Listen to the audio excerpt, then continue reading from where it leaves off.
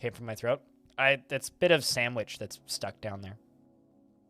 Like, I have, very, very, very, very, very, what's it called? Like, seedy? Grainy? I've got bread with, like, a lot of stuff on it. There's, like, a bit of oatmeal or something stuck in my throat after that. Let's do that. And that. And then we can cut out all this and keep digging.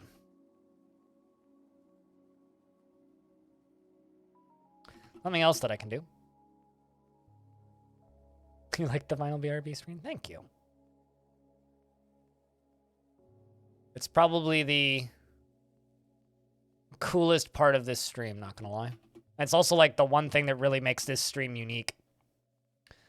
Like, one of the things that's really difficult for a lot of people on Twitch is figuring out what makes them unique. And for me, putting records on the stream is one of the things that makes my stream unique. That, and, like, you know, my choice of games also helps, but the main thing that makes my stream unique is the records and the vibe. Not a lot of people do stuff like that. Sometimes, which I could technically hook up, I just don't really have an easy way of doing it right now. Sometimes I also play cassettes on stream, because I have the capability of doing that.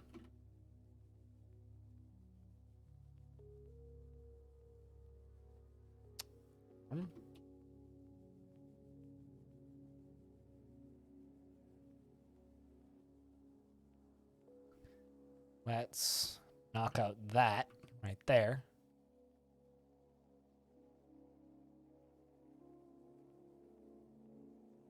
I mean, at this point, it's the main reason people watch this channel, so I better keep playing DF.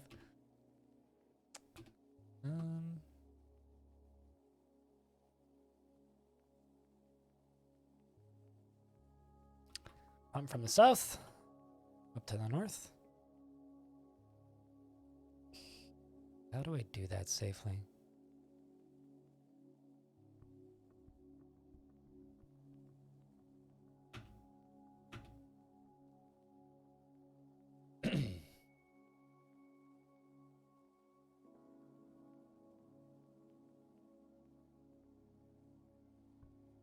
That's probably how. Big down.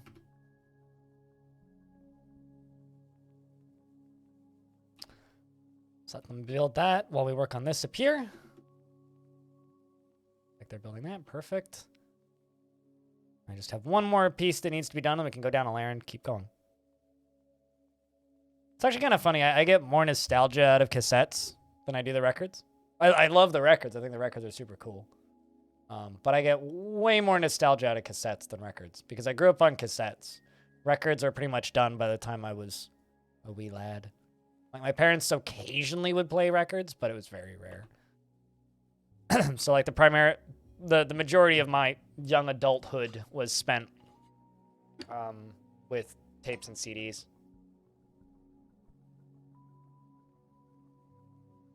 Although my first music playing device was a cassette Walkman. I had one of those Sony Walkmans, the tape ones. Speaking of Walkmans, CD Walkmans have gotten weirdly expensive. It's a lot of fun. Yeah, I own a couple records now, but nothing crazy. All right, let's just go down a layer around to here.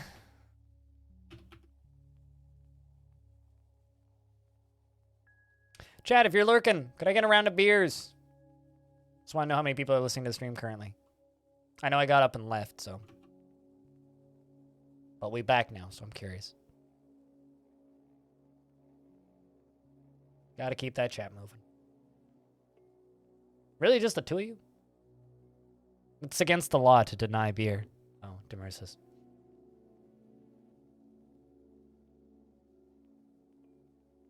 You must be in the league with ketchup. Equally illegal.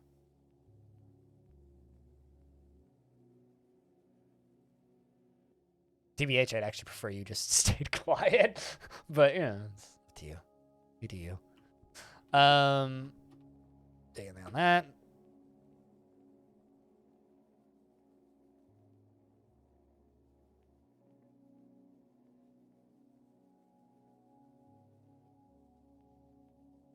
I don't know. I mean, I'm asking nicely for you to post an emote, and then you just say no. It's like, well, okay, then if you can't see something nice, don't say nothing at all.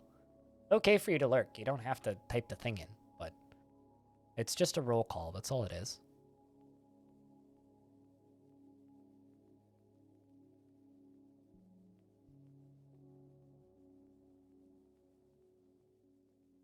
So, I don't know. You do you, but...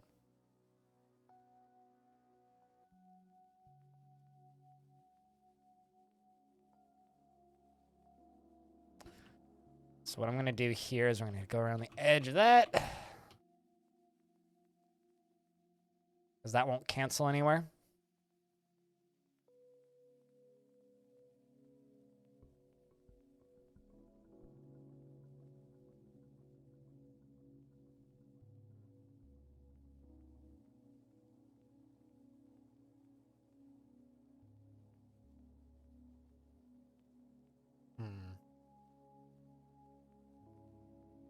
Also, whenever people say ouch in my chat, my knee-jerk reaction is to ask if they stubbed their toes. So did you just stub your toe or something?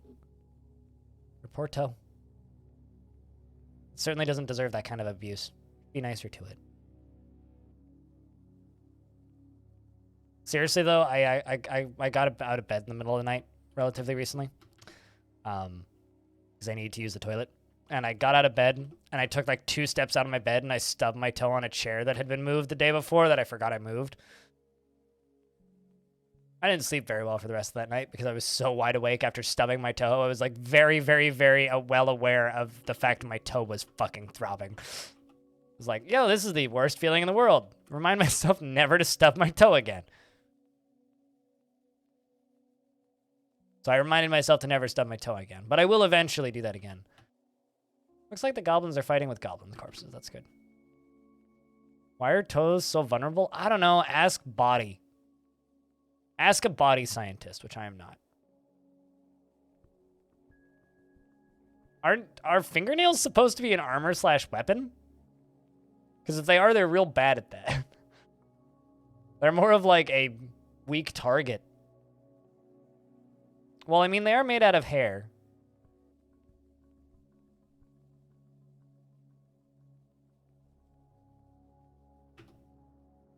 Although this has nothing to do with anything, but I'm always impressed by how girls that have very, very, very long fake fingernails on, how they use cell phones. Like, I've been a lifelong nail biter, so I'm lucky if I have any fingernail at all. But, like, it's nervous habits. But whenever I see people with really big fake nails, I'm always like, how do you hold things? Like, I used to work with this one girl who would always have, like, nails, like, out to there. And I was always amazed that she could hold her phone. Let alone, like, actually do anything productive. Peregrine Falconhead is fighting with a goblin. Well, that's good. I'm sure the goblin won, but...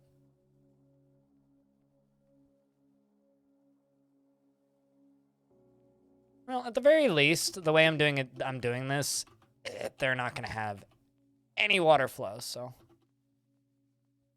Not going to be running into any issues, so that's nice.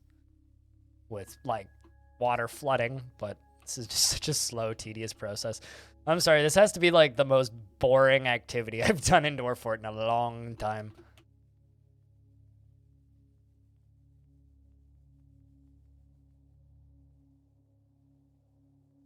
They bend the actual tips of their fingers back really far to the point where they're using about a knuckle? What, like tapping the phone with a knuckle? Seems very unpleasant.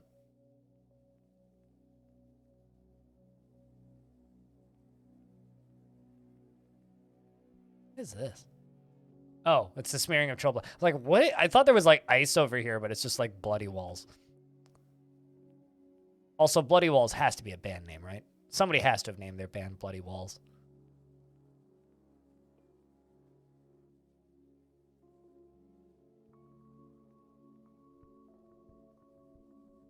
Just use knuckle as a bit of measurement.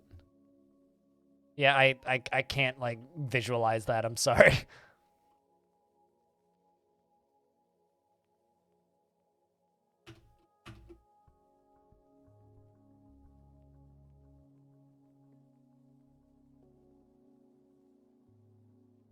Let's just do that.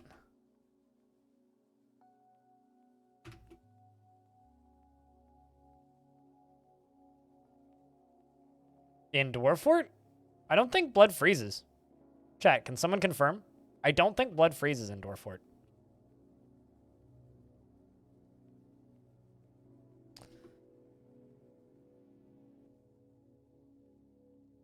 Alright, guys, I'm pretty certain it doesn't.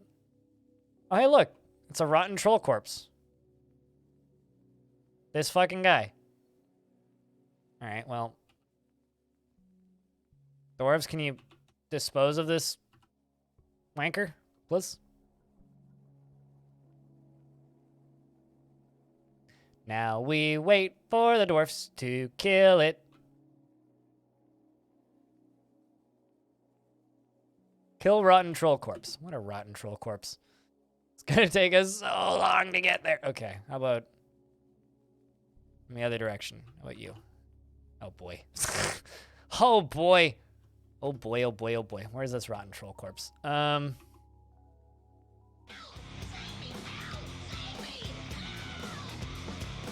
You should have saved it until somebody else resubbed so that you... So why did this pop up? You should have saved it so that... Okay, cool. It came up to the surface. You should have saved it so that when somebody else resubbed, you could have hype trained it. Oh, well. But thank you very much for the 28th month. It's all good. Cheers, dude. All right. Troll corpse is dead. I can go back to what we were doing now.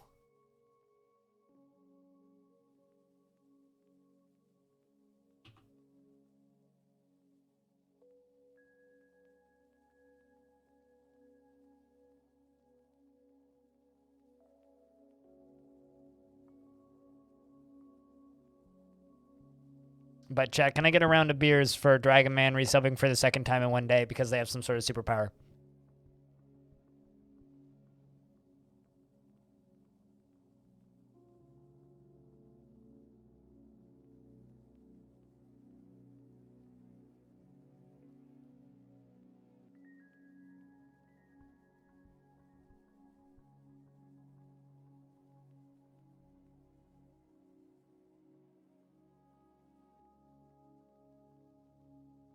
There's blood there. That or somebody spilled wine.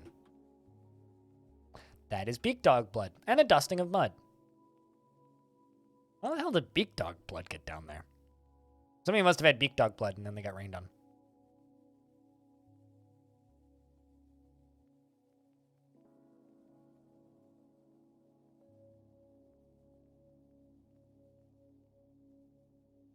So I just got a comment from somebody on one of my older videos saying that they had to watch the video 4 times to get all the way through it because they kept falling asleep. Not because the video was boring, but because the guitar sounds are so relaxing.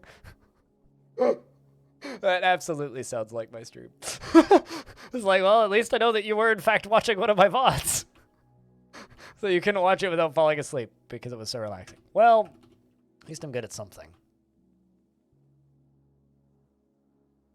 Streamer is practically ASMR. Which is what I call ASMR now.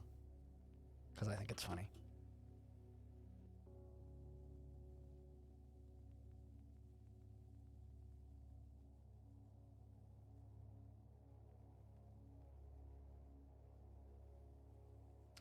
That's a depressed dwarf. Why are you depressed, Raz?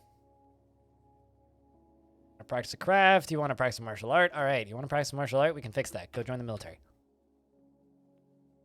Good luck, Raz.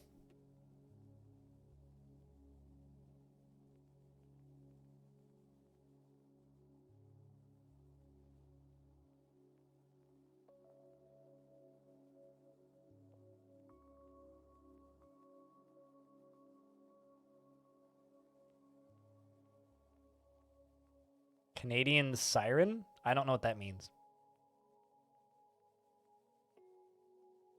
You mean a siren as in like the fantasy creatures that just scream?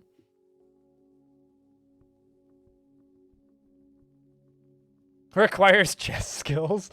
Yes, you do kind of need to know the basics of the rules of chess in order to play Shotgun King, the final checkmate. It is kind of based on the rules of chess. I mean, it's not necessary, but it's certainly going to be easier if you know the basic rules of chess.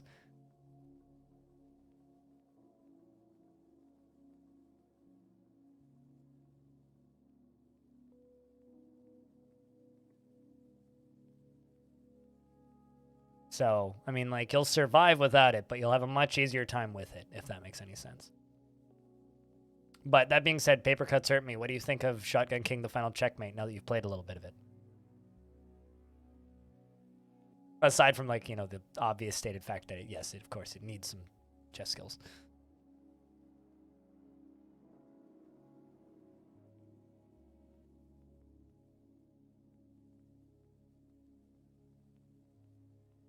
Oh, is that what sirens do? I don't know. Maybe I'm confusing sirens and something else.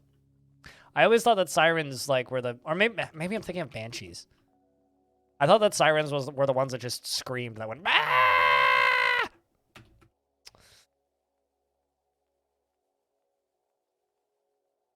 Of two arguably you've drawn a picture of two arguably human hands. Can you post an image or link? There are no rules to posting links in my chat, but if you post porn, you'll never post again.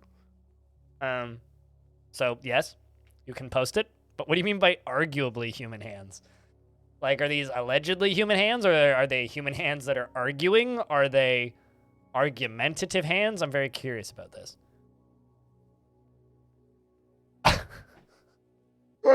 Okay, this just looks like Mickey Mouse thing. Also, this is kind of disturbing.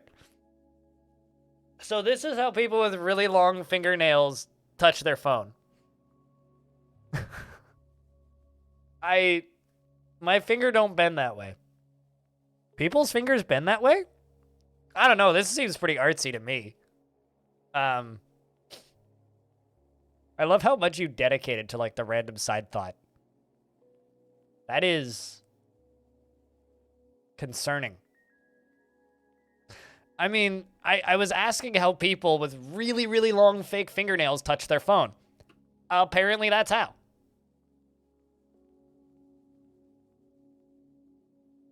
So, thank you for answering my question.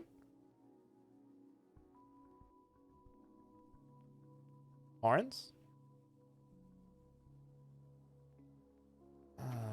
Dead Wombat is fighting.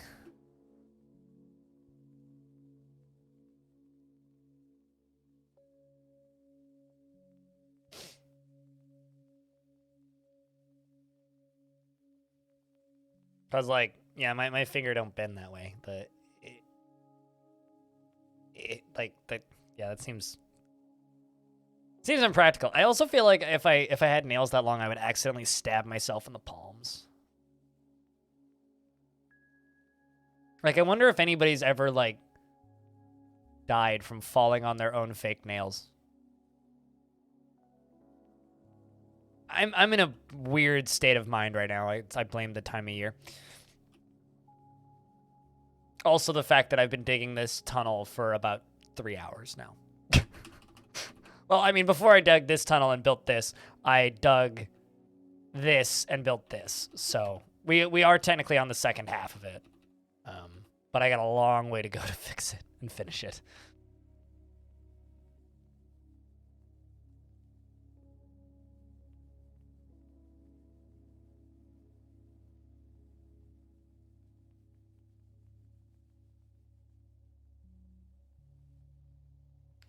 How do people with such long fingernails wash their hands without being in danger? Yeah, I wonder that myself.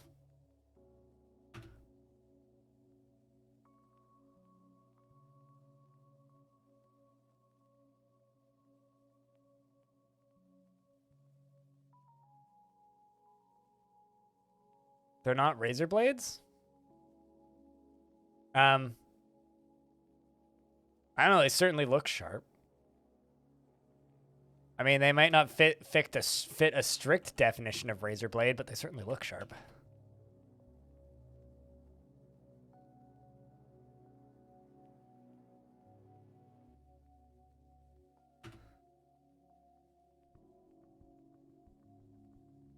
Horizontal axle.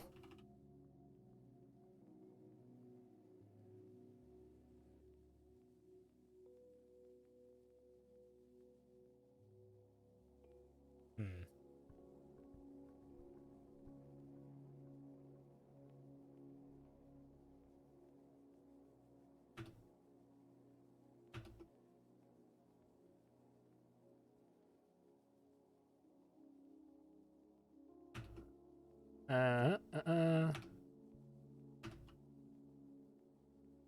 we go. Just building stuff. You know, as you do.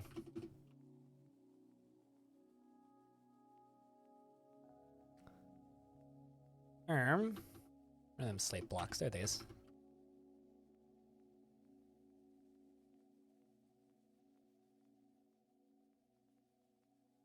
But you right here go all the way to there.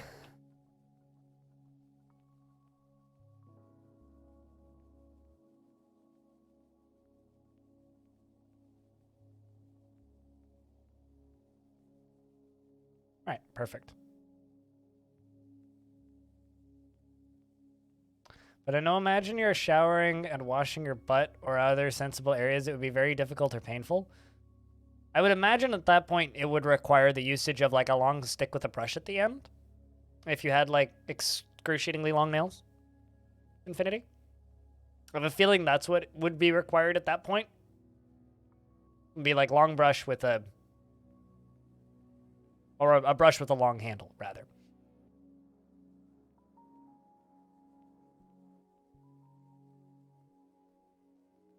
That would make the most sense.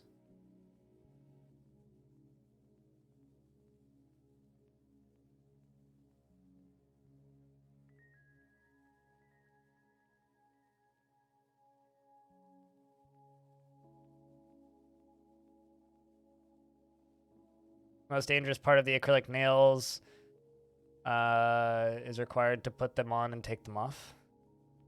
The chemical is required to put them on and take them off. I mean, I could see that.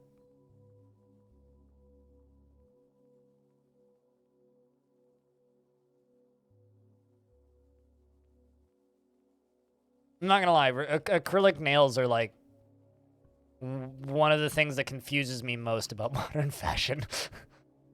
I'm not exactly very versed in modern fashion in the slightest, but acrylic nails confuse me maybe the most. We're gonna have one more canceled due to damp stone.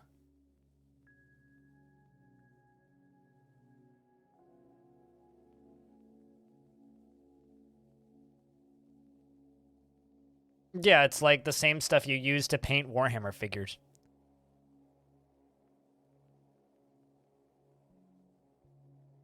It's like I'm less confused by tattooed on eyebrows than I am about extremely long nails.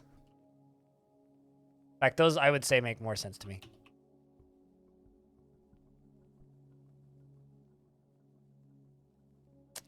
All right. Well, let's see. We still have 1, 2, 3, 4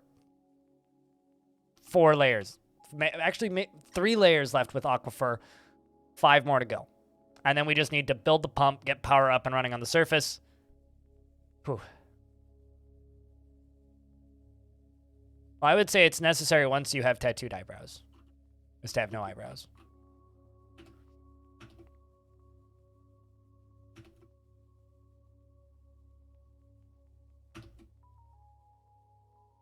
I can see the light at the end of the mine shaft. We're getting there. We are actually getting there.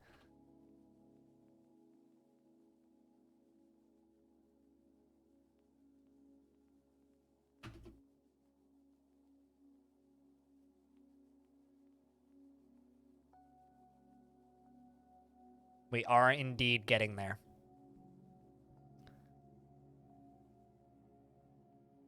There's a siege of like almost 100 goblins outside. Although I do think they're leaving though. The number of them out there has dropped. It was like 90 and now it's 71. That, or they're just like having a massive problem with undead things. Doesn't quite look like that, but...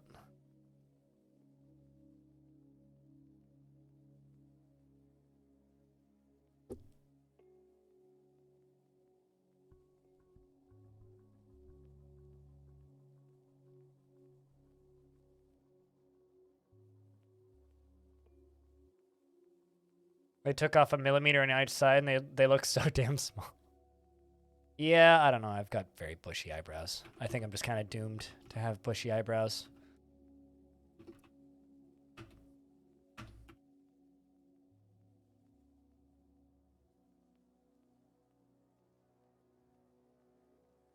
If you try to reshape your own eyebrows, there's no going back. Yeah, because it's just like facial hair. The more you shave it, the faster it grows back.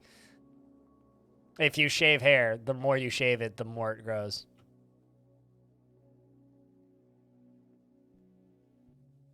It's like your body's just like, oh no, I'm supposed to have this. And then it panics and overgrows.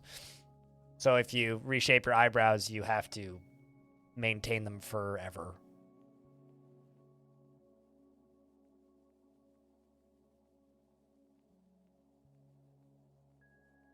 I know that because when I was little, I got some road rash and went headfirst in concrete on my eyebrow, and it like removed a layer of skin on this side, and this eyebrow's never grown back the same. It grows back thicker than the other half. Sometimes I give a shit and I pluck it, but that's very rare. It's like weddings, basically, or things where I know that family photos are going to be taken, I will pluck it, but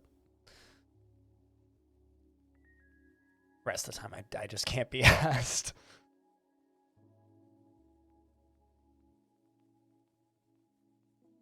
It's also one of the few things I actually get compliments on.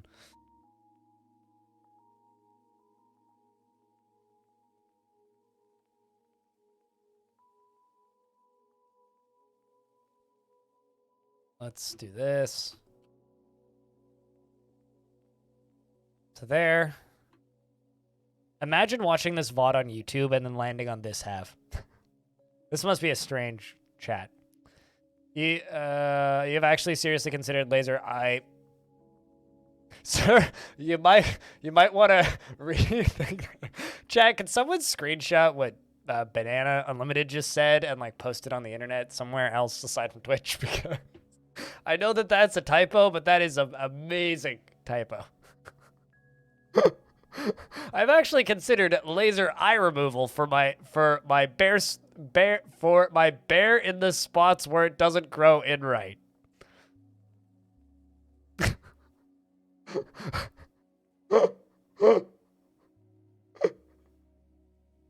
I thought of honestly, I too have thought about laser eye removal for my bear in the spots.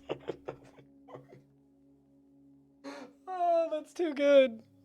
Oh, jeez, I'm so sorry for laughing at you, but that's very funny. Christ, yeah.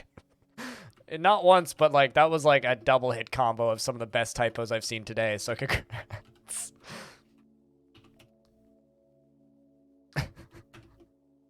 I thought about laser eye removal for my bear at the spots where it doesn't grow in right.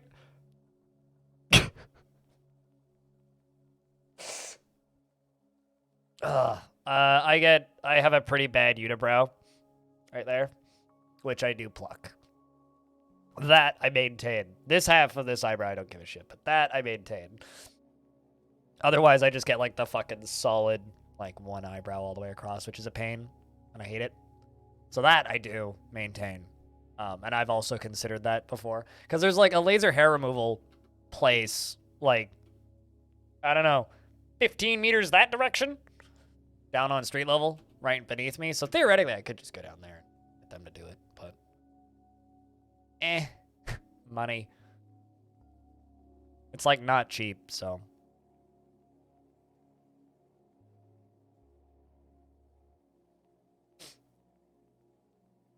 I used to wax her eyebrow in the middle, and it had so much collateral damage because the wax bleeds.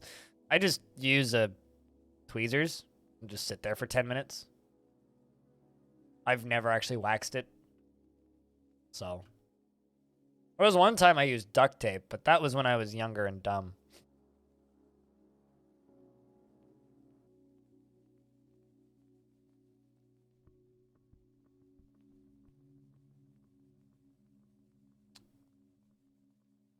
It's like the nuclear option. Yeah, but then you have to deal with the collateral damage, just like nuking people. It might be fast, but then you have to evacuate cities next door because the wind blows the wrong direction. Tuck tape? Duct tape. Not to be confused with Gorilla Tape. Chat, are we all celebrating 420? Because it's starting to read like it. Everybody is. You were like 14? That sounds like something a 14-year-old would do. Yeah. Let's cry.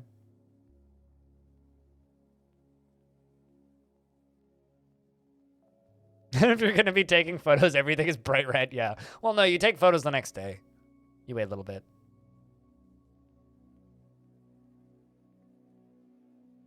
While we're talking about ridiculous amounts of hair removal, is anybody else as fucking sick of the Manscaped ads as me? What? No, I never, hobo. You'd never celebrate any holiday, ever. Definitely not. But, like, seriously, like, I'm getting so fucking tired of Manscaped ads. Like, sure, shave your nuts. I don't care. But fucking, I don't need every podcast I listen to be sponsored by Manscaped. They don't have that much money. Yeah, they actually have that much money. But why do they have so much money? God. It's so annoying. Like, I just want to go back to normal-ass Dollar Shave Club ads or something. How often do they expect people to shave their nuts? I mean, like, you have, like, if you're doing that, date night. But they're just like, yo, we're going to ship you fucking 3 blades a month. It's like, but what? No, not 3. It's like 1 blade every 3 months, and those blades last for way longer than 3 months.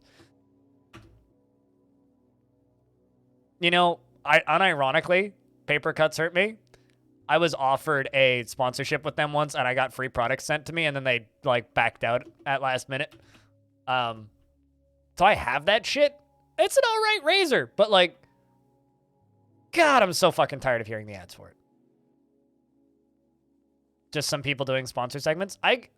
That was the reason I subscribed to YouTube Premium, because it was literally the only ads I ever got on YouTube was for Manscaped for like 6 months straight. So I subscribed to YouTube Premium to make that shit go away because my ad block stopped working.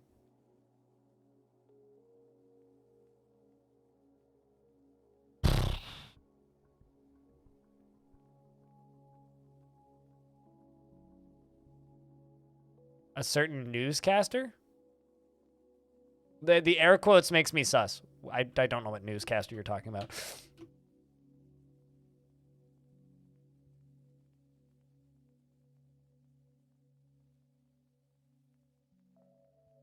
I mean, sure. Like, I guess they're funny, but, like, they stopped being funny, like, 6 months ago. They were funny for the first, like, year I saw those ads. But there was a point where they just stopped being funny. It's like, all right, guys, I get it. Cease and desist. Fucking God. That is confusing, because, like, don't children play Minecraft? Why are we marketing, like, shaving nuts to kids? Like, at least with Dwarf Fortress, there'd be, like, some logic behind it. I guess it's like marketing gambling to children with Genshin Impact.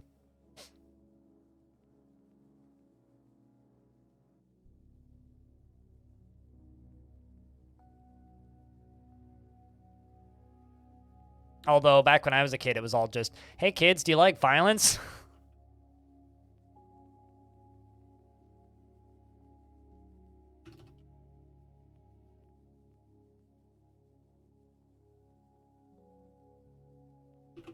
Although now as an adult, I'm not sure if Eminem was ever actually cool. All right, let's do that. And this.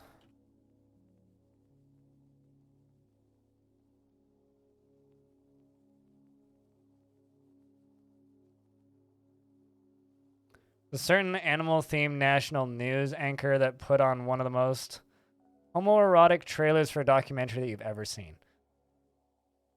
I have no idea what you're talking about, but I'll believe you, Hobo.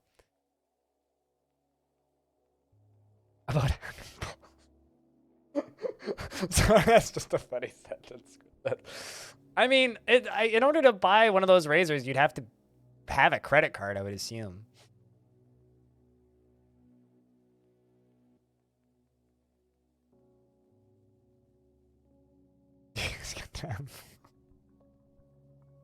Ah, Jesus. This chat room has gone completely into the dumpster. Well done, guys. We did it.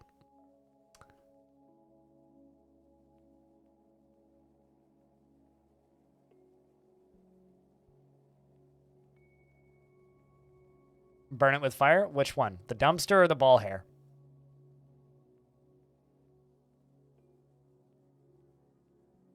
Because apparently we have both that both need burning.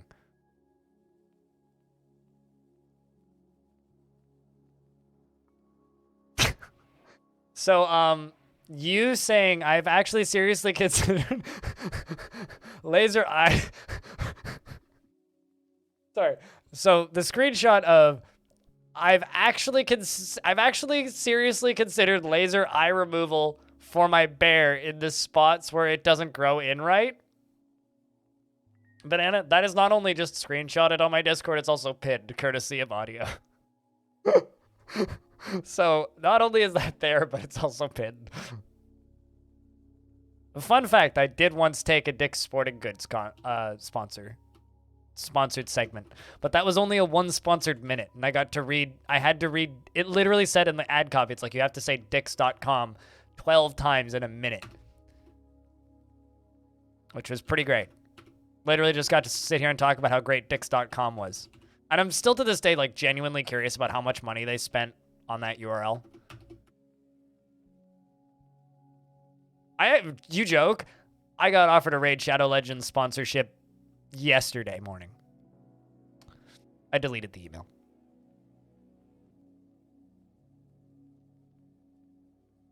Which means probably everybody just got offered one. If they're offering me money still, they're offering it to every person.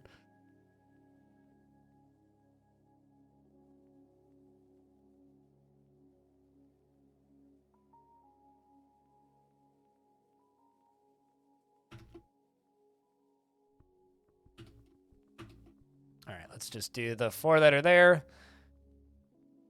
And then go back up to the slate blocks.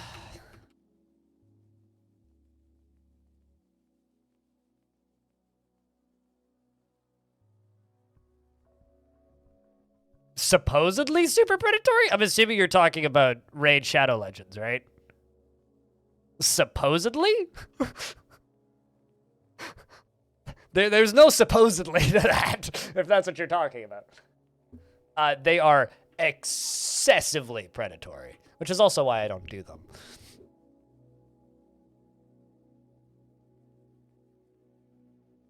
Hobo's sending me a thing.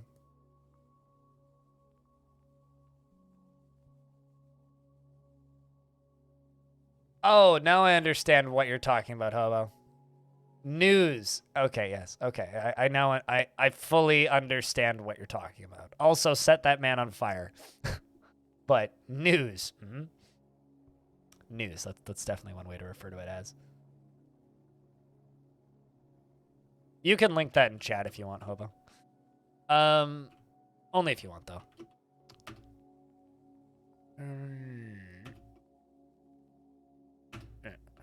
There.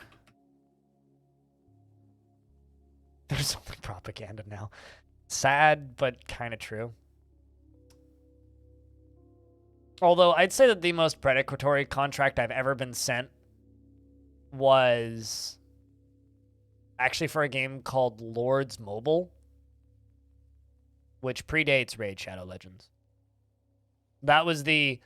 Oh, actually, I don't want to take this contract because I'm scared they might sue me. Levels of scary and sketch. You know, it's only been about 6 months in game since I started building this. It's just the fort's so laggy because of the pathing, because of the ways that I'm building this, and also combined with how often I have to pause to build this fucking thing. Not that much time has passed.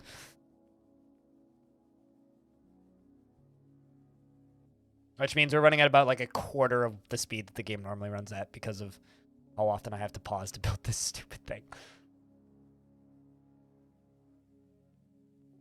Giggle fit is over. Well, that's good.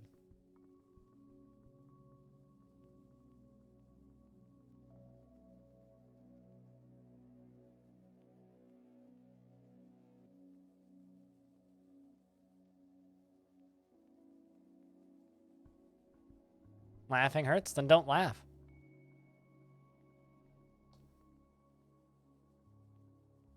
Someone once got a company to leak their sponsor... Someone once got a company to leak their sponsor read to them without having to sign an NDA, and he just replied, "No, I'm not interested," and they responded immediately with, "Great, here's everything." What? Oh, like they just like didn't take no for an answer and sent him the shit anyway? Oh, that's funny. Yeah, that certainly sounds like something they'd do. I mean, the thing that I could tell you with out even reading a contract or signing any NDAs is that they always make it look like they're going to pay you way more than they're actually going to pay you. And they never pay you anywhere near as much as they claim they are going to pay you. And they set it up so that unless you have an audience that is willing to all go download a super predatory app that really wants to take all of their money. So unless you want to subject your audience to that kind of crap, it's not even worth looking at it. And I don't even bother looking at that because, like, subscription services and things that are just loot box heavy and stuff that just go completely against my own morals, it's just like, what is even the point? Like, there's a point where that stuff just becomes so disgustingly predatory that there's no reason to even think about it or consider it as a financial option. Like, yeah, maybe if I put some effort in, I can make $500 in a day promoting Raid Shadow Legends. But on the flip side, it's like, I'd rather make a fifth of that and feel good about the money that I made.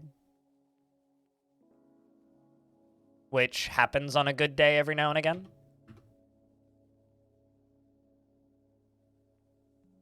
Most days, though, realistically, I make about half that, if that. $50 a day is, like, basically the minimum of what I need to make. But that includes the Patreon, so it's actually not that much.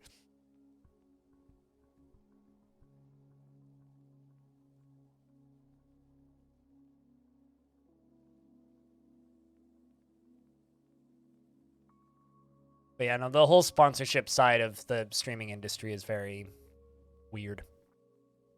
To the point where, like, I wish I could talk about it more, but, like, it's hard to explain.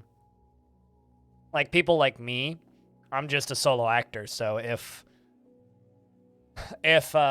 somebody offers me a thing, I have to read the contracts, I have to sign the contracts, I have to negotiate the contracts, and I just don't have the energy to do that half the time, which is why a lot of, like, sponsor opportunities, I just pass them up, because it's just like, I'll take one look at that and I go, I don't understand this contract, or this or they didn't offer enough information at the get-go. Or they're being intentionally cagey before I sign shit, and I just don't want to sign shit, so I just don't. Which is what happened with the most recent one that I got offered. So a large portion of the reason why I don't do that is I'm just working alone. But for people who have a marketing agency attached to them, which is some of my friends in this industry, who essentially basically, like, when you're big enough on Twitch, you start getting approached by marketing agencies who are just like, hey, we'll go out and find sponsorship opportunities for you that will actually pay really well. And then they go out and get you sponsorship opportunities so that you don't have to. And that's, like, the ideal place to be, but I'm nowhere near big enough to do that. There's always fans. There's always OnlyFans. That's not a sponsorship. You realize that you do realize that OnlyFans is exactly the same as Patreon, except the difference between joking about OnlyFans and Patreon is With OnlyFans, you're assuming that someone is taking their pants off and waggling their noodle in your face. And frankly, as somebody who doesn't create adult content and has absolutely no interest in creating adult content, that is the most irrelevant, stupid fucking thing you could ever possibly say. So, thumbs up. Also, you do also realize that, like, on only, that might have been, fair enough, but also you do realize that, like, you can create adult content with Patreon too and not even go to OnlyFans in the first place. But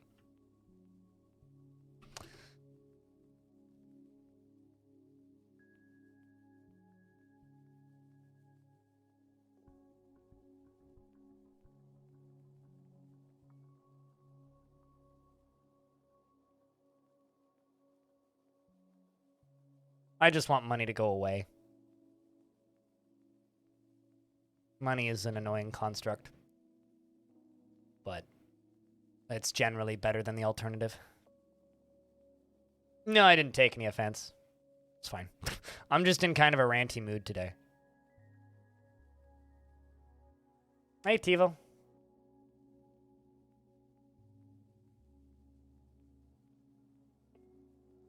Trickle up economics. Yeah, generally I feel like I just get the trickle down. Yeah, no, it's almost impossible to offend me right now unless you, like, I don't know, start mocking my disabilities. I'm just in a weird, rambly, ranty mood today because I've been staring at the same stairwell for the last 4 hours.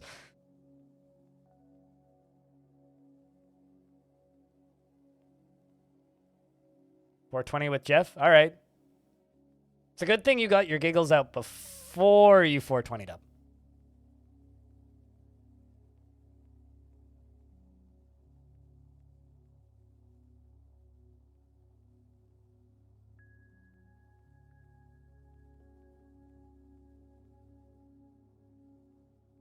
I heard you saying things that you expect me to realize, but that didn't mean I realized these things. Wait, what?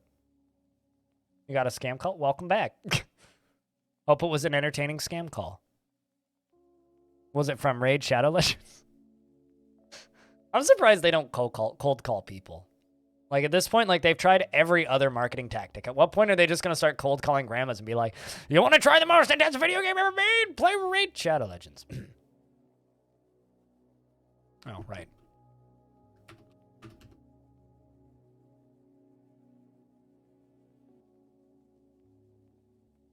They want you to sell your house. Was a real human, but you don't have a house in California. That is confusing. What? So there's somebody on the Giant Bombcast who keeps getting scam calls from a different state because he has the same phone. Well, not scam calls, but he has the same phone number as somebody who used to live in a different state, and the person who used to live or who used to have his phone number is deceased and owns a large piece of property and has no family. So they keep calling the phone number trying to buy the land off the guy because it's currently just like unknown, left to unknown individual land.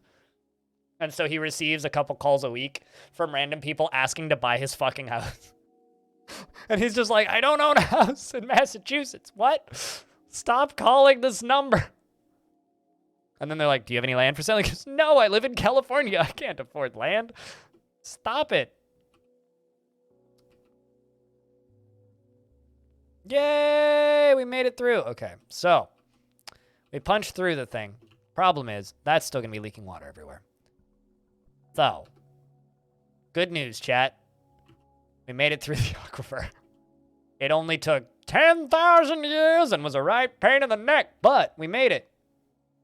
We made it. We did, in fact, make it. Oh my god, I'm an idiot. All right, hold up. Before we stop digging that, let's go over to there and over there. Jeez. Let's do upstairs here. Downstairs there. Upstairs there.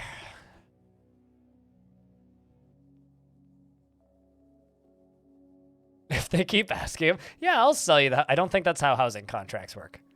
I've never bought nor sold a house, but I'm gonna go on a limb here and say I don't think that would work.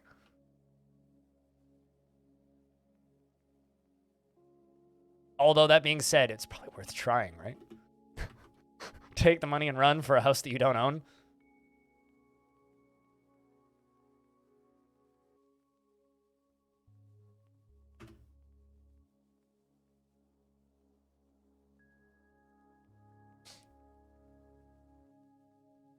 Do you remember when Mark Zuckerberg sued all of the neighboring landowners to get the state of Hawaii to identify who owned the land? No? Sorry, I don't like Mark Zuckerberg very much because his antics tend to make my brain hurt, so I just kind of ignore what he does. Mark Zuckerberg sued a bunch of people in Hawaii to prove who owned land? What? The fuck?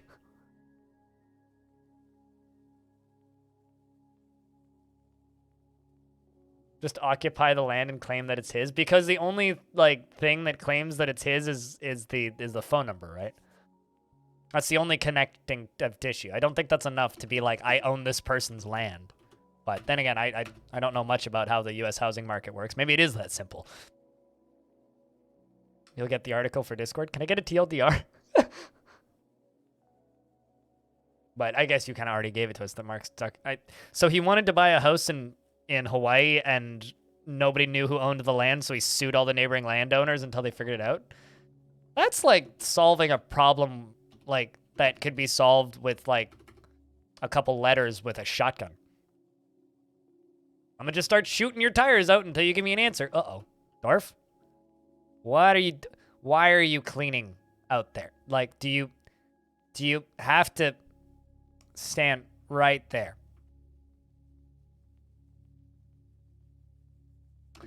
Some dwarves, chat. They just disappoint me.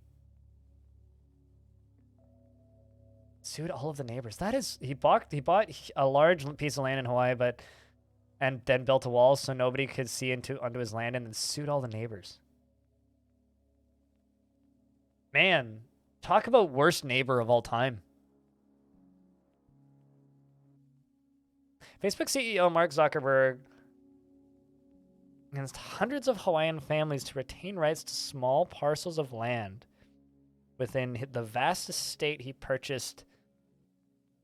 Close to 100. What the fuck? I mean, I hated the guy already, but God. My favorite recent article about Mark Zuckerberg is a quote where he said that his employees affectionately referred to him as the Eye of Sauron. I'd be willing to bet that article is probably fake, but I don't even care. It's just too funny. That's fantastic. I'll have to do some research after stream. Thank you, Frog. Yeah, what? That's like one of my old land lords suing me out of fucking nowhere, which happened. That was years ago, though. On BuzzFeed and New York Post. I mean, one of those is a relatively legitimate-ish news source. But this is one of those things that you can't make up, and I would believe that a millionaire would do it. Yeah, what the fuck? Okay.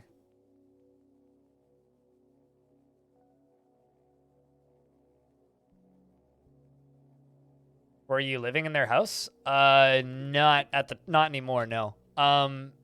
Basically, it was shitty building manager combined with company landlord and poor communication on their part, more or less stating that I was out of my lease when I wasn't. So I was under the impression that I was on my lease, and my building manager thought that I was out of my lease. But according to their actual paperwork, which he definitely didn't fucking read, I wasn't out of my lease. So I moved out early and then stopped paying rent, and apparently missed 3 months of rent that I didn't realize I had to pay. And it literally, like, they threatened to sue me. And then I was just like, you could have just, like, asked me, right? But I also paid them early to get out of the lease because that apartment wasn't livable. So I paid out the cancellation fee for the lease, which was like $450 or something. It was like a month and a half's rent to get out of an extra 3 months rent, and they didn't finish the paperwork on that end. So they turned around and tried to sue me and then later I was just like, you know that, like, I did actually already pay you for this, right? They sorted it eventually, but it was a very stressful couple weeks, to put it simply.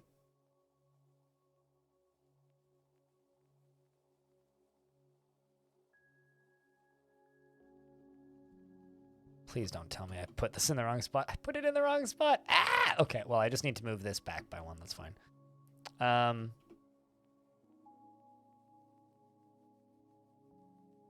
Yeah, I just need to move this back by one. Let's cancel that. Deconstruct these. And build a piece of flooring right there. I just got it off by one tile. It's fine. I can fix it.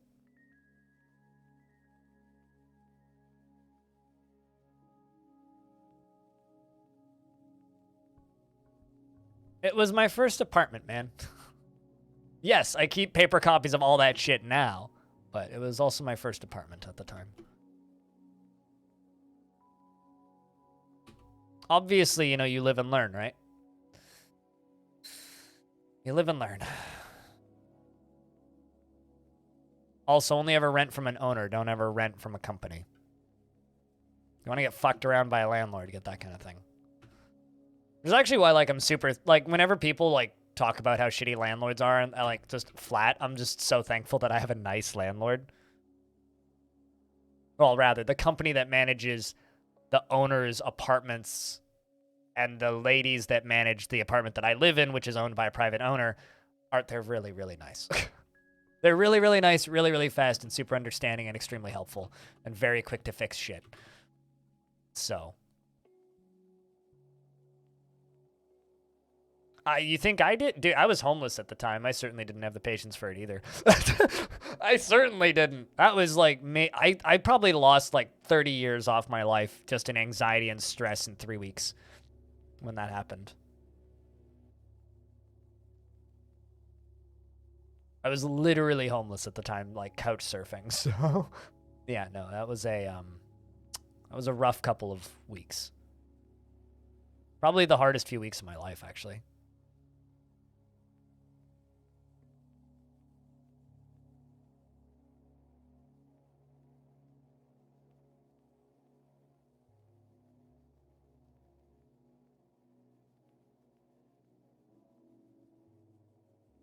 Although, also the statement of imagine living life normally and then suddenly one of the richest men in the world is suing you. It's not too far off of like that lady that was sued for an ungodly amount of money for pirating one movie.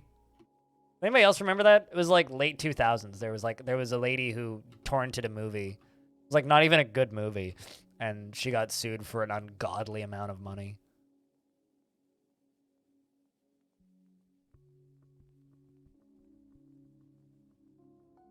It's like the era that we live in is just kind of strange.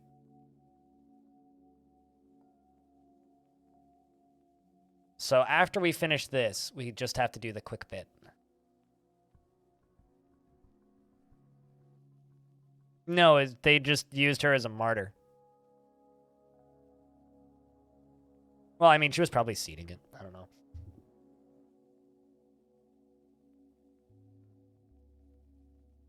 It was like a single mom was like sued for something like $20 million. Something ludicrous like that. It was the classic, like, don't pirate films or this will happen to you. It's like, that's not how that works.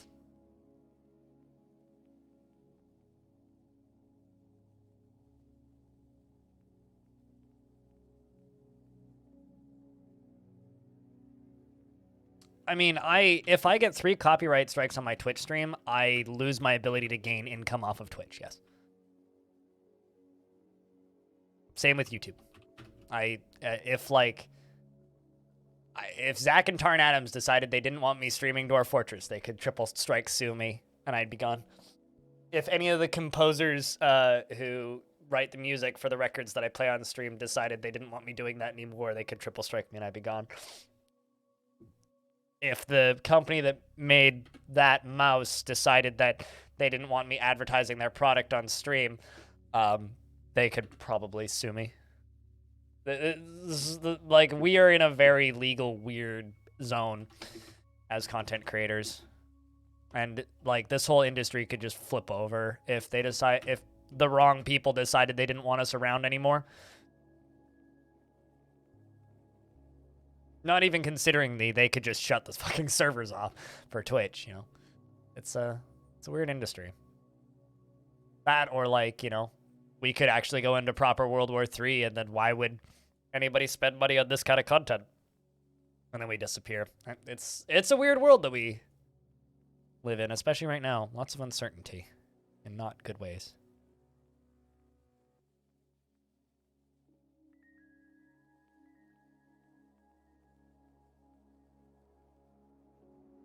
Oh, yeah.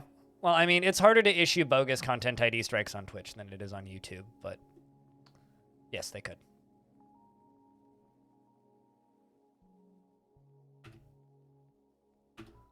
That's wood. I don't want to use wood. There will be lava going through here, and if I send lava through here, that's a problem.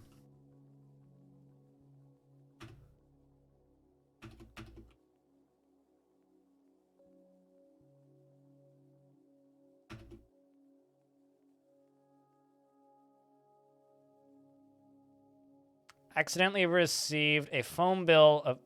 What? Took several days of wrangling before the phone company finally admitted it was a mistake and showed $117.21. That's a couple extra zeros. Did someone leave a cat on their keyboard? Like, what?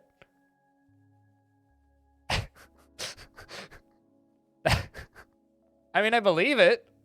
But, like, I want to know how somebody makes that mistake.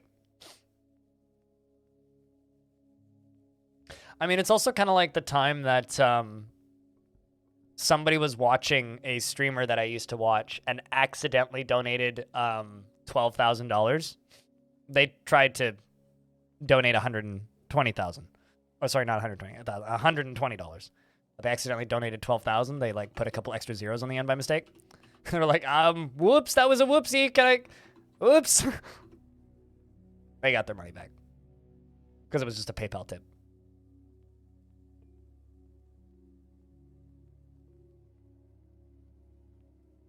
Try to find the case where someone got the rollover minutes on their phone bill and made an account that go into the negative. Okay. That's interesting. You wish you had 12,000 euros to accidentally donate? I mean, if you have a really big credit card limit, you could accidentally donate a lot of money. That's completely believable.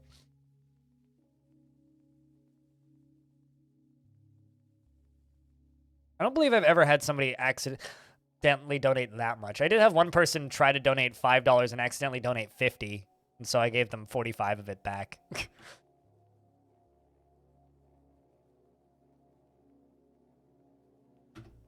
They were like, I was supposed to be 5. And I was like, all right, here, I'll refund you the 45. Although I didn't refund them the transaction fee. So they technically lost like $3. Fortunately, it's actually really easy to do refunds on PayPal.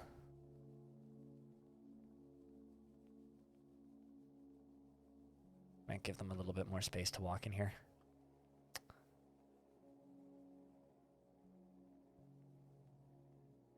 God, it's been so little time. Like, we've dug this entire thing out in the summer. Like, the amount of time we've actually spent in this world, in this fort, is actually kind of insanity.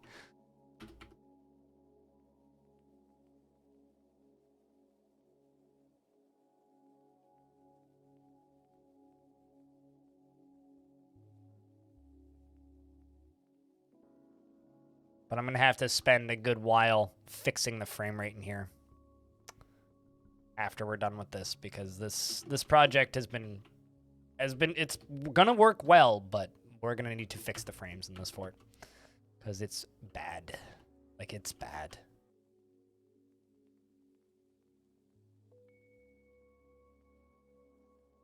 Also, I would say this. Someone actually had 12,000 euros. Don't give me all of that. It's things that need the money more than me.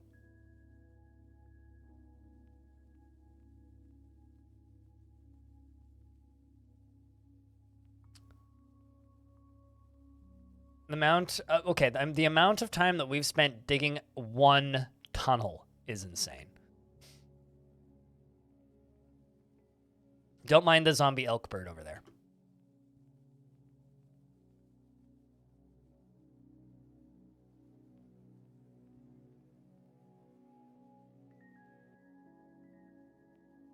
You know, I'll be honest. As the creator of Long Death, I'm shocked and appalled that some of you guys actually spend as much time as you do watching my stream. Well, maybe not appalled, but shocked and in awe at how much time you guys spend watching my streams. Where's that stat? I want to show you guys a stat because I think that this is kind of interesting.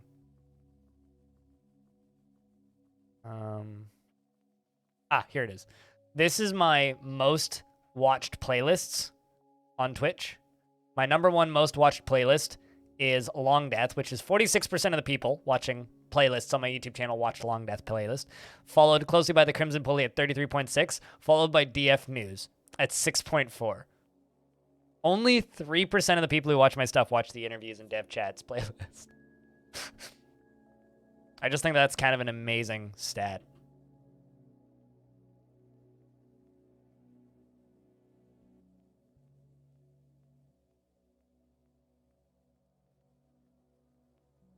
Also, episode 1 of the Crimson Pulley has 2,000 views now. Meanwhile, episode 1 of Long Death has 18,598. How much, I wonder? I've made $68.18 on Long Death VOD, episode 1. Guys, we need to get this up to 69. And then I can turn off monetization on that. We can just leave it at that. We could get it to 69.69. That's what we need to get it to.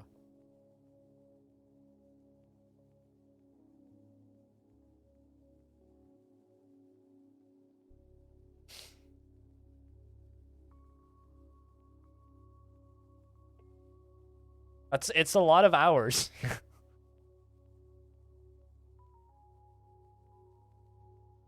It's kind of sad, but the interviews that I do often get less views than me just putting up VODs. They don't get a lot of views at all. With the exception of the ones I do with Zach and Tarn. Those ones do well. The rest of the interviews are the smallest percentage of YouTube traffic that I do.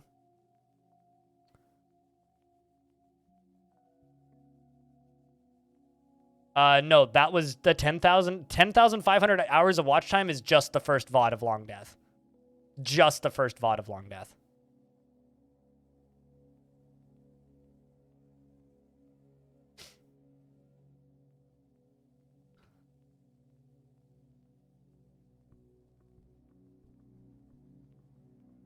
And that's the, I mean, here, just for reference sake, let me go to one of my most watched videos. Just of all time. While I'm bragging about stats.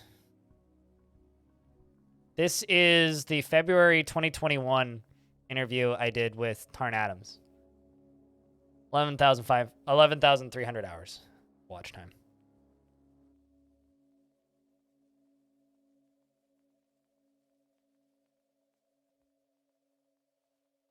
I wonder if that's actually my highest watch time on a video. I don't know if it is. Might be.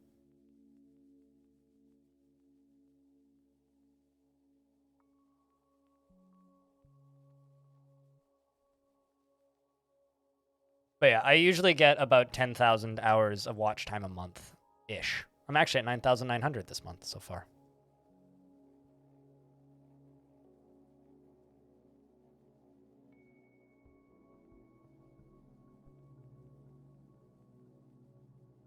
Which is like one of the hardest things, which I've talked to my parents about a couple times. One of the hardest things to really wrap my head around as a creator and maker of the content.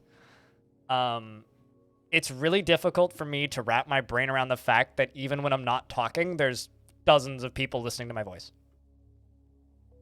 So even when I'm sitting in my apartment alone at night, the lights off, in the silence, like most nights, there are people listening to me. That is one of the weirdest concepts to wrap your brain around. It's so strange to think about, but it's completely true. Okay, we need to sort out this frame rate.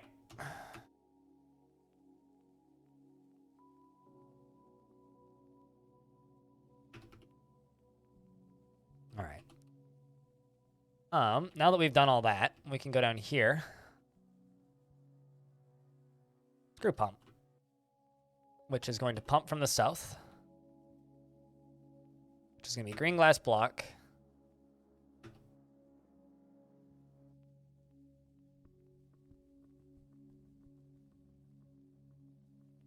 There's got to be something stuck somewhere.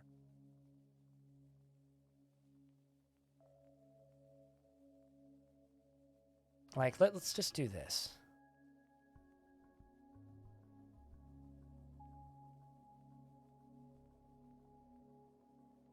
I have a sheep? Yes, I do have a sheep.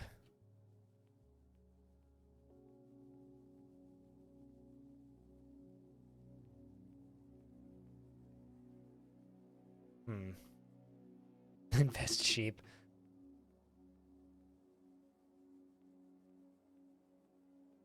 Like, I'm starting to become convinced that there has to be something stuck somewhere because of how not great the frame rate has gotten. Either there's like a zombie that's trying to be somewhere that it's not, which is possible.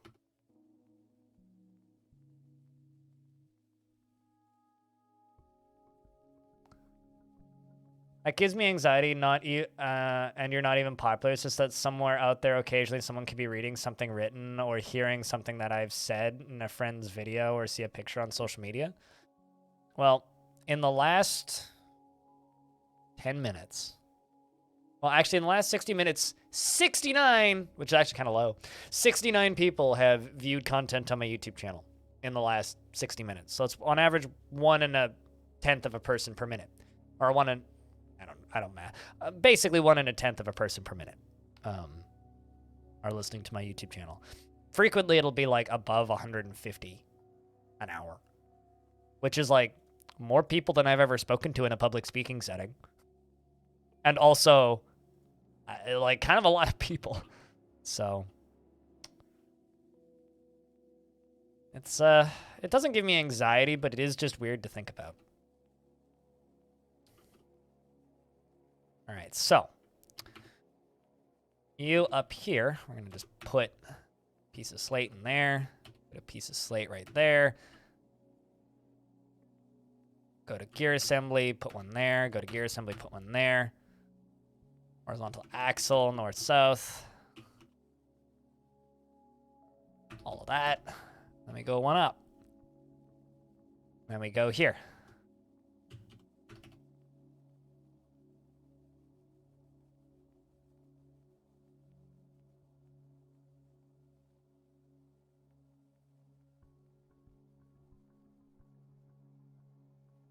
And then we do this. We begin building all of this out with slate blocks. All of these pieces that haven't been built out yet. And then we will simply deconstruct the ones we don't need and build around it.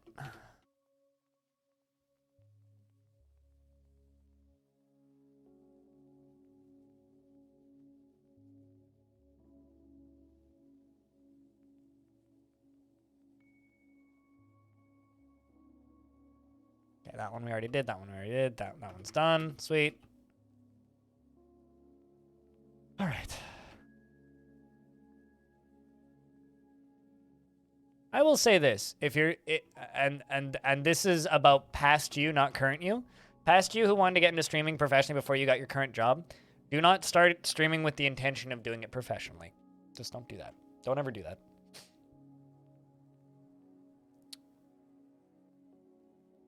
If I were to render a fortress, which fortress would I render? I mean, Long Death, obviously.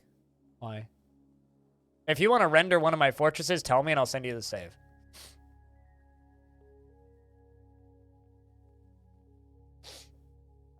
I just don't feel like installing the software that I would need to do that.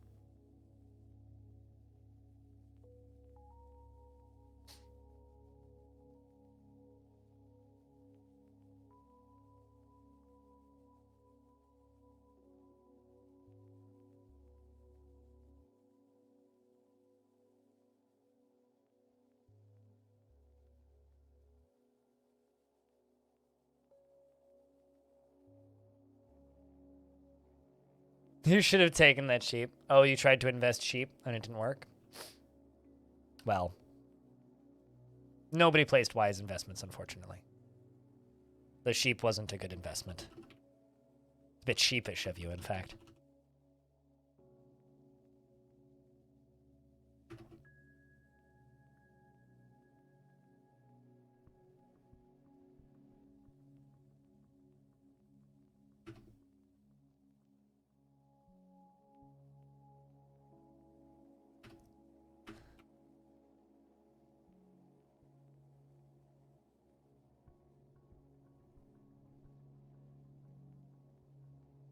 You were talking while I was typing and somehow the sheep was a bad investment. I mean... I don't know. Billy Goat was interrupted by a Trisoparagon corpse.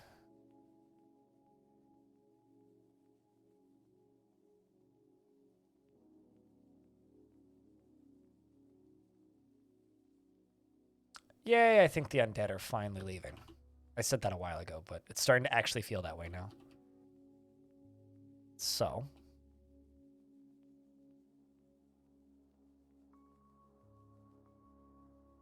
I really need this to not be the primary flooring source. Or the primary way up, so I'm just going to go all the way up here, and we are going to remove these from up here. So I want them to use these, not what they're currently using.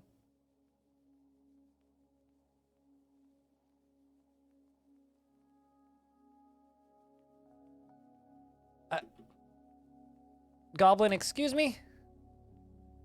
Why are you in the water?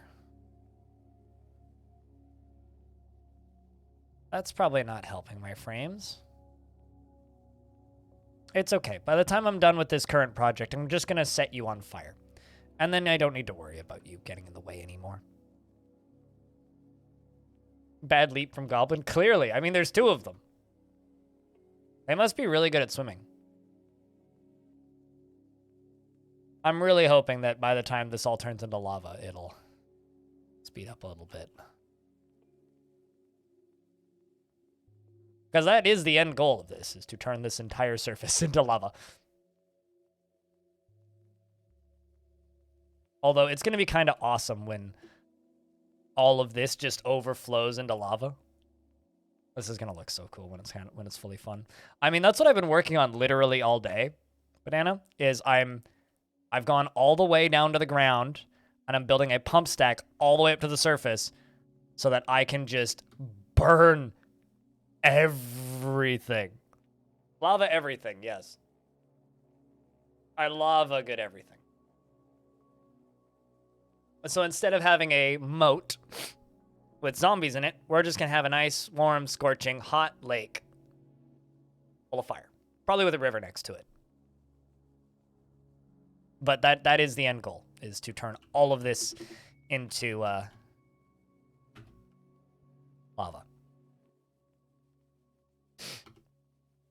I mean, I don't need obsidian swords. I already have plenty of silver. But I could theoretically do that. Will the jungle still be haunted? Yes. It's not going to stop being haunted because I burn everything. Just because we burninate the jungle doesn't mean the jungle stops being spooky. It's just going to be a spooky burninated jungle instead of a spooky jungle. Will the jungle still be jungle? Yes, it'll still be the same biome. If that's what you're wondering.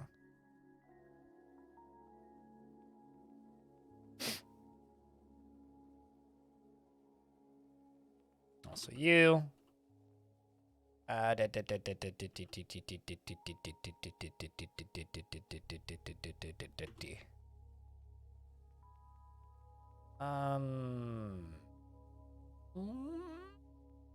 know what? No, I'm not going to connect that just yet.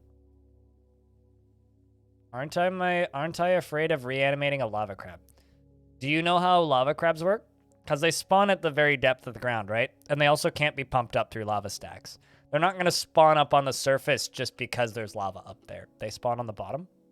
So I'm not afraid of reanimating lava crabs, no, because they have no way of getting to the surface.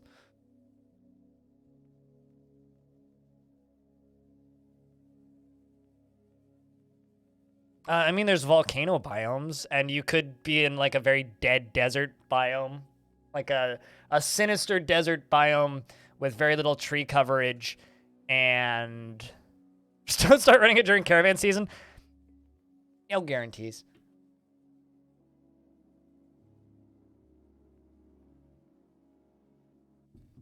I mean, the elves are going to love me when I'm done with this project. I will say that much.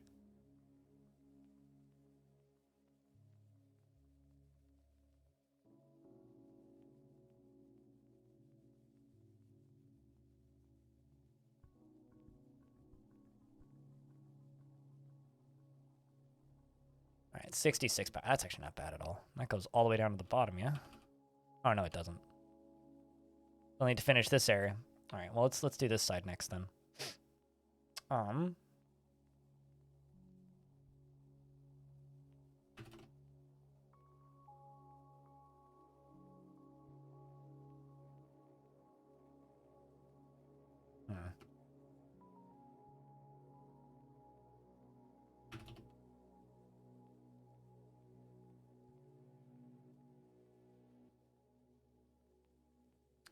I also should swap these.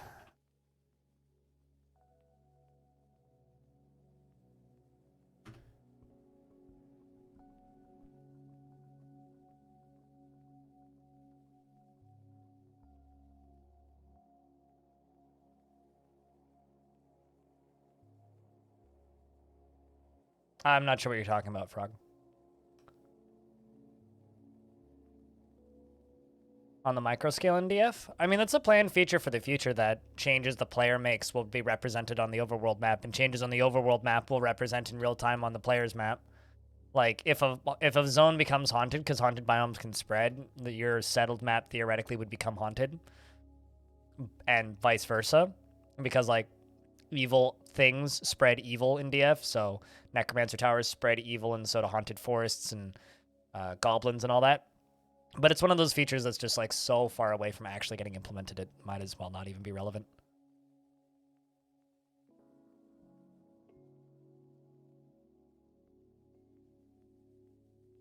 No, not even close to currently a feature. It's something that will get theoretically along potentially with the map rewrite. You should stop typing? No, you shouldn't. It's fine. You're typing just fine.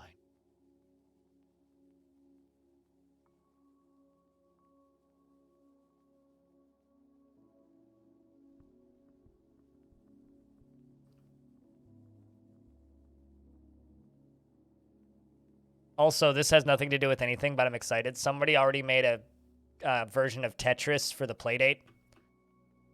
So I will be able to put Playdate, Tetris on my Playdate when I get my Playdate. I'm so happy. I'll have a handheld console with Tetris on it. Yay! It's been so long since I've had a copy of Tetris on a handheld console.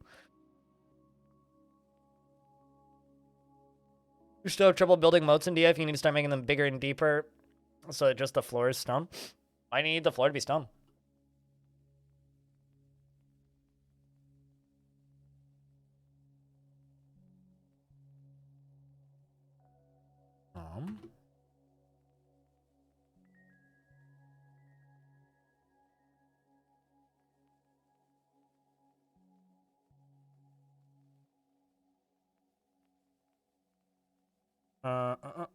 Let's do that.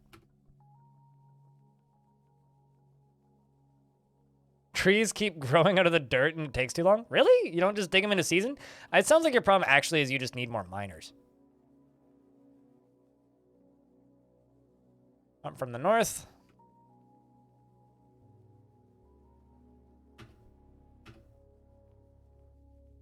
Up from the south. Up from the north.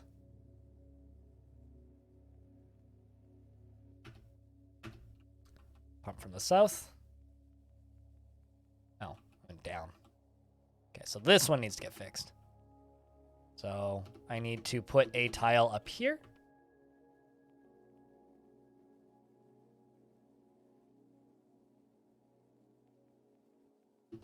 Meaning now there's a tile that needs to go here. Tile needs to go here. Tile needs to go here. Tile needs... Chat, be honest with me. Is this an even remotely interesting fort to watch? Because this is definitely the most tedious construction I've done in recent memory.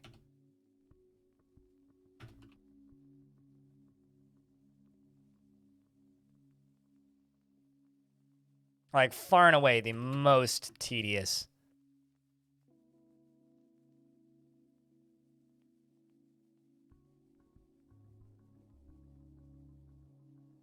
Oh, wow. I actually lined it up correctly. That's mad.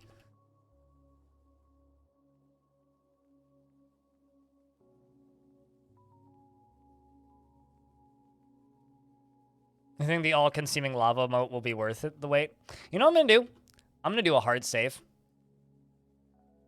Because it's been a while, and the frame rate's really slow. So I'm just going to do a hard save. Just on the odd chance that the game decides to crash, which it probably won't, but... Audio! Welcome back? Question mark? The lava will def be worth it? I hope so.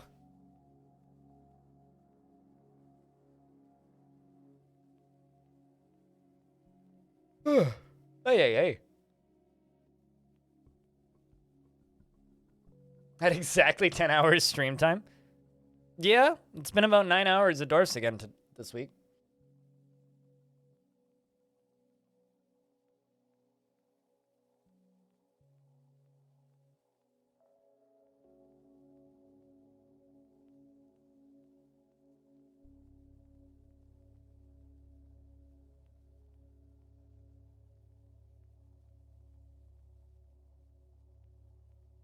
I was doing things for a while. Hell yeah, man.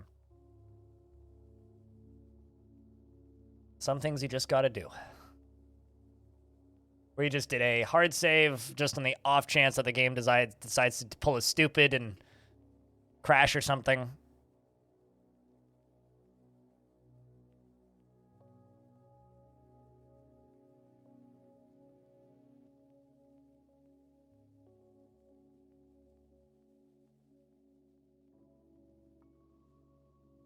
All right. Too many people working food, so I know that you say food is super easy, but you somehow always get it wrong. I mean, there's all sorts of little, minute, stupid details that you can fuck up in Dwarf Fort.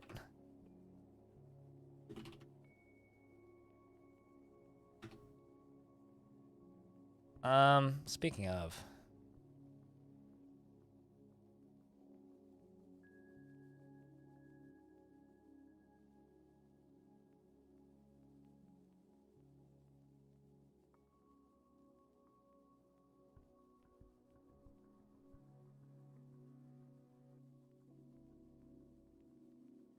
turn off all these settings. As nice as they are, I think they might be what's partially causing problems.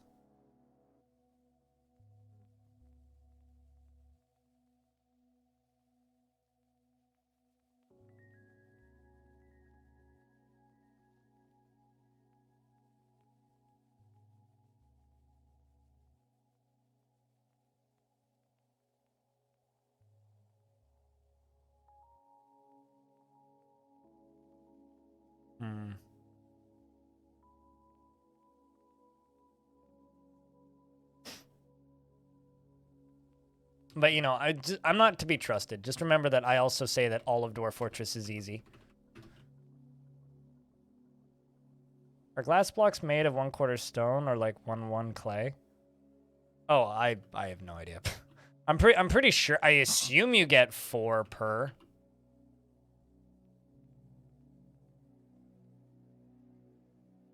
I think they're the same as stone, but you'd have to consult with the wiki. Oh my god, there's still a Forgotten Beast on this layer? I mean, I guess it's just the eyeless crocodile, but it totally had a route into the fort for a solid minute. And it super duper didn't, I guess. Wow. Okay. Huh.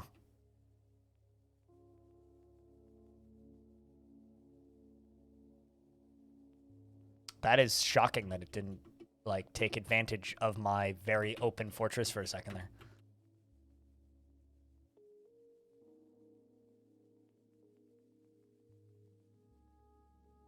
Was it you, Banana, who accused me of playing Minecraft in Dwarf Fort the other day?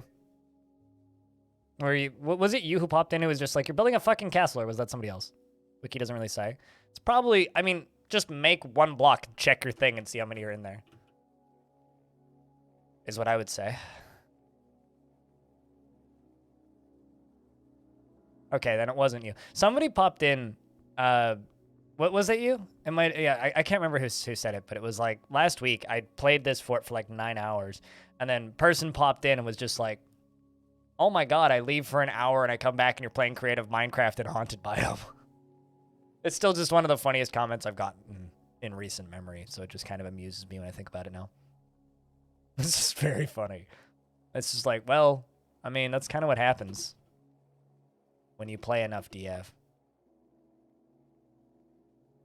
Why don't you been away from friends for I mean, you're a fucking performer.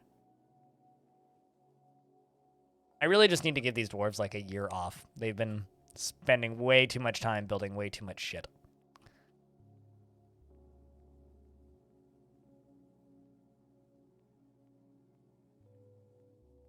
Okay, so now I need to go down and build the alternating pattern. There's also like the kind of wrinkle here where it's like, if I fucked this up, and I made the pattern wrong to rebuild the whole thing, not the whole thing, but all of the flooring, so I really hope I didn't get this pattern wrong.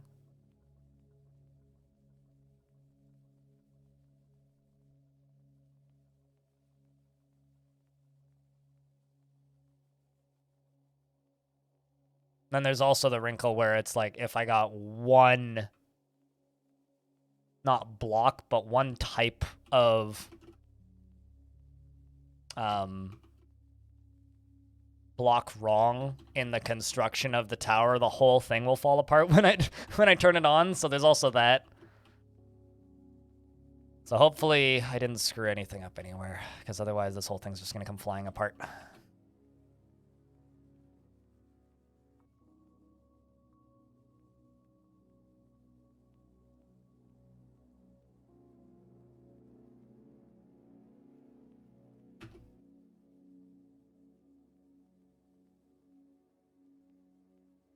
Glass is one according to a single sentence.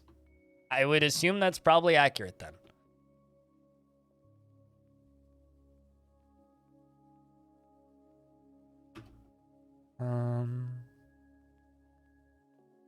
All right, that should be pretty much it.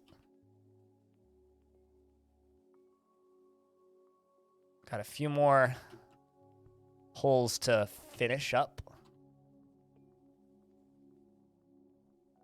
I'm not actually certain that wooden walls burn if lava brushes up against them. I know they do with fire, but... all right.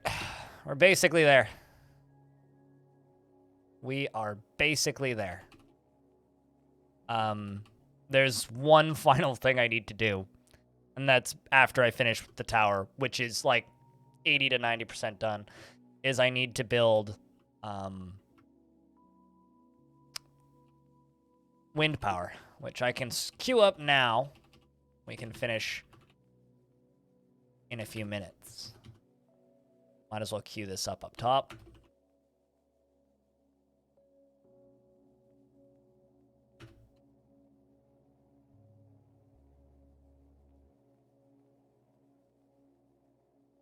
So what I'm going to do is I'm going to go in here and I'm going to need to build 2 layers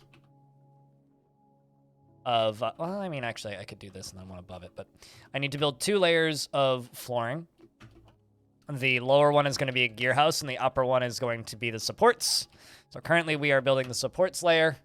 So for those of you who want to know how power works in Dwarf Fortress, if you've never done power, this is the time to ask me questions, actually.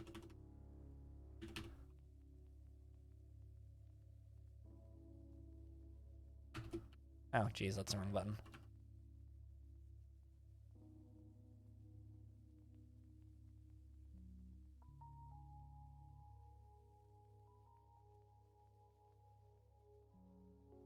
You never knew that there was power? You should check the machines section of Dwarf Fort. There's a machines window. Make water wheels and windmills. It's something that people ask me about relatively frequently.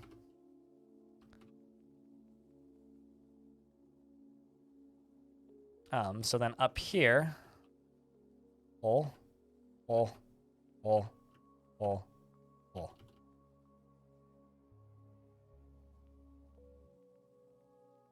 Each of those is going to be a windmill. Made those off by one. I'll fix them.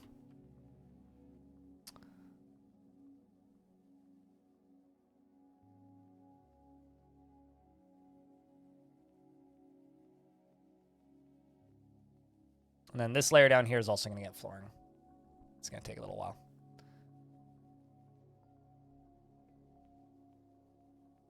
Don't remove that one first. You have to construct that other one first. Sorry there, Dwarf.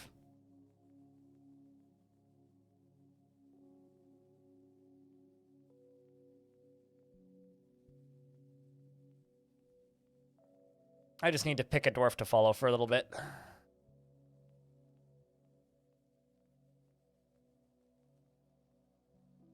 This is the closest I've come to frame rate deathing a fort in recent memory, though. Or maybe the worst frame rate I've had in recent memory.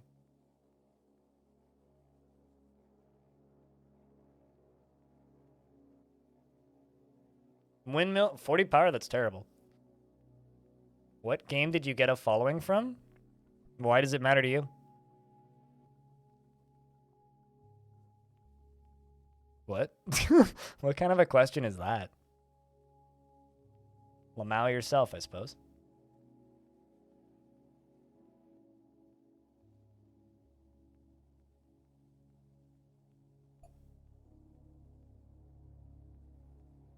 Yeah, huh?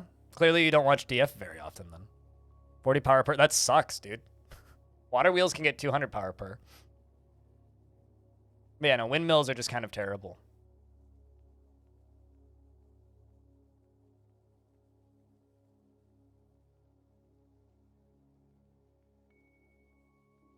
But where did you get your tact from, photosynthetic? Did your mom teach you to talk like that? Walk in and ask somebody where they achieved their, like, life's work from? You know, generally, like, a polite thing to say would be hello. Nice to meet you. Children. Children. Moods. There you go. Full of hot air. Windmills suck, but I don't feel like using water wheels because I'm going to replace all the water with lava, so it doesn't matter. But photosynthetic, TLDR, I've been streaming for almost a decade. So, audience I've acquired over a very long career. Career that makes me a nightmare to people like you. I don't know where I'm going with these taken references, but where did you get a following from just kind of proves that you haven't been watching Dwarf Fortress very much, because I've been streaming Dwarfs probably since 2018, the end of 2018. But I've been streaming other games for years. But tuning into a stream and the first thing you say is, where'd you get your following from, Lamau, is not a solid, positive way to say hello. Following since 2015? Yep. And I've been streaming since 2013. So, like... Well, technically, my first stream ever was in 2012, but I've been streaming since 2013. So almost a decade is actually accurate. I'm not offended. I'm just saying that that is not a positive way to say hello to somebody. Where did you get your following from, Lamau? Anyway, let's start over. Hi, how are you, photosynthetic? I'm blind. I play a lot of Dwarf Fortress. And other things, allegedly. And if you don't normally see people streaming Dwarf Fortress, you must not look at the Dwarf Fortress directory very often. But if you want to know why I have a following in Dwarf Fortress, it's probably because there's 7 hour-plus long videos on my YouTube channel now. You know, audio, it's fine. You don't need to know my commands. There's 7 full-length interviews on my YouTube channel now with Tarn Adams. Well, 6 with Tarn Adams and 1 with Zach and Tarn, where we... every 4 months, just sit down and talk about random DF things for like an hour and a half. But I've been a full-time person on this website since 2016, so I've been around for a bit. It's been the majority of my income since 2016, so I've been around for a bit. You give up? Yeah, it's fine, me too. I gave up years ago.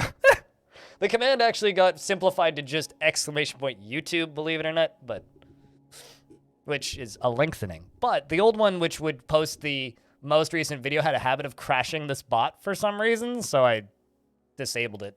I still have it, it's just disabled.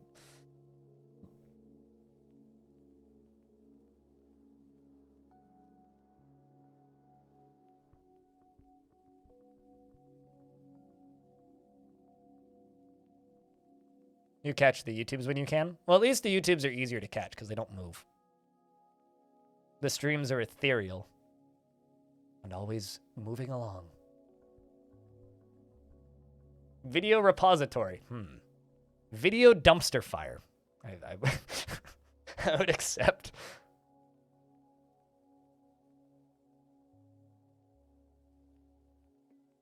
There you go. You made it wake. That's also like the least attractive link to my YouTube channel you could possibly get.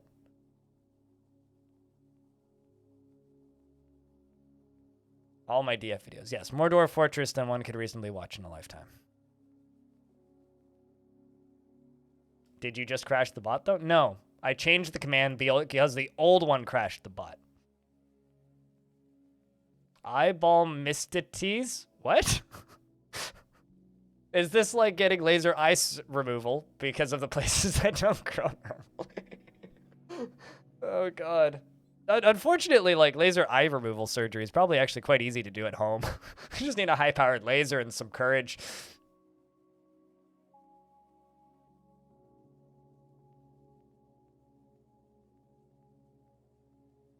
But the funny thing is, like, to actually answer the question of where did you get your following from, most people here wouldn't be able to. This isn't rocket surgery. Most people, yeah, you should see the rocket eye removal surgery. That's way worse than laser eye removal surgery. The kind of funny thing though is like most people would probably never guess where I got my following from these days.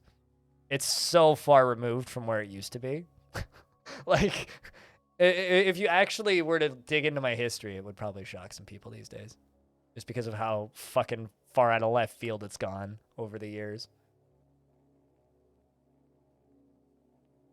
That or like maybe now the games I play are less weird. I don't know. Competitive Zuma? I don't actually... What is Zuma? Isn't Zuma that game where you like push the marbles down the pharaoh artwork in ancient Egypt? Isn't that Zuma? Or am I thinking of something else? I was a competitive Peggle player, I'll have you know. Slit? Okay, fair enough. I played hardcore permadeath, no exploits, any percent Peggle. Fuck, do people do Peggle speedruns? Hold up. Peggle to speedrun. Motherfucking hell. Okay, so world record speedrun for Peggle 2 2015 is 1 hour and 58 minutes.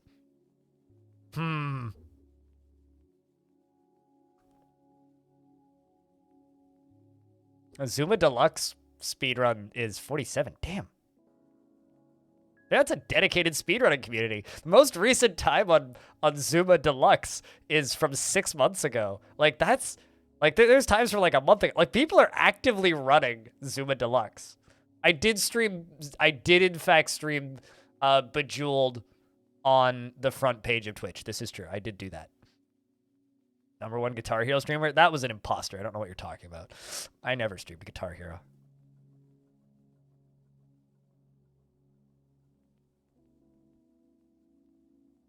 But Crutonium did stream Guitar Hero on my channel once. Although I think technically that was Clone Hero.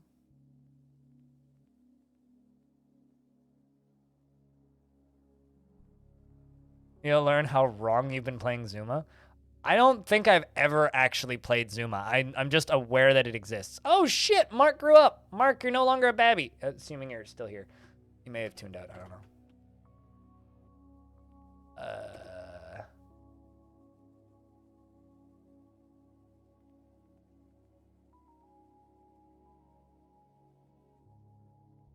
You can't unsee the things that you've experienced? I mean, I wouldn't doubt that.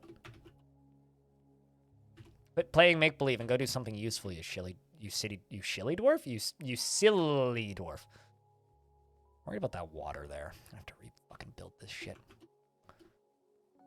Okay, are we building blocks right now? Just demolish those. I think those are currently not actually being built.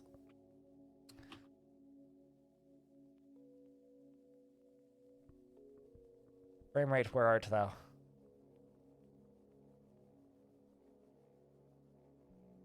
Literally just cutting off all of these extra passageways is going to help quite a bit, most likely too.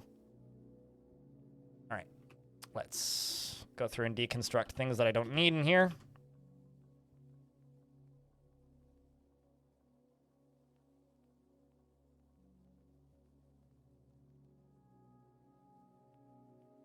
All right, let's go all the way up here.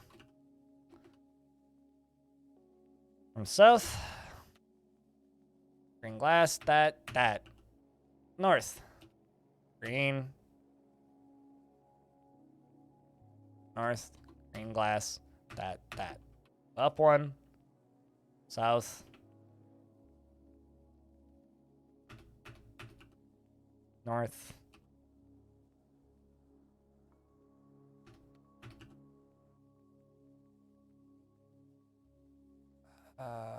South.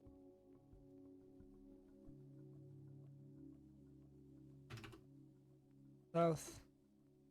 Also, apologies for acting a little bit nippy. I have been streaming basically nothing but this fucking tiny little 12Z level aquifer deep pump stack to pump lava for the last 7 hours. Enjoy the rest of your 420. Have a good night.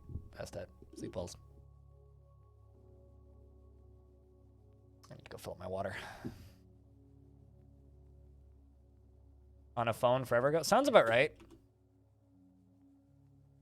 I'm gonna go refill my water.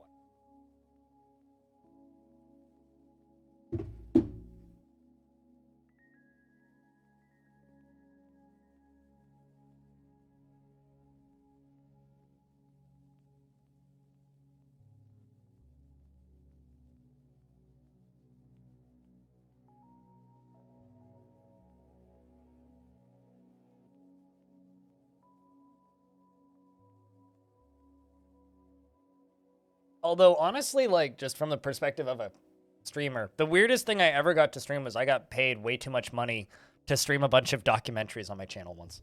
This was years ago. But I got a sponsored deal with Curiosity Stream to just stream documentaries. It was the easiest fucking content I've ever gotten to make. I don't like referring to the work I do as content, but that was content, and that was easy fucking content. It was just, hey, find a cool documentary, and then just, turn your fucking microphone off and go to eat lunch. It was great. It was like, hey, do you just want to be paid to, show our documentary selection? I was like, yeah, absolutely. 2-hour blocks of a documentary once a week for 6 weeks? Hell yeah. It was great. It'll never come back, especially in the realm of DMCA. I don't even want to think about how much copyrighted music was in those fucking things. It's I went back and deleted all those VODs ages ago because it's just man. Just keep an eye on it. They do 50% off deals all the time, audio. I mean, I keep having to re-up my parents' subscription because they like it and they use it. And they frequently have deep sales. So if you, for some reason, would like to sub to Curiosity Stream, they are frequently good prices.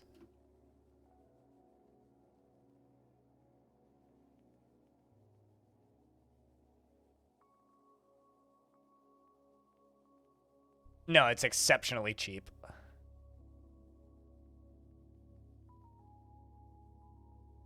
No, the documentary Discord section is actually really recent. The reason the documentary section is there was because I made a movies and TV section, and then I think it was Cutest was like, hey, could we make a documentary specific section? So I did that. That section on the Discord is actually pretty recent, last 3 months or so. And the extra subscriber room called Subscribers Screaming was added because of the fact that the sub chat just turned into let's vent about Putin chat. So I separated the two out so we could actually have sub chat again. So that, like, you know, people who don't want to just talk about politics all day don't just, like, stumble in there and go, ah! So it's slightly more tolerable now.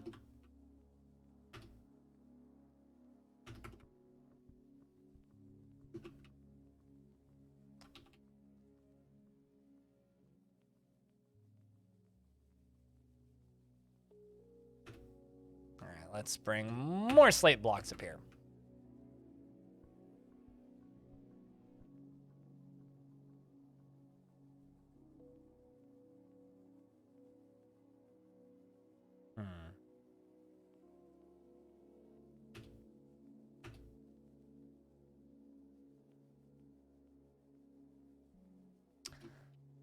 It's gonna be how we're gonna have to do this. I'm just gonna get rid of all these farmers' workshops so they're not in the way. I'm hoping I'll be able to generate enough power for this pump stack. But yes, that is the plan.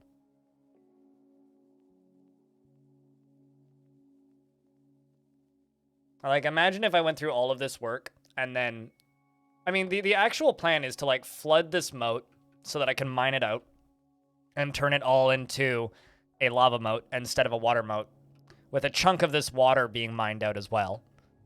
So it becomes an actual river again with a moat next to it, and the moat being lava. And then after doing all of that, if it's a zero wind biome, I mean, if it's a zero wind biome, I just have to redirect some water underground, and that's not hard to do. So if it's a zero wind biome, I can just I can just use water. I mean, I don't know if it's a zero wind biome. I haven't tried yet. But we'll find out pretty soon, I would think.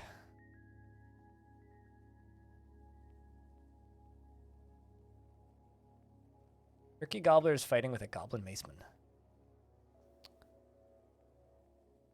But, I mean, if it's a zero wind biome, don't feel bad. It's my fault for doing this backwards. Not without building a windmill, no. But zero wind biomes are pretty rare. Hopefully, tomorrow I'll have clips of this whole thing burning. Failing.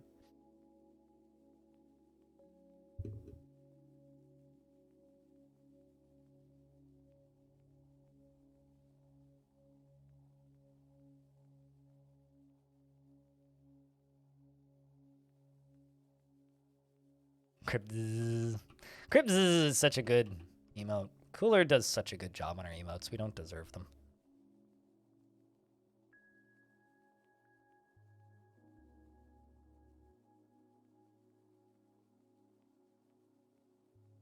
Crypt B.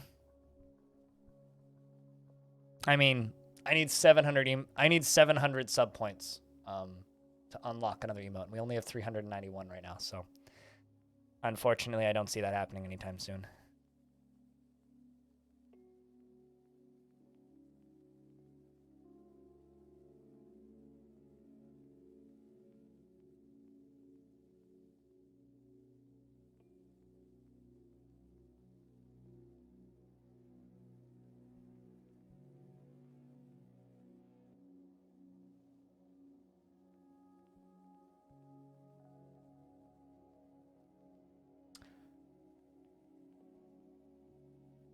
Thought it was map wide. I don't know how wind works in Dwarf Fortress. It's just sometimes works and sometimes doesn't. That's how my brain works when it comes to wind in DF. I could just ask Tarn at some point when we have him on. But realistically, Tarn's probably not going to join me on stream until June or July. Yeah, because we just had him on, like, March? Yeah. Like about a month ago now, probably. Yeah, it was roughly a month ago, I think, that we had him on last with Zach. So I have a feeling that,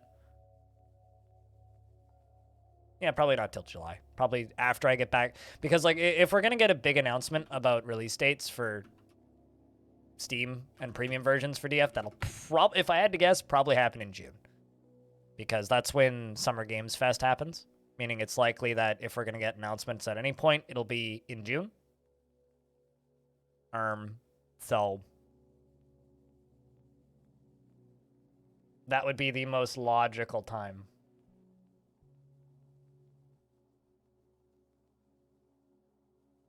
For us to get a release date.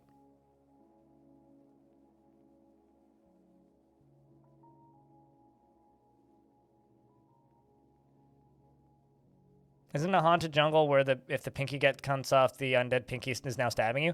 In the left kidney. It's like you cut your pinky off and then your pinky just makes a beeline for your kidney. Yeah.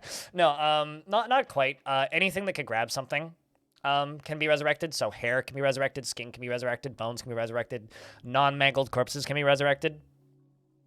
So yes, everything that dies gets resurrected, which means my dwarves have lots of kills on like turkey heads.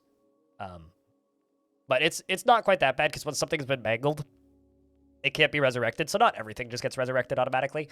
But like if I look on the overworld units list, there's like eagle corpses and wombat corpses and dingo heads and serpent people corpses and mutilated fucking crundles and peregrine falcon heads and eagle heads. And yeah, the only living wild animal on the map is a magma crab. So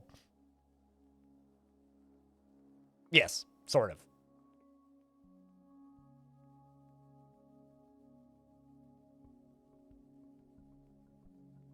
You might need to lose a hand. Yeah, I mean, if your hand gets cut off, then yes. One of the funniest zombies I've ever seen in Dwarf Fortress wasn't in this one. It was in a different fort that was also in a resurrecting haunted biome. Because not all haunted biomes are resurrecting, but was also in a resurrecting haunted biome. And it was a human that had their head cut off and their body cut off. So it was just a neck. And it was an undead neck. So this neck crawled into the fortress and somehow managed to strangle a child.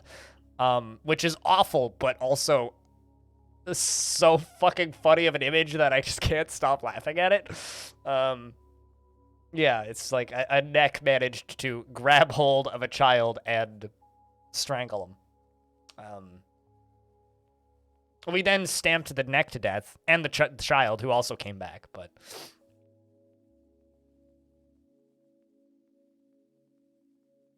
the neck did a lot of yoga. Yeah, it was like, I mean, to be completely honest with you, depending on the person's neck, I would be different levels of scared. Like, you know, if it was Michael Jackson's neck, I wouldn't be that worried. But if it was Corpse Grinder's neck, I'd be quite worried.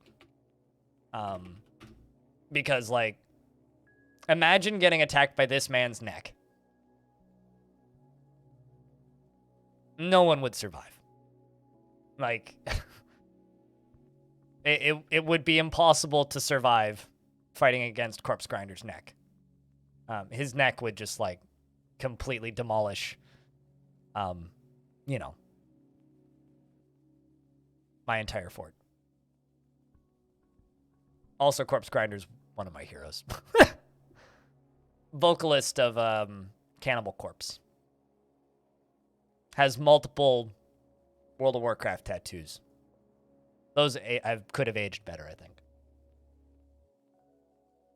And has a tendency of screaming for the Horde on stage. They're a fun band to see live. I know, were creature neck, that would turn into a wild boar even though it was just a neck. I don't think that's possible. I know that intelligent undead can also be were creatures, because I've had intelligent undead were creatures before. But I've never seen, like, a partial zombie do that. Every single time I see him, my first thought is neck. Yeah, no, exactly. Well, him and Corey Taylor. Like, Corey Taylor's like the aspiring neck of the metal scene. Corey Taylor's getting up there. I mean, he's not quite on the level of Corpse Grinder, but like, he's trying. He's trying. He'll get there. It's like F1 drivers and metalheads, the biggest necks in the world. Although I think Corpse Grinder's on another level. You leave for 2 seconds and miss the WoW talk? You didn't really miss much WoW talk. It was just I commented that Corpse Grinder, who's the singer of Cannibal Corpse, has multiple Horde tattoos and has a tendency of screaming for the Horde on stage. That's all that you missed. It was it was more of a WoW comment, not really a WoW talk.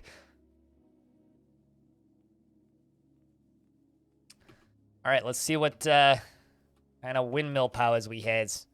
Of course, I'm going to make them all out of glumprong logs.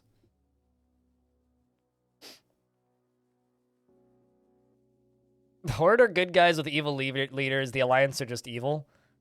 I mean, that's like Dwarf Fortress. Everybody's evil. When everybody's like, the elves are the bad guys. It's like, no, everybody's bad. What? Have you seen the humans' laws? We're all bad in Dwarf Fort. We're all dead down here. Speaking of metal, are you into Five Finger Death Punch at all? The last Five Finger Death Punch concert I went to was with Stoned Hobo, and we walked out early. So I think that'll answer your question on that one. They're headlining a tour with Megadeth. I wouldn't go to that tour if I had the tickets free. One, because fuck Megadeth. Two, fuck Five Finger Death Punch. Although Five Finger Death Punch does have one song that slaps, which ironically shares a song with a Miley Cyrus song. Shares a title with a Miley Cyrus song. It's called Wrecking Ball, because I'm a motherfucking wrecking ball. But and like honestly, they're not very good. They're the kind of band that someone who's really into Trump would listen to. That says that they're in the metal scene, but they're kind of not. That's kind of like the Five Finger Death Punch group. Yeah, and Dave Mustaine is the worst part of Megadeth, though. Like, he's a COVID-denying flat earther. So...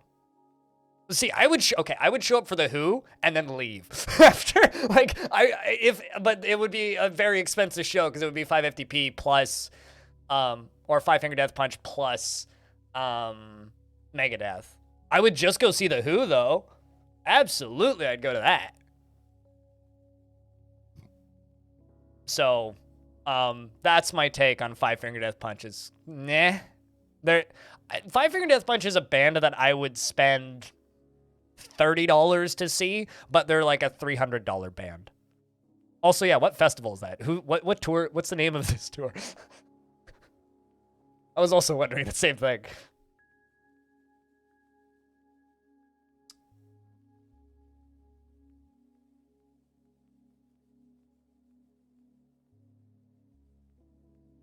I might make a secondary, partially above ground tavern in this room, because dwarves really like mechanisms.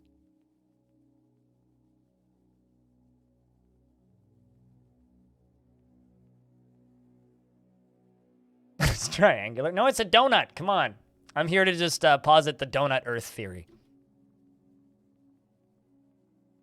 Honestly, like, I don't care if people want to run around saying the world is flat, but when people start screaming about COVID being fake, my brain shuts off and I need to leave the room. Like, I'll talk with you all day about whether or not the Earth is flat. That's a fun conversation.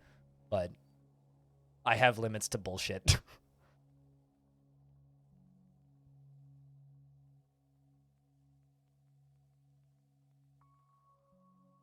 Homestov? Maybe? I don't know. You heard about it on the radio? Usually if you hear about it on the radio, it's not a tour worth going to. I don't know what area you're in, but there are some pretty good tours going around right now. Like, me and Hobo just went to the same tour, but like 4 weeks apart. I saw Dragon Force here, and then Hobo saw Dragon Force where he's from. That was a fucking good show. Also, like, $25. Fucking phenomenal show. It was a great show. God damn. Takes a moment to realize what you said. You know, okay, so you know what my favorite Flat Earth theory is? True Final Boss? Is this guy I used to hang out with. Very much a scientific individual, like, you know, believes in logical, rational science. But whenever people start to argue Flat Earth theory at him, he just looks at them and goes, okay, no, like, I hear you. But, like, think about it this way. do you believe in simulation theory? And they almost always say yes. And then he responds, okay, well, think about it this way. What if the world that we're living in is like an MMO? But we're all on different servers, but there's global chat. So we can see each other and talk to each other. However, we're all on different servers. So what if for like 0.5% of the population, the Earth is flat? That hurts their brains. That's real fun. Because it's just like, all right, well, what if? Although I kind of hate simulation theory because it's just a bullshit creationist theory for atheists, which kind of drives me nuts.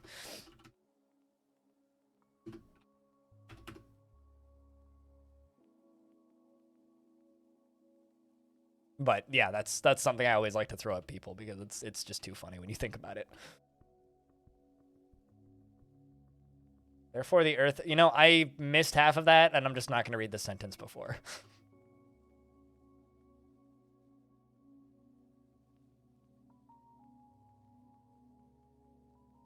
But what I will say is, chat, you hear that? Banana likes their planets the way they like their girls, thick and curvy. Let's go up. Up to here.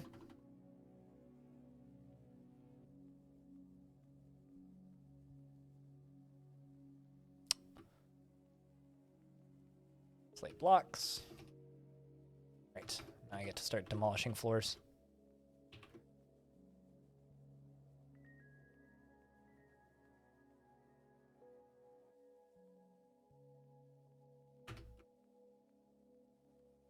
Most of people don't inhabit reality. Yes. In fact, I'm pretty sure that's like a requirement to work at Fox News. I don't want to go to prison, Krista. There was a very brief moment here where we almost got an Earth Chan emote. That almost happened. Shit. I mean, you know what? Whatever gets you off, man.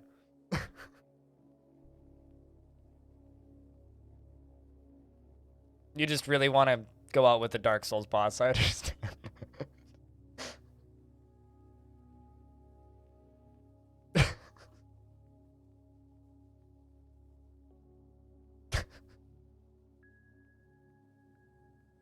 It's way funnier than it would have been at like 11 hours ago.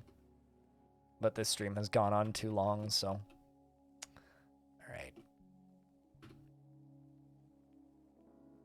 You know, this new schedule is either doing wonders for the quality of this broadcast or completely destroying all of the quality that I had left, and I'm not totally sure.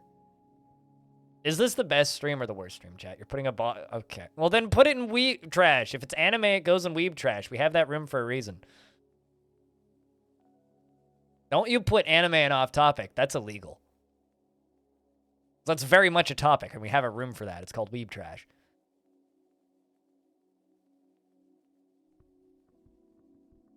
I don't know, because I don't know any of the Dark Souls bosses. All right, let's see if the wind turns.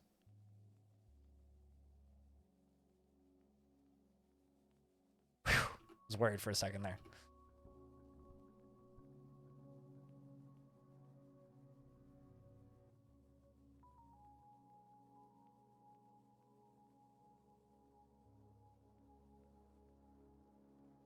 It's not generating enough power to even turn the mechanism beneath it. I'm pretty worried.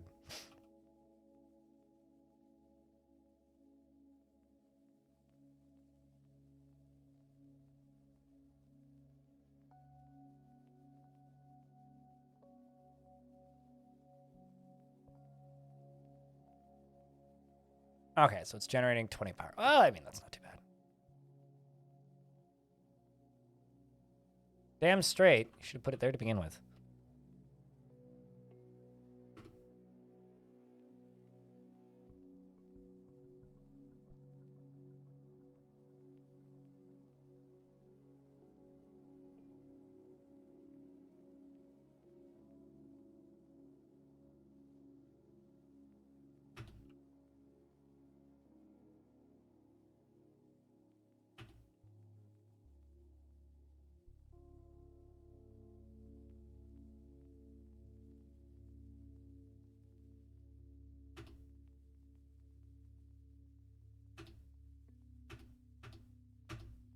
Okay. Damn straight. All right, so we just got to go up to here now.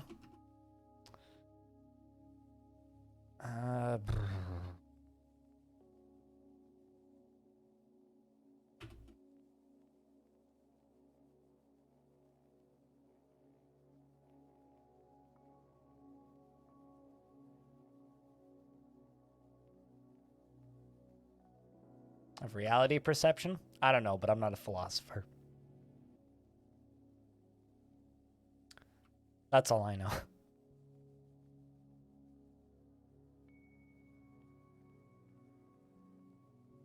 I can't wait until this whole thing stops being a mess.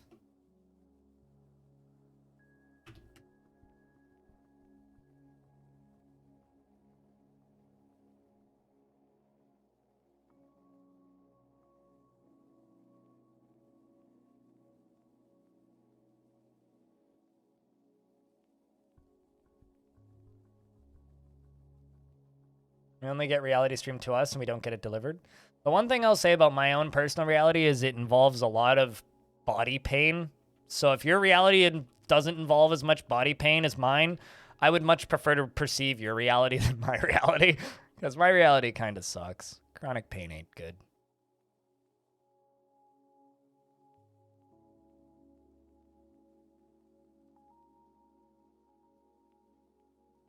Also, I'm pretty sure this whole discussion is why psychedelics are so popular.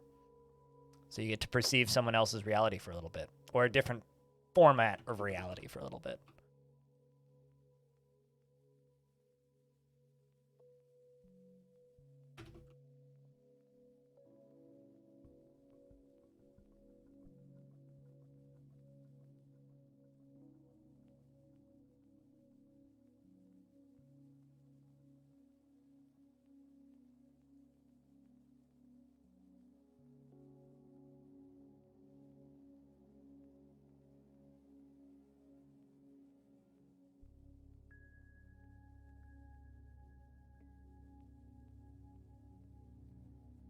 Worst part is when dinner...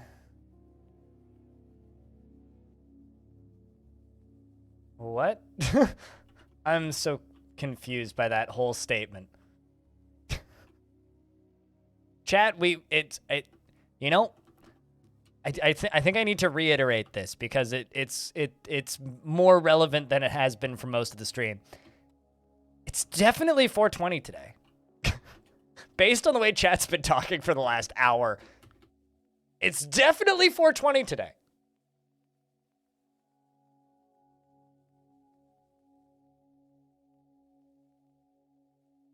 It's definitely 420 today. Jesus.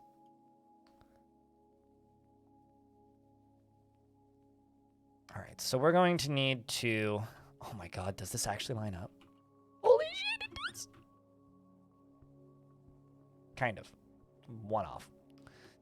All right, so... I'm going to build this all the way along here.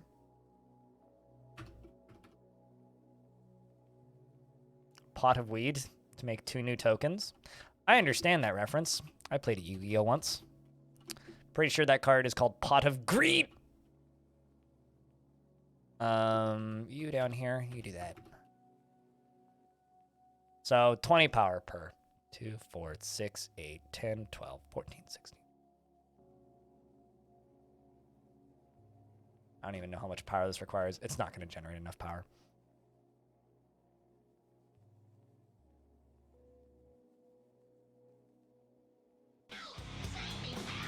TPS Survivor! I know you through the YouTubes. Thank you very much for that Prime sub. Enjoy the ad-free viewing for the next 3 days, and thanks for the lurks. Jack, can I get a big round of beers for that brand new Prime subscription?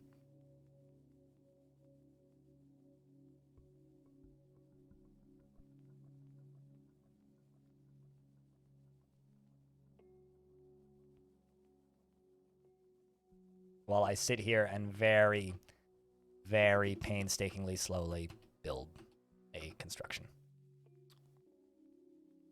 Oh shit, a siege? It's fine. I'm just kind of ignoring them. Their numbers are slowly dwindling, though. They are slowly leaving the map. we have a pretty efficient moat, which is about to become a very hot moat. Are the undead attacking them? Yeah, and then they're attacking themselves. But they are currently, I think they're actually just leaving the map.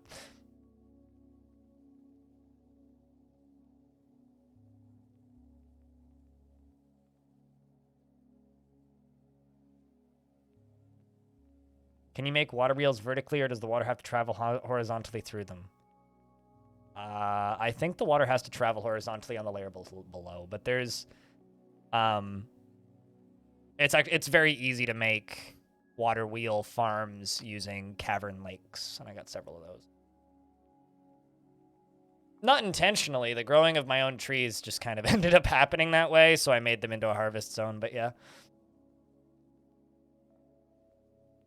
I mean, this down here is going to be all lava by the time I'm done with it. Because I've spent all day building this. And this. And this. All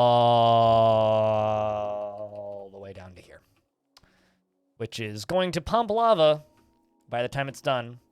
The problem is I need 629 fucking power to run it. And that's not all of it. That's most of it. Actually, I think that's all connected. Is it? Plus, like, the extra few that I'm stacking on top of it. So I might need to, like, offset this power with some water wheels. Yep, that's all connected. Okay, so that actually is accurate. Although there's one tile here that I need to...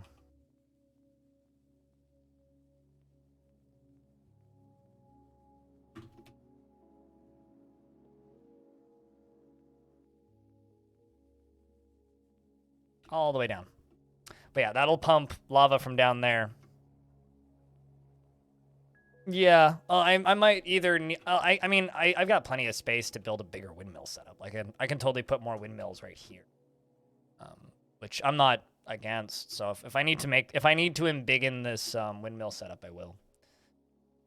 But because they seem to be only generating... Well, this one's only generating 20 power, so... I mean, the power amount might actually go up, but...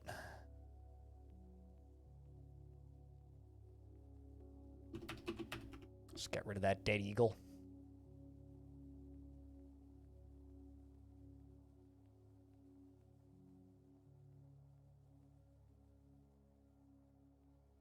Did I not? Built it one tile too far up. Of course I did.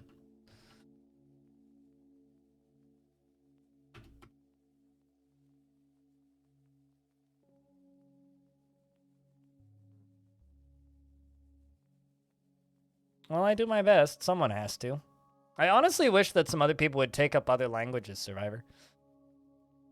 Because, like, there's, like, one dude that was doing Russian for a bit.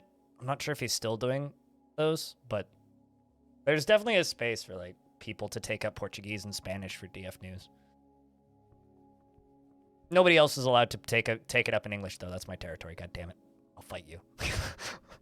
But, people need to do it in other languages. Like, there's also a guy that occasionally uploads videos in German. But, you know. Not that I need help necessarily, but... Okay, let's get that fixed. Build that. Go across to here. Yeah, if we have to make more slate blocks, I'll just do that. Screw pump. Pump from the south. That is the final countdown. And the final pump as well.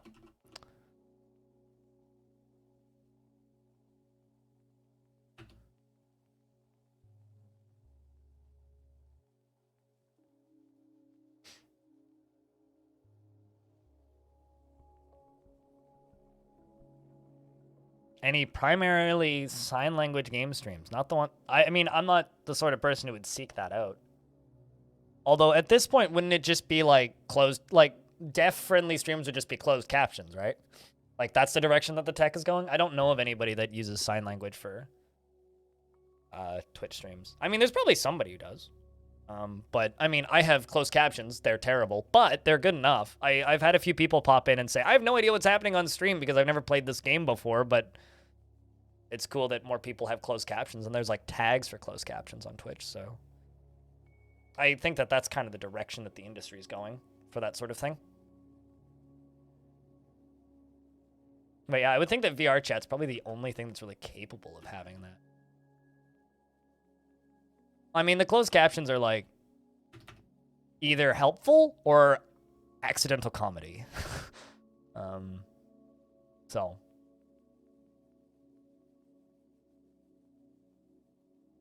I think people enjoy the unintended comedy almost as much as they enjoy the actual benefits that they provide.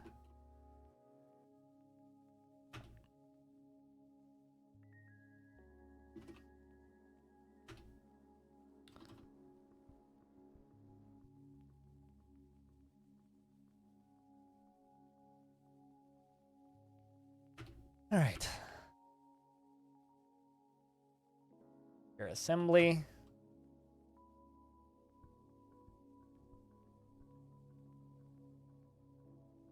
You often have to mute me during phone calls. Yeah, so you just get the stream approximation of what's being said via the closed captions, because that's all it really is. It's just an approximation of what's being said.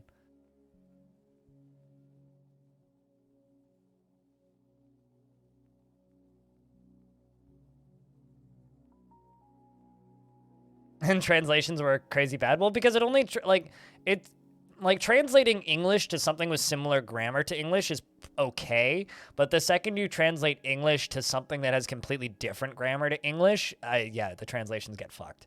But often they're good enough that you can like understand what's like. There used to be a Russian streamer that would raid me occasionally, or a channel whose chat was primarily in Russian, who would occasionally raid me. And so I would just like Google Translate all of my Twitch chat, which you can do. Like you can just right click Google Translate if you're on Chrome, or you can install a plugin to do that. And so I used to do that, and it works fine. Like it works well enough. Voice to translate. I mean, like there's a Brazilian stream that's in Portuguese that I watch sometimes that I have to do that for most of the chat. If I want to know what they're actually talking about. There's a German stream that I have to do that too. But yeah, I mean, it works.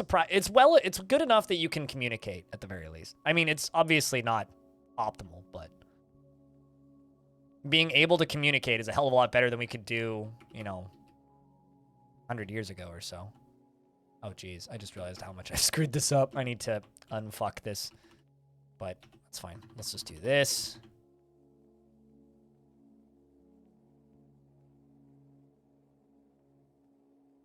Oh, geez. We're running out of slate. Fuck. All right, it's okay. It'll be okay.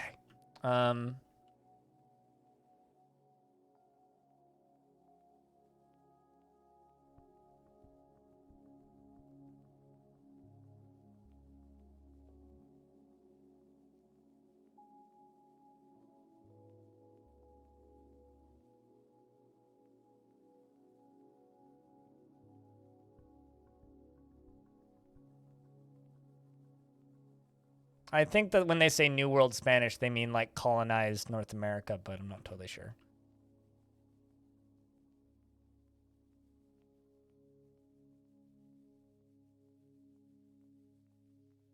Windmill.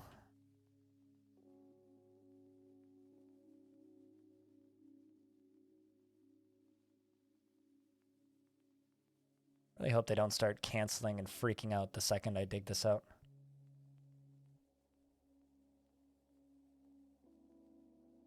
Does that mean that Quebec speaks New World French?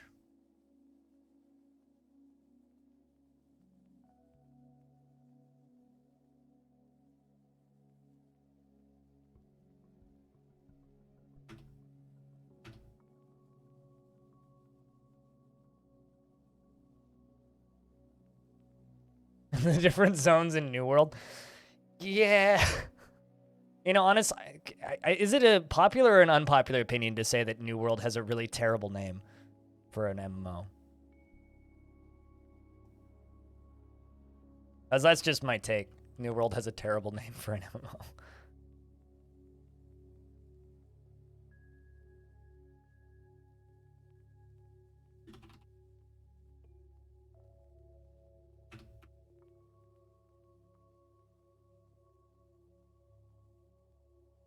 About my horrific French, you always were grateful to them for that.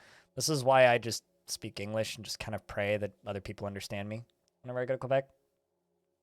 Which I'll be doing again in June 20th to 26th. So if anybody lives around Montreal and wants to hang out between June 20th and 26th, DM me or something.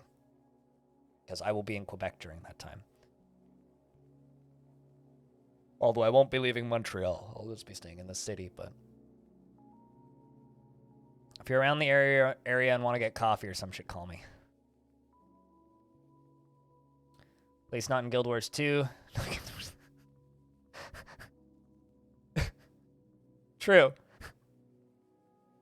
I thought that they had, like, server-wide battles in Guild Wars. I never played Guild Wars 2, though.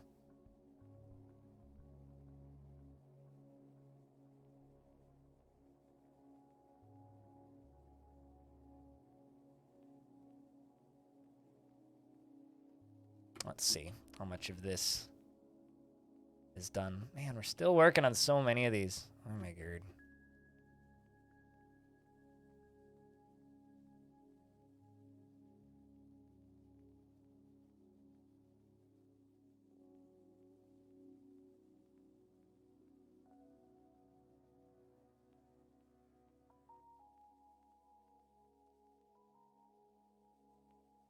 Need masonry. Oh boy. Masonry and architecture, masonry and architecture.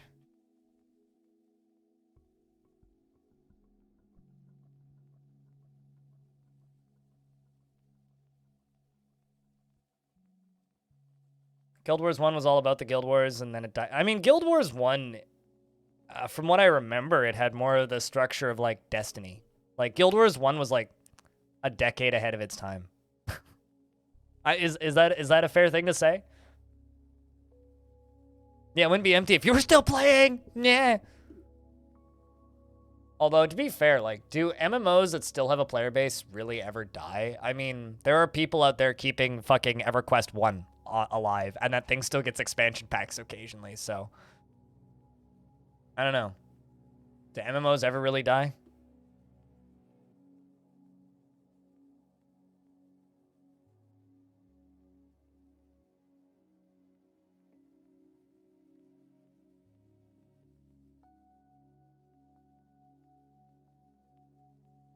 Yes. True. MMOs that get turned off are pretty dead.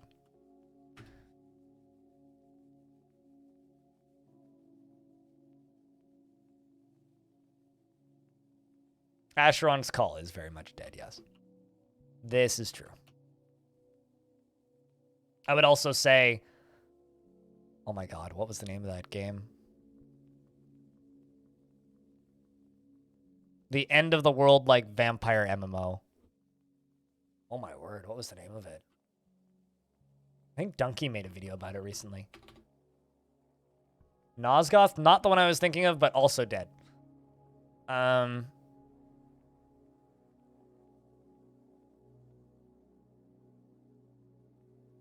say that Donkey made a video out of it recently, and now I'm, like, starting to wonder if I made that up.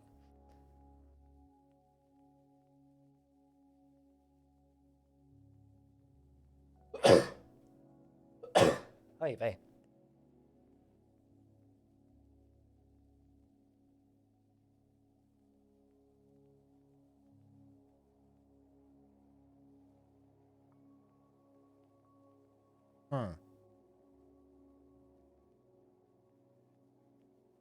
Maybe he didn't make a video out of it. I can't even remember the name of it. Kane's Legacy? No. You're going into the wrong vampire franchise. It might not have even been vampires. It was something Gate. It was published by EA Games.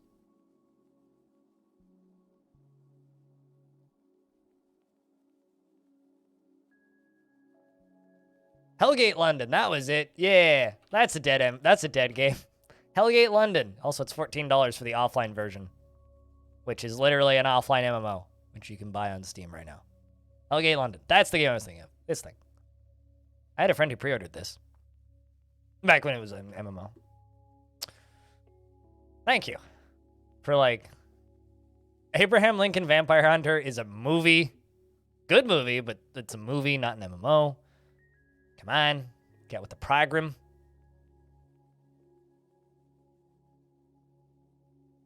As if we have one.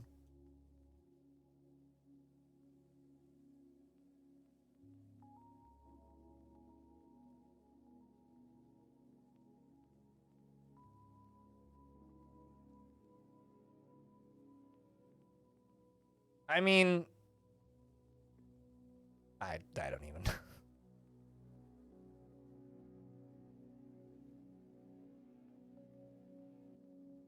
No, it didn't. Well, they did have to take it off sale briefly, but that was because it was too popular, not because it died. They had to take it off sale because they couldn't keep their servers up because too many people were trying to log on.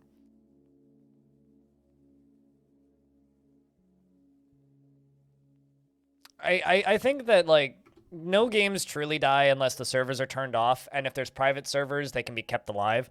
But that being said, I think that games become dead in people's minds, which might as well make the game dead. The moment the wider community just kind of accepts that a game is dead, it might as well be dead, regardless of if it is or not.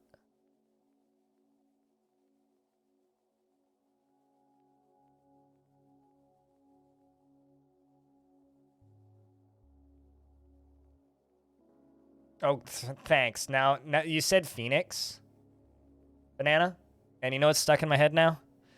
That terrible fucking Panic at the Disco song. So thank you. Or is that a Fall Out Boy song?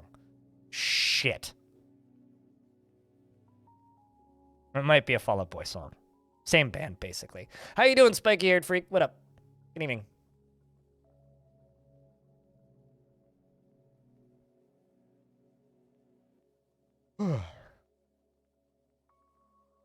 You know what's a dead game? Firefall. Anybody remember that game? I do. I was in the beta for it. That was a fun minute, that game. Apparently it's also a band. What? That's random. Firefall. This game. That game. Ooh. That's a cool image. Anyway.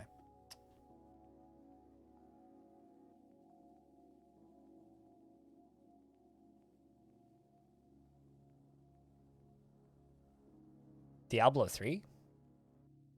I mean, can a game be dead if it's not out yet? Actual question.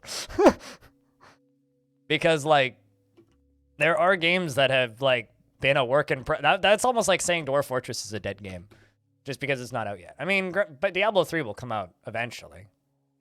But the bigger question is, will anybody care? And the answer is, I won't, but also I didn't care about Diablo 1 or Diablo 2, so.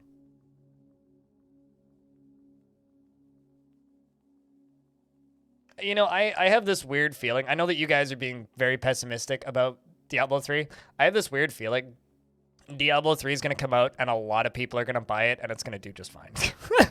I mean, like, they tried their damnedest to completely obliterate Diablo 2 on launch with that awful, awful, awful cash shop, and people still fucking bought it.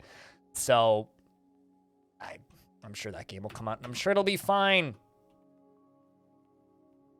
Diablo 4, not Diablo 3. Why is my brain, like, thinking about... Anyway. Can you tell I don't play Blizzard games? What was the giveaway?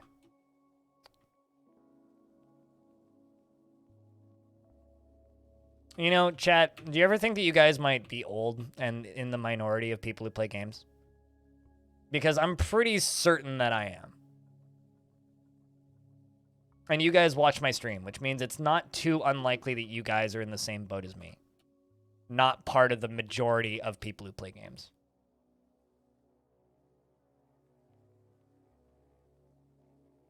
The majority of people who play games don't read any news about it, don't care about news about it, don't follow what's going on with Blizzard, and just see, oh, look, big game that I'm slightly interested in because I played a previous version of its franchise 100 years ago. And then they buy it.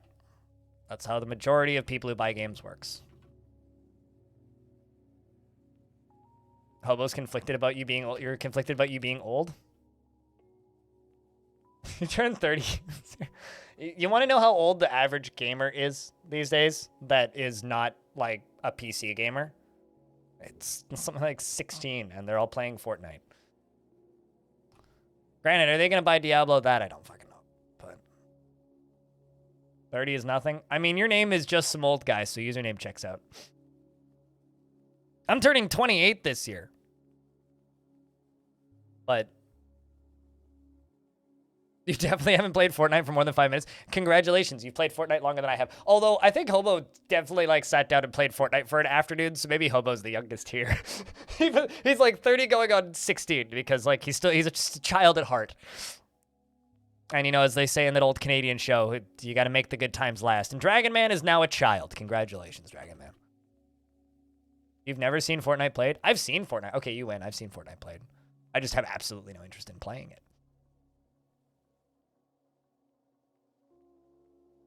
I'm turning 28 in June, yes. I'm 27 currently. Which actually, like, shocks some people sometimes. Every now and again, people are like, I thought you were, like, 45! And I'm like, oh, God, kill me now.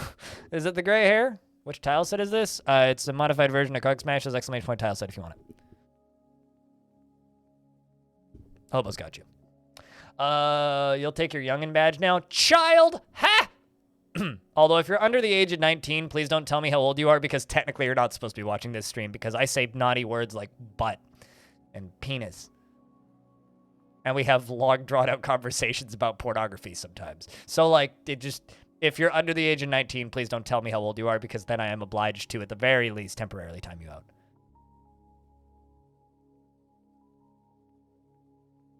What if I raid somebody who's playing Fortnite and you're sleeping and lurking in my stream? And you wake up tomorrow and you're like, oh, God! Fortnite!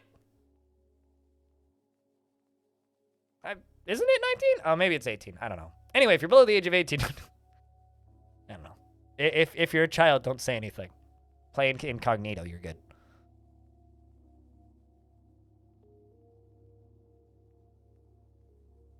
You've ended up in some weird places by falling asleep. This is true. This is true. This is actually why I don't raid people very often these days.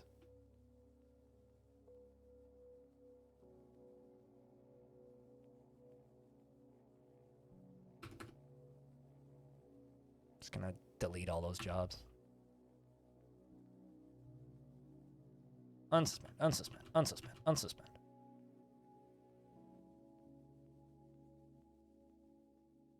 But yeah, no, this is why, like, I can't even use, like, my gamer cred as a way to, like, make friends now, because I talk to people in bars and they're just like, or in public spaces, and they're just like, oh, you play games? What kind of games do you play? It's like,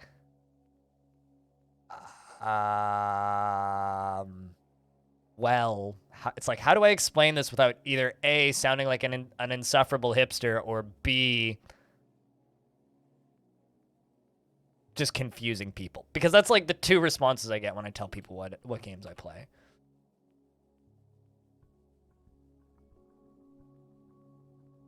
Don't fall asleep unless you're behind the wheel. I mean, especially don't fall asleep behind the wheel, because then you'll turn into this.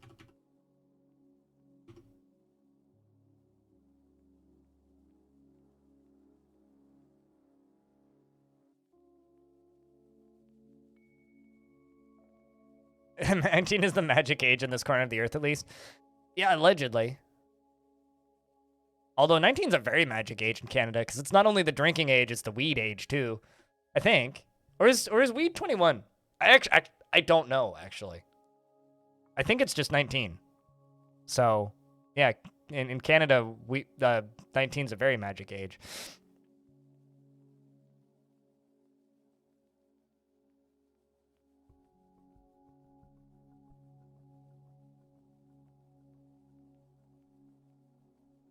All right.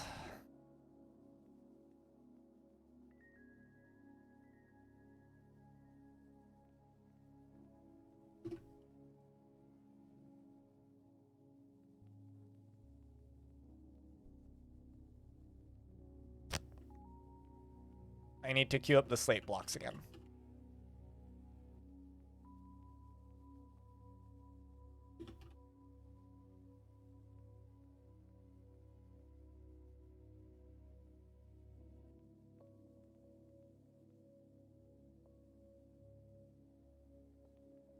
You fell asleep the last time I was watching? Was I that relaxing or that boring? Be honest. Or don't. You can lie. I won't mind.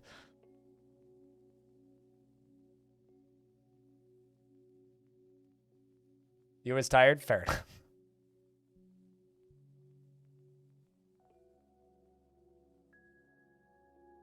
This channel has good banter. I mean, it's like the only thing we got, man. I'm not attractive, so I have to have something. So what I lack in attractiveness, I make up for in sass.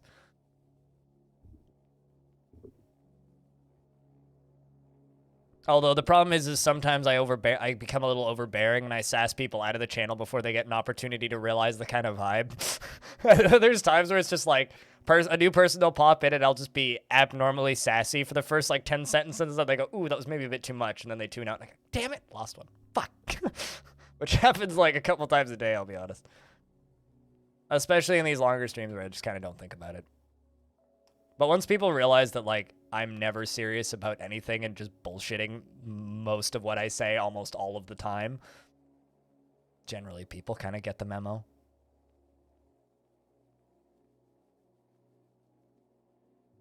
But sometimes it takes a bit for people to get the memo.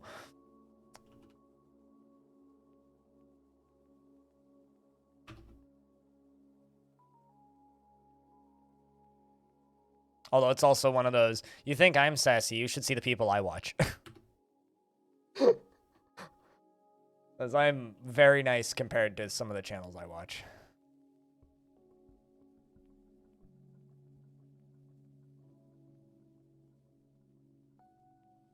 You usually watch Twitch when you've got insomnia. That's pretty close to me, too. Although, actually, my insomnia has been better as of late because I've been able to just stream through the night generally.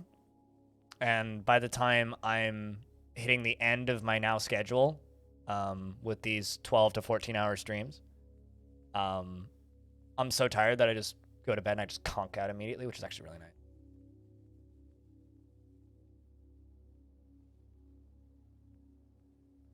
The just savage category? No, I just watch people who've been on Twitch as long, if not longer than I have. And people that have been on Twitch as long, if not longer than I have, are generally a bunch of sassy motherfuckers. Like, one of my favorite channels of all time is Excessive Profanity. Like, dude's a fucking inspiration.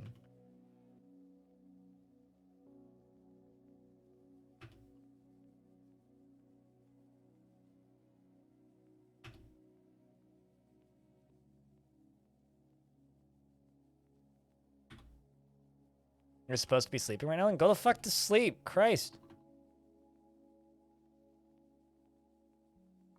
Or hang out. I mean, that works too.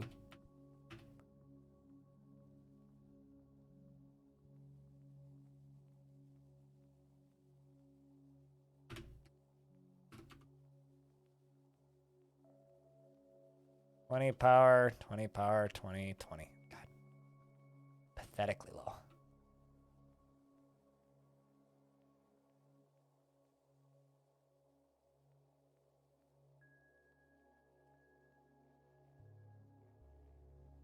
This is madness! Madness.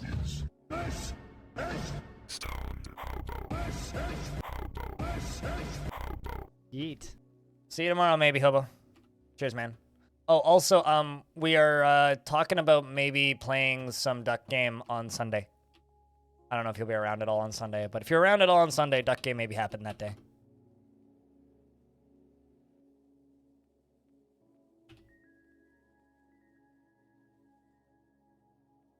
Also, race weekend! Lever.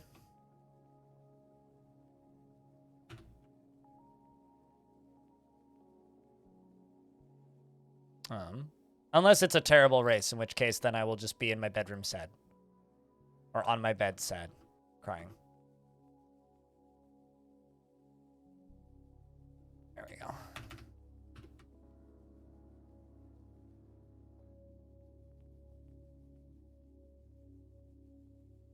Just making sure that everything's constructed. Immel is usually good, yes. Usually.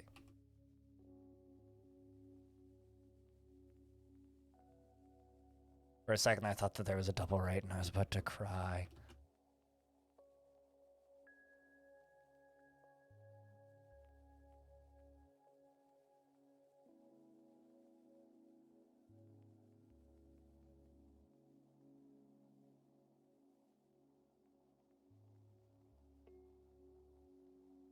$689 power needed. I'm not gonna know. Power.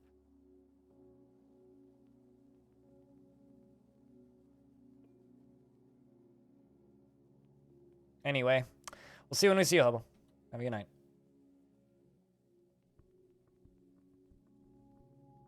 Twitch never recommends anyone except for small streamers. Now you don't even know who the big streamers are these days. My tavern keeper withdraws from society. All right, let's follow you for a little bit while they just build other things. I mean, that checks out. Although it's better to get recommended like cool smaller community streamers than it is to get recommended like. So I never view Twitch on my bot's account. So my bot's account has absolutely no recommendations on it whatsoever. So I just get the default Twitch whenever I sign into my bot. And I also, for some reason, still have marketing emails enabled on my bot's account. So just Calcium Crypt, my bot. And for some reason, about once a week, I will receive an email from there that's just like, hey, you should watch Summit and Ninja and XQC and insert like the 5 other biggest streamers on the site. It's like roughly like once or twice a week, I will get an email just like reminding me how insignificant and tiny I am. Usually, though, large streams end up somewhere between like Nightmare Manic Adult Swim style of humor and people doing their best impression of Dwayne "The Rock" Johnson. Which is like the difference between XQC and like Nick Frags, which are 2 of the biggest channels on the site right now.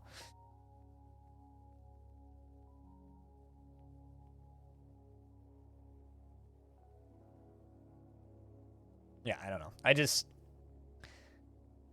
I feel so disconnected from the entirety of Twitch.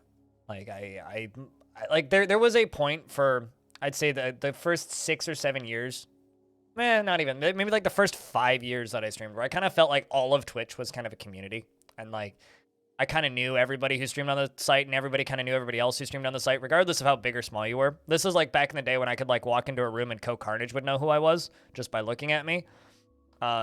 Everybody just kind of knew everybody. But it hasn't been that way for the last like 3 years, 4 years. Something happened around the middle point of when I was on this site where now just nobody knows anybody anymore. So gem cutting, eh?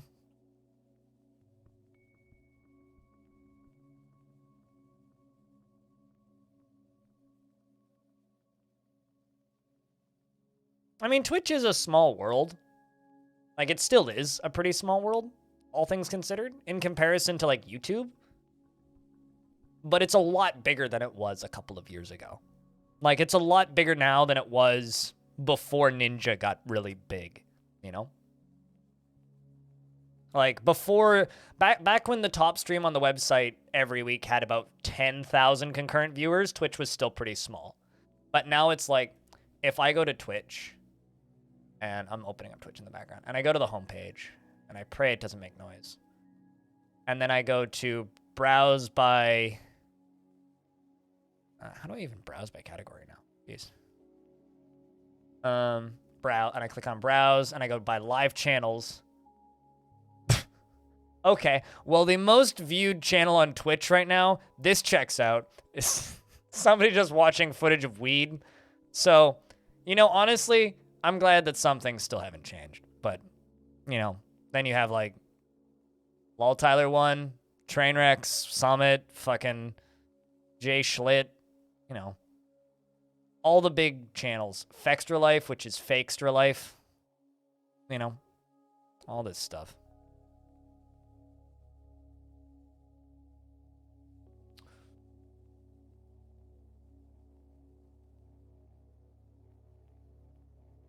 It's kind of wild when you think that some of those big channels, they actively get more views in a day than I do in years. Like, the top channel on Twitch right now probably is getting more views in 5 minutes than I do in a year. On this site. Like, I usually pull about 100,000 views ish per year, assuming I don't get any major features, and it's been a couple years since I've had those. Because like I've been on front page of Twitch like 6 times, so 7 times actually. But it's been a while since I've been put on the front page of Twitch. And I don't see that happening again anytime soon. It's so many years from their budget wiki page, it's insane. It's extremely scummy. Because of them, Twitch changed their embedding rules and fucked over a lot of people, which sucks.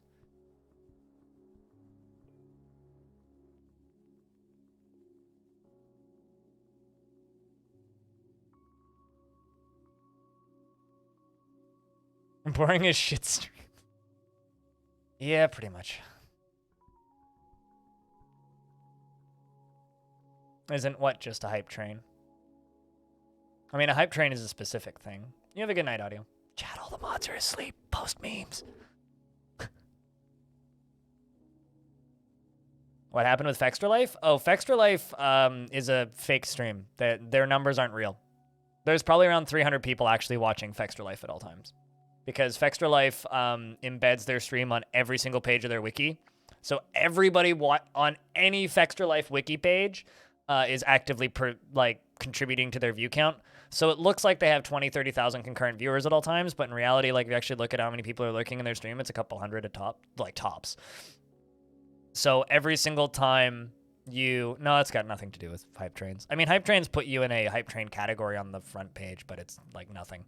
No, I've been on the front page of Twitch 6 times. Like, when I say front page of Twitch, I mean if you go to Twitch, the first stream that pops up here, that's the front page.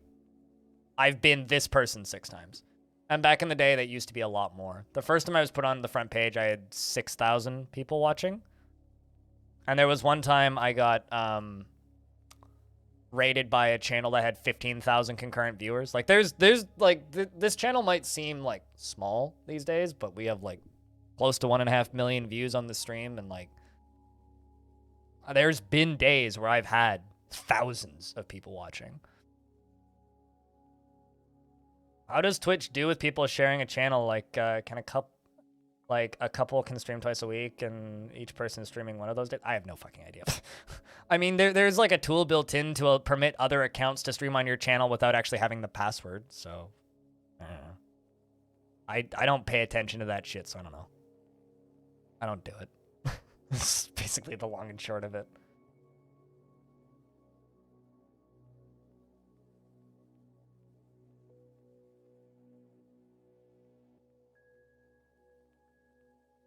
But yeah, no, when I talk about being on the front page, I mean like getting actual promotion from Twitch. Like Twitch trying to promo you. The front page is nowhere near as valuable as it used to be. Back in the day, it used to be like, if you're on the front page, you're going to get 10,000 followers and 80,000 concurrent viewers. But it's changed a lot. Now you can still get it, and if you are a preferred channel, you could actually get like front page time allotted to you each week.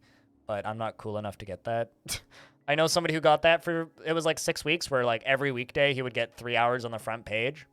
And he went from getting like about the same view count as me to up to a couple hundred. And so now every day he streams, he has a few hundred people watching. And like my teammate Kiri, she had locked German front page for I think close to 2 years, and went from being like an 80, 90 concurrent viewer streamer to being like a 200 to 300 concurrent viewer streamer.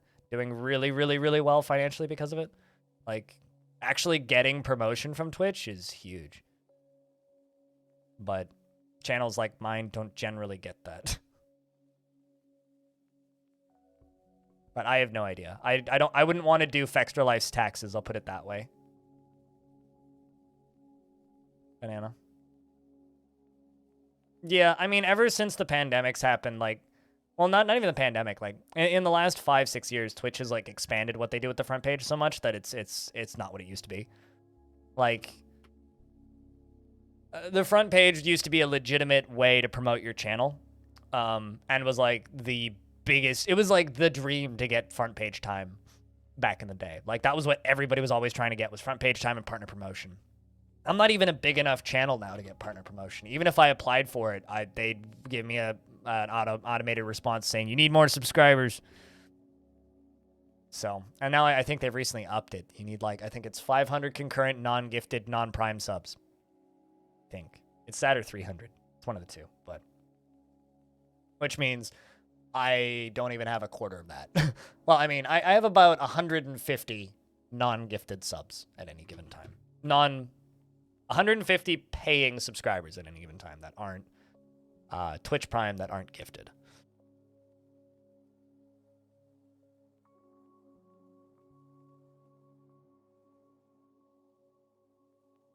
But yeah, no, I mean, Twitch has changed so much in the time that I've been on this site. I don't know what the heck you're making, Dwarf, but it's going to be interesting.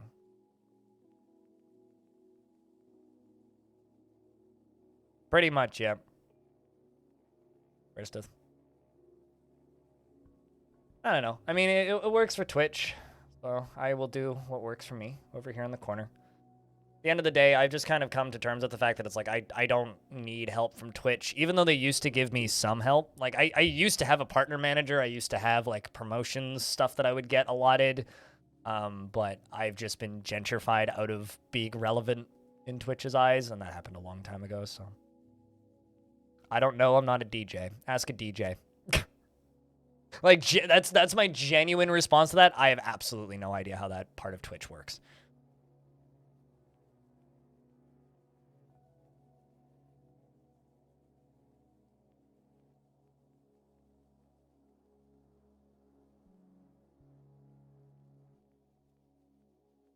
So, that is my best response to you, is ask somebody who would actually know, because I'm not that person.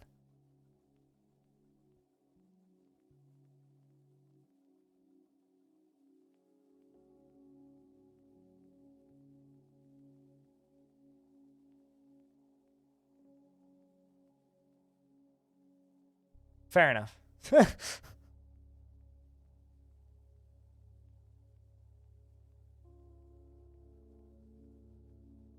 Twitch licensing is an absolute clusterfuck these days, though. I will put that out there.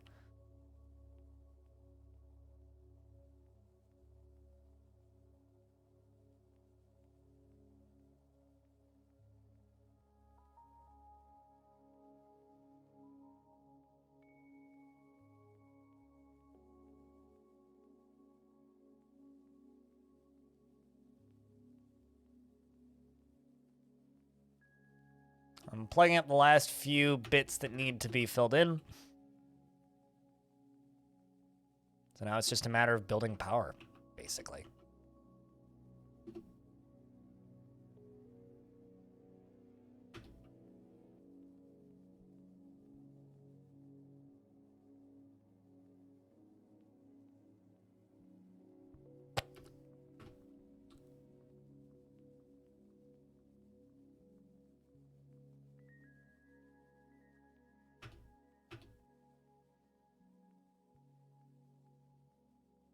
Player prop. Prop? What's up, dude? Still digging this fucking hole. But I think I'm gonna need to make more power. But how's things, Pilot? How's your day been? I hope work's been good. Not too excruciating or annoying or obnoxious.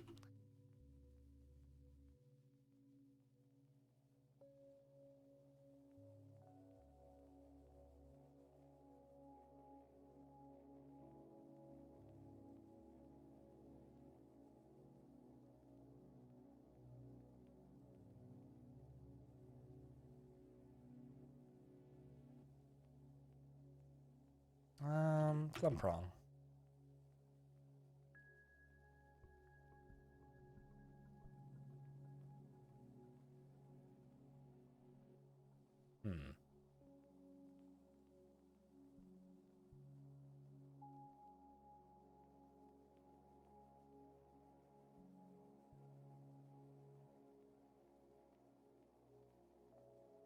If it was adventure mode, I know you used to be able to hold like 10 pairs of pants with your left hand if you menued a certain way. Yes, this is true. And before Dwarf walks with arms and legs and holes and with head out of the crotch. What? Hold on, what? Where did I lose this? I don't know why, but I thought, do dwarves wear their pants? Whoops, hold on. Do dwarves wear their pants like this? Oh, and I, for the life of me, can't know what the alternative would have been. I don't know. I don't know if dwarves wear pants properly.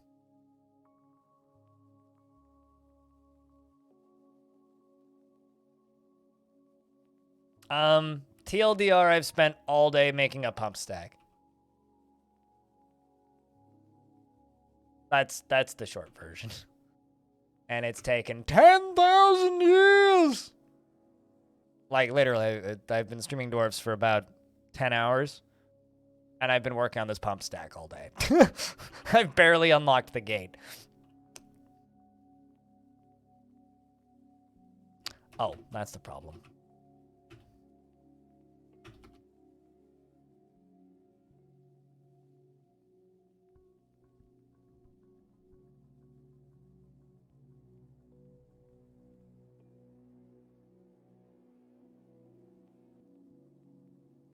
Wowie.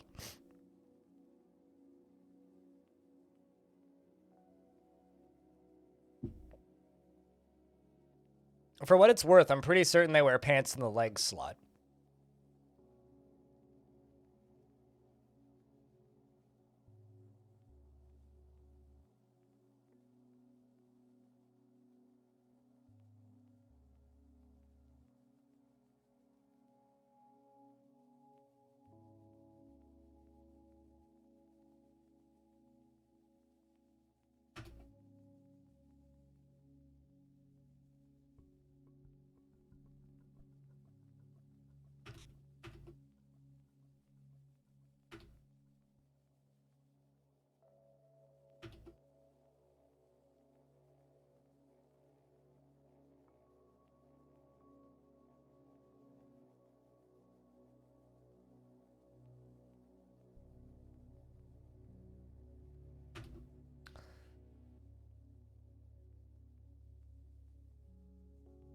Is it? You know, it's weird. I have a hard time reminding my brain that Sabaton is foot armor. Because to me, Sabaton is just a Swedish metal band that sings about tanks and, like, nothing else. So whenever people remind me that Sabaton is actually a thing that is not just a band, it actually kind of throws me off a little bit. So when people say Sabatons, like, in plural, it's like, oh, right, yeah, that's a band. That's more than just a band. Right, shit.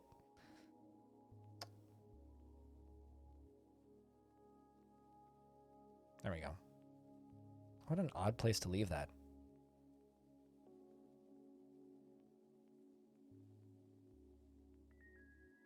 Hey, that dwarf's begun a mysterious construction. What all did they grab? Copper, linen, apple wood, alpaca wool, logs, barrels, 2 gems. Good luck, dwarf.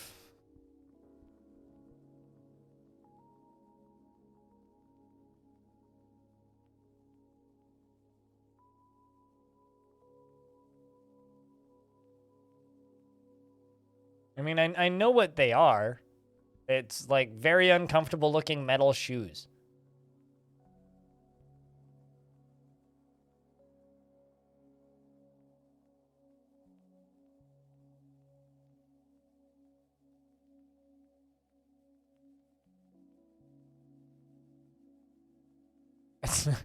Why would you...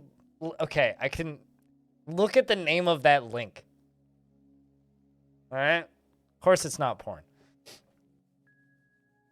I know what a Sabaton is. I also really like the band Sabaton. If it's not porn, you're not looking. Well, if you link porn in my chat, you'll never link or type or do anything in my chat ever again because unfortunately you're not trustworthy. Oddly enough, I've only ever had to actually enact that rule once.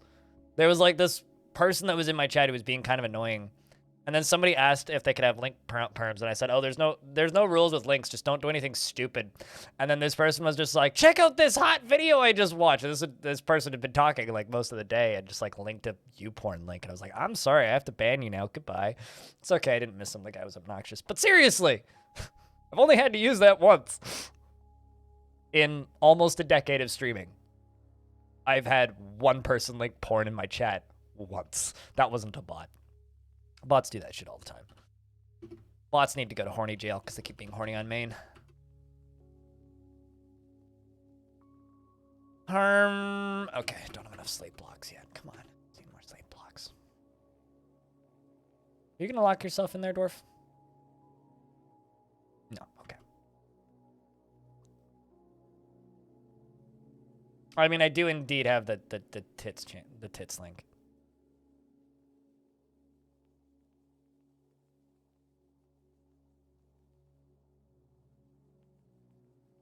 I will stab you? No, but I will unfortunately have to ban you.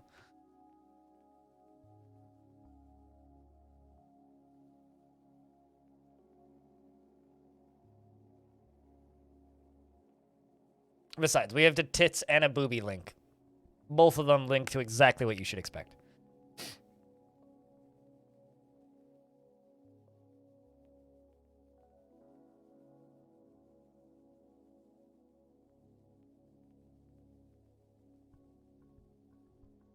It's not spelt that way. It's spelt boobies, not boobies. Come on.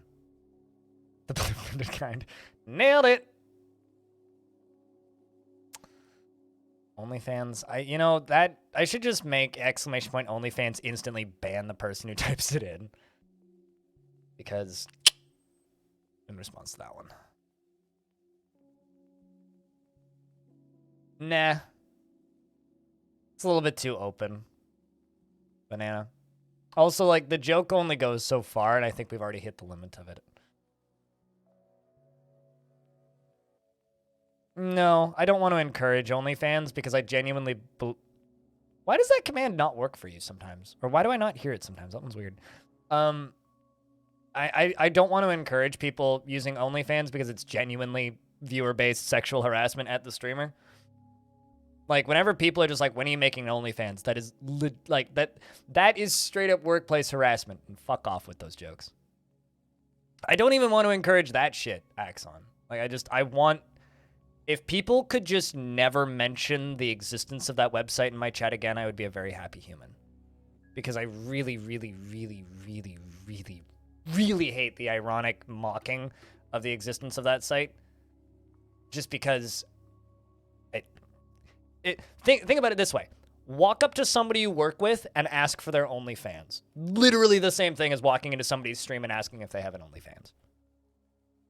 Walk up to an attractive person you work with and ask if they have an OnlyFans. That's what you're doing whenever you go into someone's channel and ask if they have an OnlyFans, even if it's ironic. Yeah, I don't know why, but whenever you no, like you used it, I just don't ever hear it. I don't know why I don't hear that one specifically. Pilot. But for some reason, I don't hear that one. Chat allegedly hears it. I don't get it. But maybe I just have my volume too low. Definitely don't ask your coworkers for their OnlyFans, but stop asking streamers for their OnlyFans. Tea Earl Grey hot. See, I hear that one fine. Like what?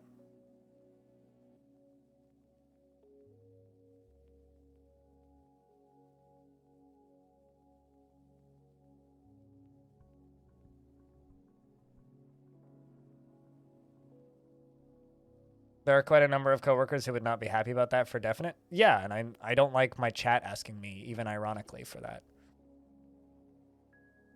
Because like I said, it's literally sexual harassment. I'll fuck with it later. Put it on my note of things to do. Raz, your door's been depressed for a bit. I'm sorry. Thanks for the 25th month. So two years plus 1 month. On a 1-year streak. Cheers, dude. Thank you very much for keeping that sub alive and continuing to support this weird-ass fucking channel. Link.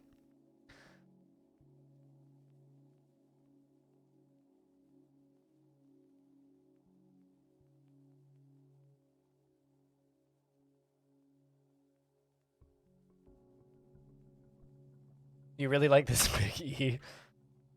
Yeah, it is a big E, isn't it? It's gonna stop being a big E pretty quick. It's about to get another leg on the bottom.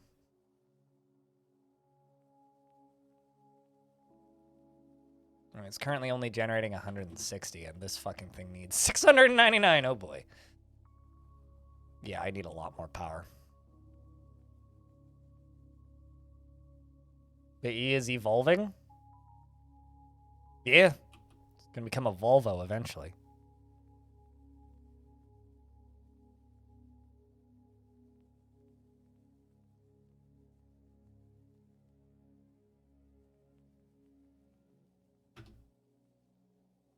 Yeah, sorry for having such unexpectedly strong opinions about that website called OnlyFans, but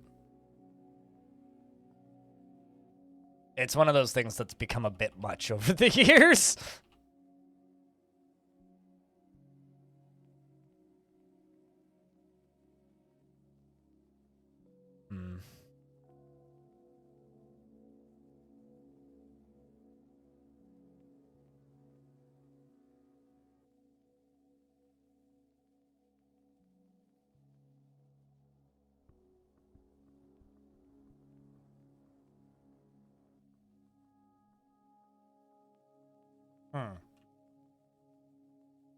Okay, so you did get hooked up.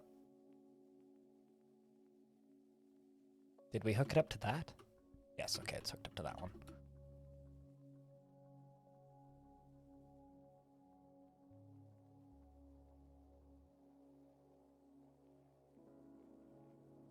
You expected at least a Rick Rollink? I just don't want to encourage it.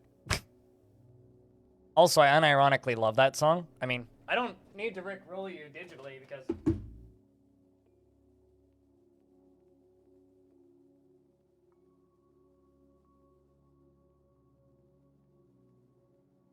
if I really wanted to Rick roll you, I'd Rick roll you.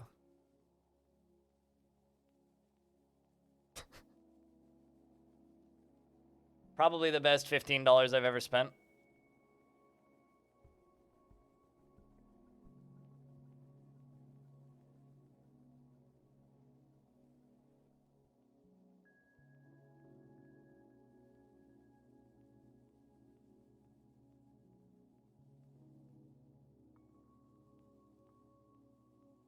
Reddit had this thing where they just posted a picture of Peyton Manning, and every time I saw it, you wanted to.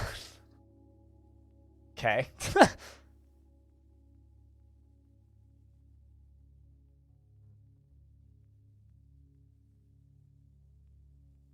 But how's your day been, Raslime? How you hanging in there? Oh, your meme Manning face? Let's see. Have I seen this? Oh, I have actually seen that.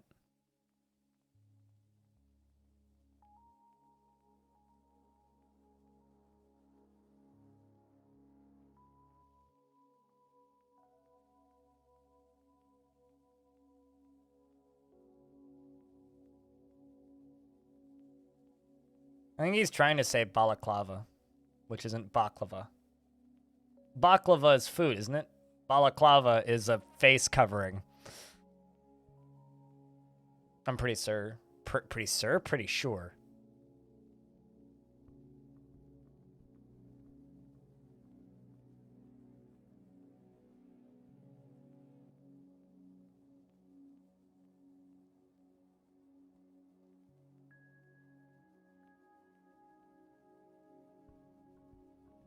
First day this week, you got home on time. Overtime is nice, but the end of the shift can't. Yeah, no, making it home on time is almost as valuable as overtime pay can be.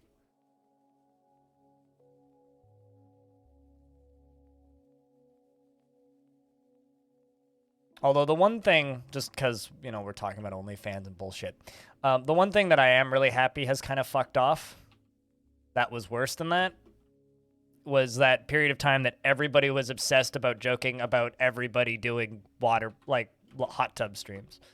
And I'm so happy that that shit's fucked off. Don't any of you say it. I might blow a brain vessel if somebody does. But no, seriously, like, I'm so happy that shit fucked off. So happy everybody just was like, yeah, that's not a thing anymore. It's like, hallelujah.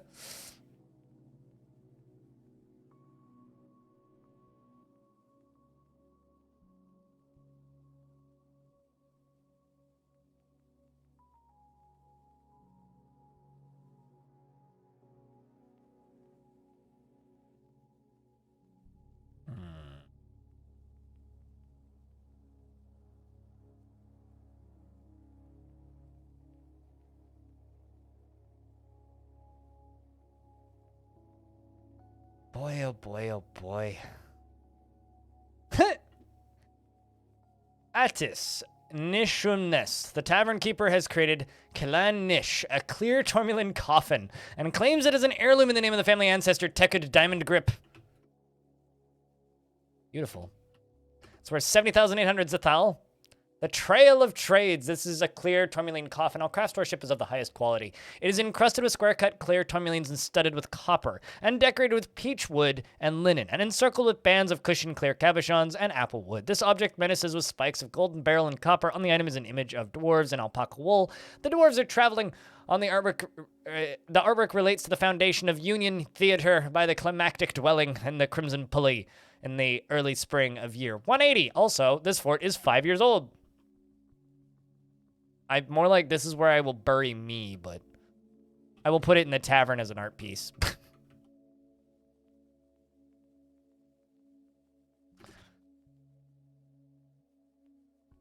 Are you still a blacksmith? Yes, actually. You recently felt pleasure near a fine furnace, and felt pleasure near a fine furnace, but you were uneasy after being unable to be extravagant and you want to practice a martial art. You wonder who will get... Nobody, most likely, because I won't make it available. Mostly because all the bodies in this fort just get, crushed. And then they get slabs. Nobody gets coffins. Maybe the king, if I get a king. I'll be back in a sec.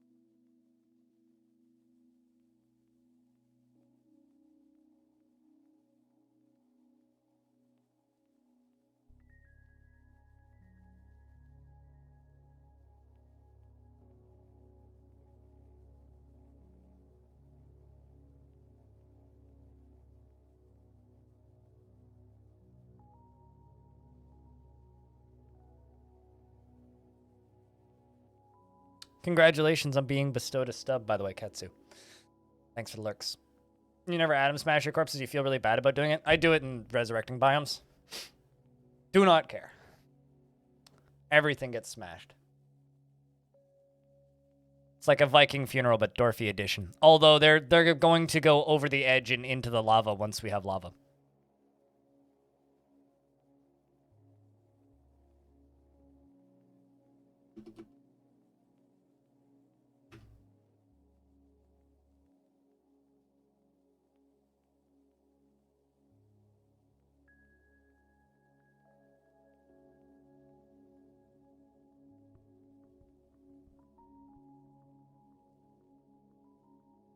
God, I hope this fucking thing works.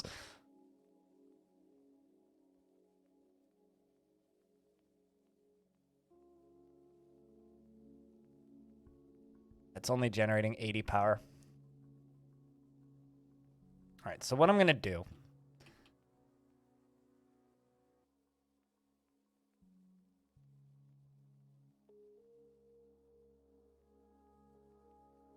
is I'm going to make a power station.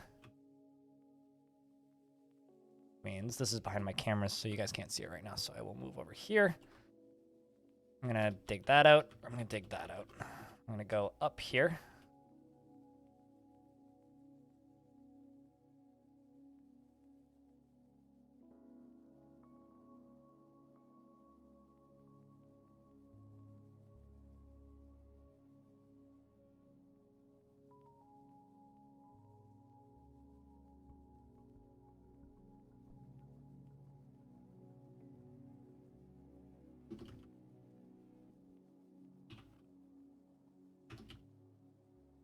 I did indeed say power station.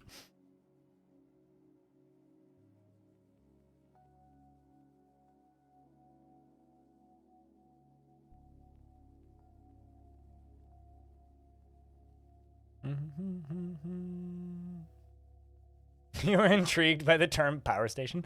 It's not that exciting, but...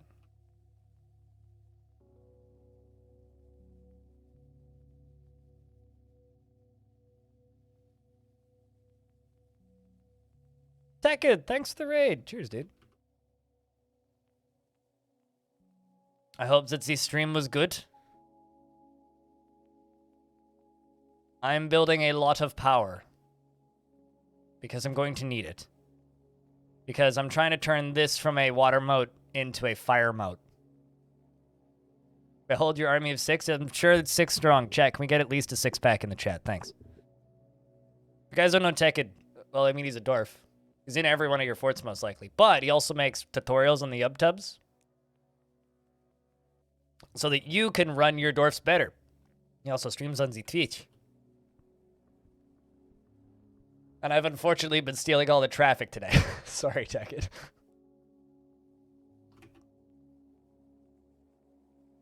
And also, I need you to press Fs to pay respects for his pet Spoder who died recently.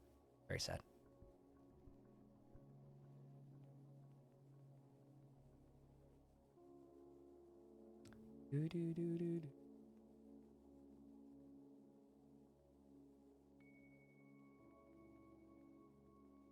So I'm building this little windmill up here, Tekid, but I'm having to resort to also building a bunch of underground water wheel power because even once this is fully set up, it's not going to generate close to enough power. Because I'm going to need like, 4 times the power this is going to generate by the time it's done. So I'm just going to make an actual power station right here. So once they're done digging this out, we'll flow water along this and it'll be fine.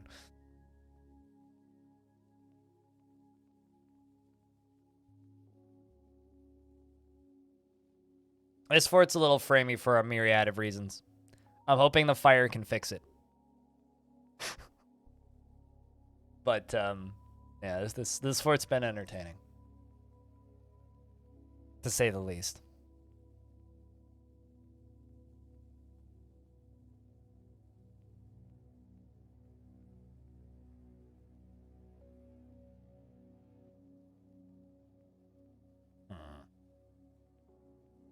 Oh, hey, autumn has come. So look at that. We finally made it through a season. It's only taken like 5 hours. A lot of it was like very slow, methodical strikes.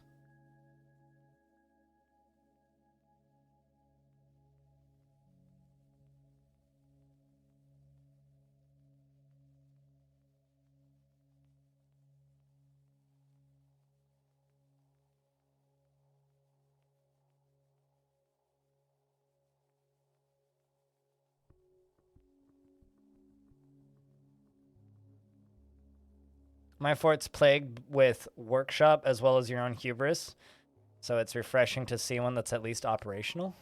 What do you mean by workshop? Oh, worship? Wait, so everybody's just like worshiping gods and refusing to do their gerbs? Turn off the temples. Problem solved. No temple. The normal cave spider vermin makes silk. Yes. Duh. Ah, shit. I hate this fortress. It's fucking cursed. That's all I have to say. This is all just aquifer. All right, well, no power station on that level, which means we got to do it on the layer below.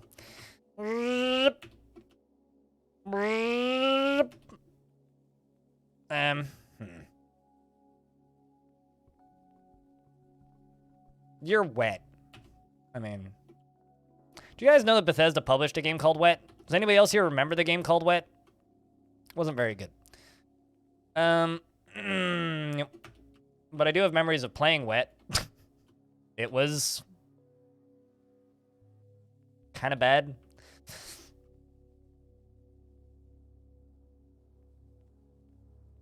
How are you making power? How are you not? Of course I'm going to make the water go off screen. How else would I do it?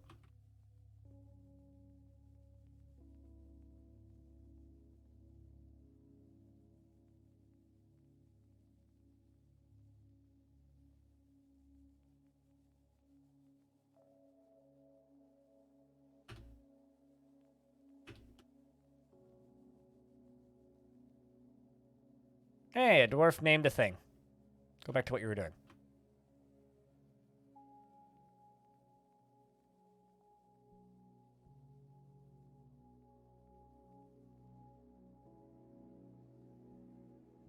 Now, wet drinks.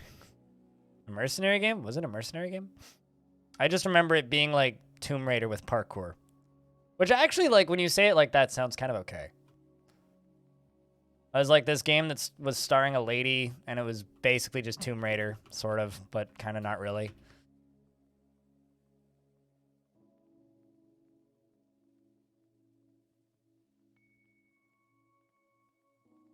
If you vaguely remember it, if you look up screenshots of it, it'll look oddly familiar because there was ads for it everywhere. Although it's much better than the other game that they published that year, which was Rogue Warrior, which nobody in their right mind should remember. That game definitely was a challenge of like the most cursing in one video game script.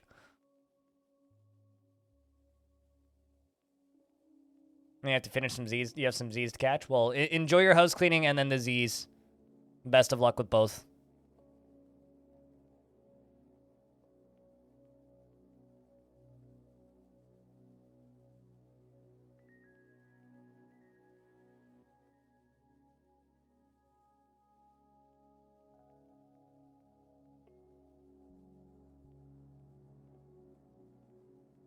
Let's actually just dig downstairs. Up, downstairs.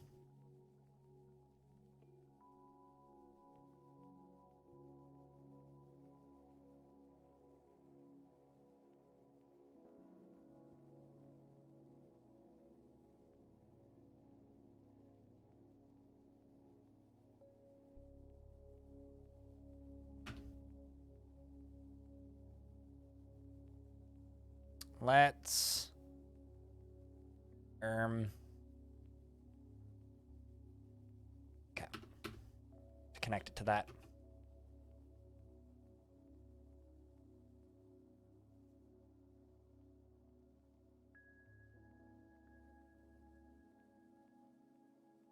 But yeah, if you want to blast from video game past, go look up the game Rogue Warrior. It's so much a, oh wow, games were different back then kind of feeling. Because, oh wow, games were indeed very different back then.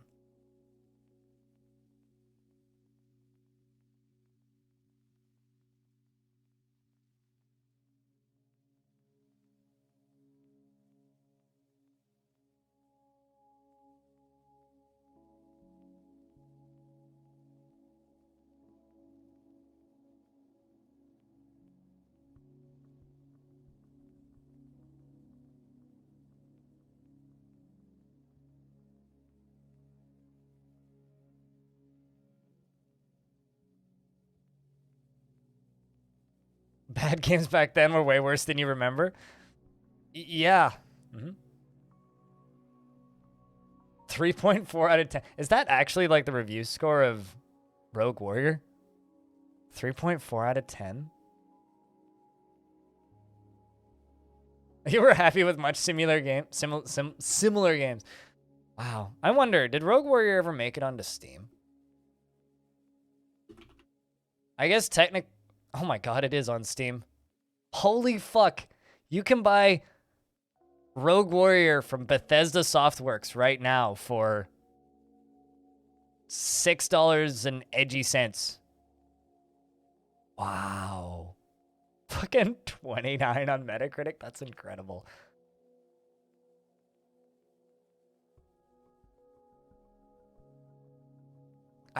Wow. Okay.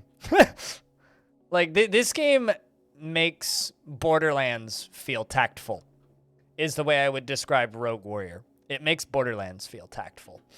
Tactful and well written after Rogue Warrior. Just to give you some clarity of what Rogue Warrior is like. I played that once at a friend's house on his Xbox. Woof. That's all I can say.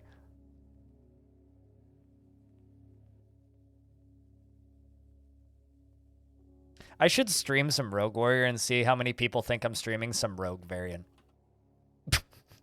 Because at least one person would assume I'm streaming a Rogue variant. Might be a funny bit. I don't know.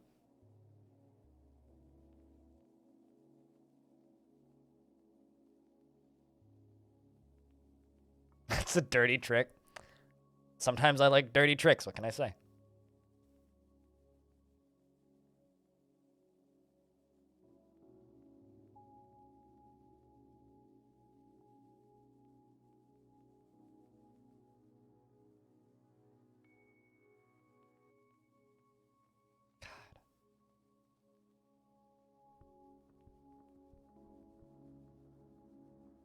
I forget how many miners I have in this fort, though. Because I actually have quite a lot.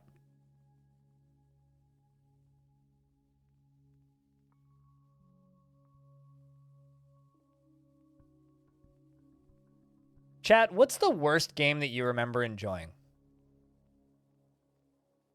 Audience interactive deception. Wow, that's actually funny. Section 8? Man, you pulled that one out quick. Seem to like have like this weird recollection of the game Section 8. Because I unironically enjoyed Star Wars Episode 2, the video game for the Game Boy Advance. That's probably the closest to like the most recent bad game that I remember enjoying. I unironically remember loving that game. Like, as a little kid, I unironically enjoyed that game.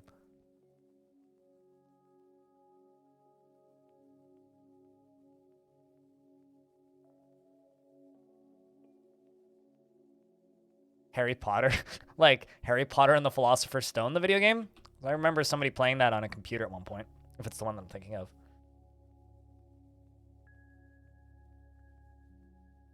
You were literally just going through a list of shitty games that you enjoyed. Really? There was a Star Wars game on the SNES that you absolutely hated? I said remembered enjoying. Oh, you know, another game that I enjoyed initially when I played it was the Monster Jam racing game on the Game Boy. It wasn't a good game, and I knew that back then. But the thing about the Monster Jam game on the Game Boy is that I got it for $1. But the problem with it, the racing in it was okay. Like, it was a passably decent racing game.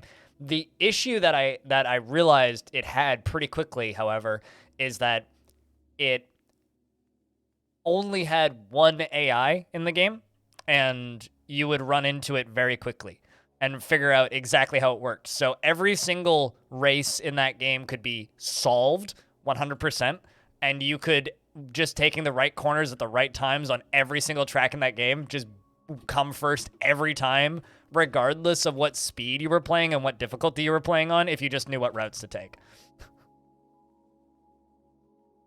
Garfield Kart? I feel like I would unironically love Garfield Kart, just because I love Garfield bullshit. Right.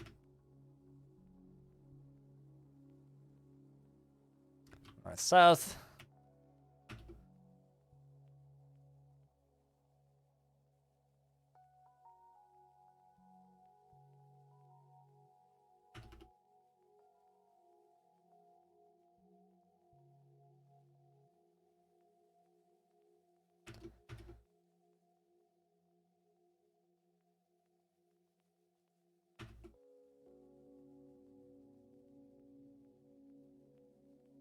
We're trying to think of really old games now.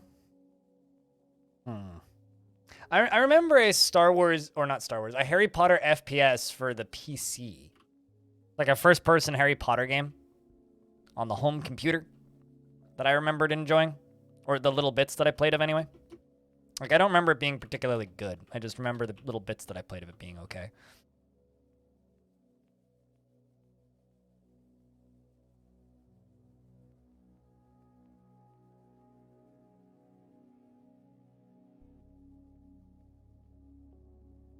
All right, so what we're going to do, downstair, upstair.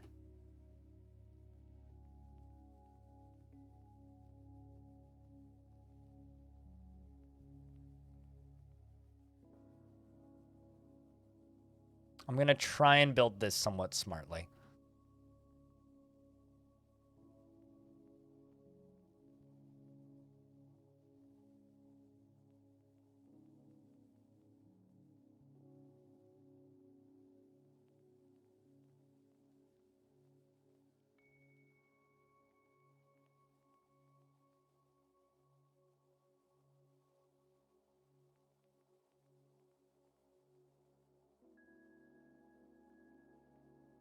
Okay, so this is going to suck to dig through, but we'll make it work.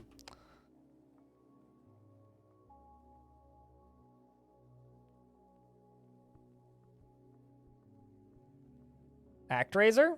ActRaiser was a good bad game, though. Like, ActRaiser was a bad game that had good ideas.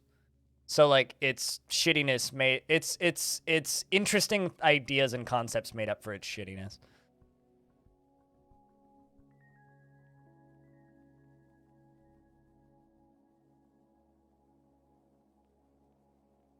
You were 8 and thought dirty jokes were funny. Leisure Suit Larry. I remember playing Leisure Suit Larry at a friend of mine's house when I was younger. Yeah, also, I agree. Leisure Suit Larry was not good. Not good in the slightest. But I also thought that those jokes were funny as, like, a small child. And, oh my god, there's boobs in this game! Like, that was literally the maturity level I was at when I played Leisure Suit Larry. They're very pixely, but there was boobs for like half a second. It's like, oh my god, it's a game for grown-ups. And I'm 12. Probably shouldn't be playing this or my mom will ground me. Rock mechanisms. 100.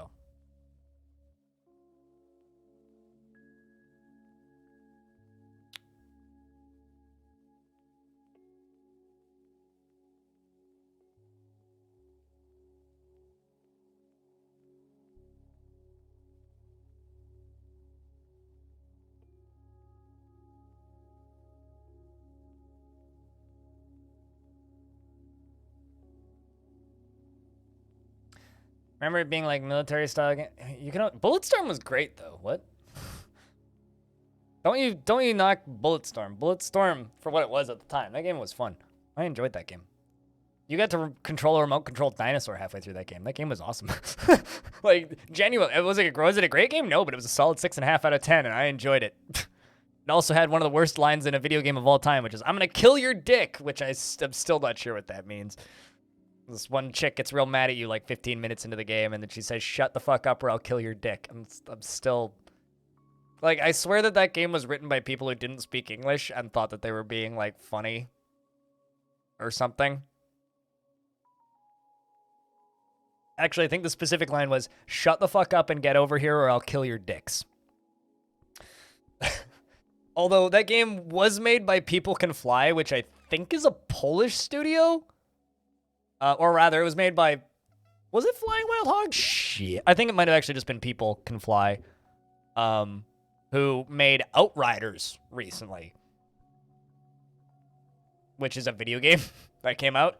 Yeah, Outriders. These guys, People Can Fly. Yeah, the Bulletstorm people. They made Bulletstorm right there. With Duke Nukem. They also made Painkiller. Great video games. But...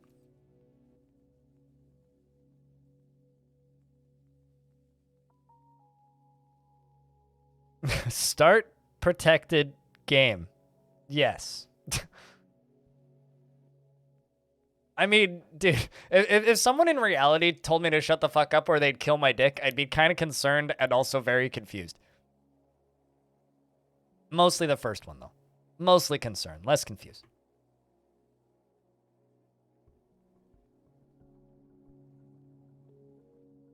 Let's just flip this twice.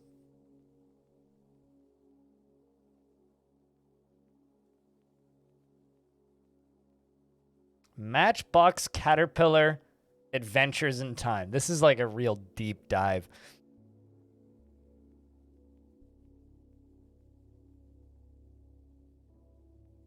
I remember playing, I want to say it was Operation Red Dragon or something. It was like this kind of Arma-ish milsim thing that was just barely playable. And I remember looking it up years after I got the disc for it and finding out that it has like a very mixed to negative rating on Steam. It's like, this makes a lot of sense. Operation Flashpoint Red Dragon, that was the name of it. That was a game that was terrible. I had the disc for that somewhere. It was one of those like, oh, I could just got this for Christmas because I got it in the bargain bin.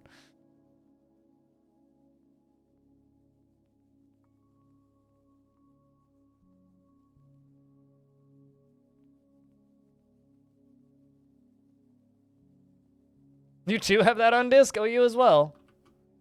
Glad I'm not the only one. Somebody else got suckered into that chat trash pile. All right, so down here, I'm just going to smooth all these and fortify it.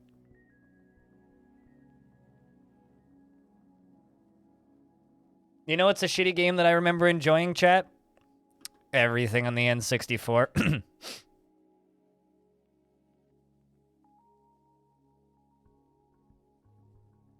Yes, fortify the edge of the map. It'll flow off. No, I didn't just do magic. I did, however, like say that every single game on the N64 was bad, but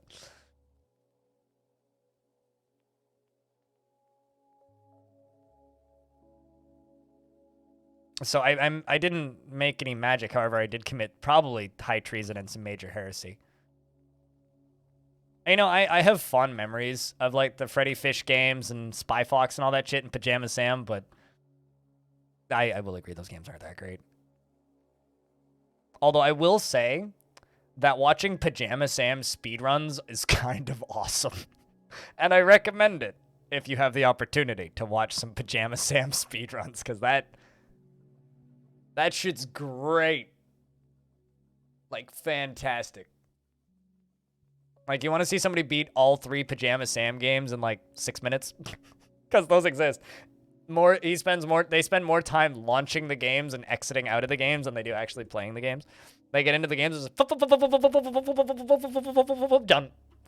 Alt F4. It's pretty great. Can map visitors sneak through the fortifications? No. If you know what to click on, yeah. If you're me and you're 6 years old, it took me months.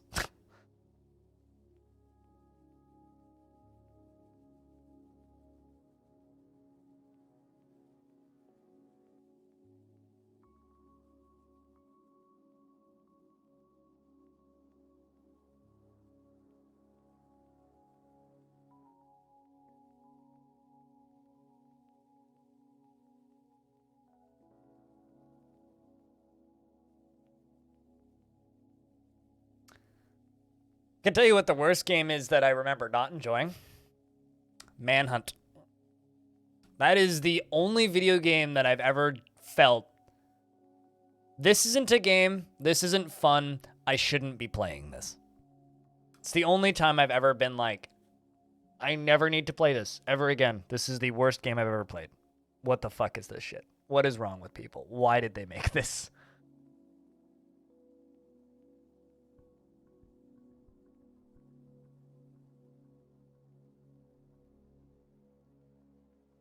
Manhunt. Manhunt. That's the snuff film game made by Rockstar. The game where you are like, somebody whispers in your ear and tells you to go kill people. And you have to like kill them in extremely violent ways and get it on film. And then a guy makes sounds like he's whacking off in your ear.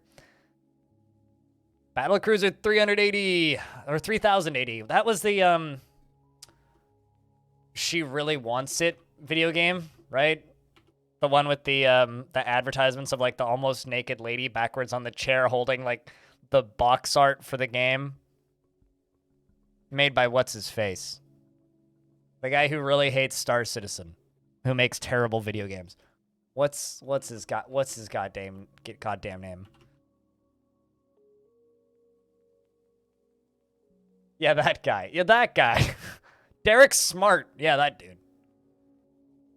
For those of you who don't know what I'm talking about, let me just find this ad.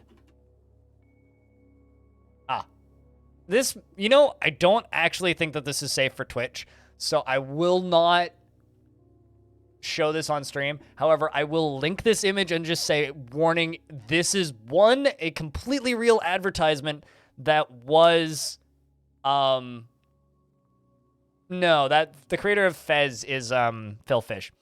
Derek Smart's not Phil Fish. So I'm going to link this. Keep in mind, this is a real advertisement for a real video game that you could have bought at one point. Here is a page from the same magazine.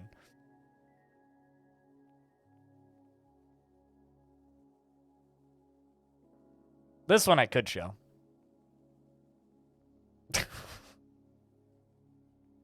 This is for a space game. Good things come to those who wait. Or a game that's infinitely delayed. Fucking Derek Smart, man. Yes, they just keep going. It's like you'd think it was softcore porn, but it's actually like a hard sci-fi game. Also, welcome back, Navy. Hope your evening's been going well. We're just talking about terrible games that we remember enjoying. Although, I don't think anybody actually enjoyed Battlecruiser 3080. Although, I recently went back and was like reading about Battlecruiser 3080. That game actually has some weird ideas. I'm not saying like it's actually like quietly a good game, because it's not, but like it had some weird ideas that nobody else was really doing at the time, which is kind of, you know, I guess give them credit where credit's due.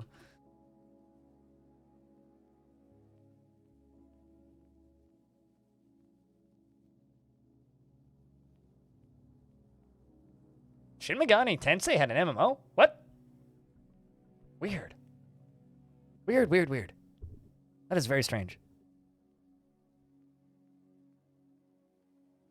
You just wish that there was people to play with. I sometimes wonder what it would have been like if Big Huge Games MMO ever actually came out.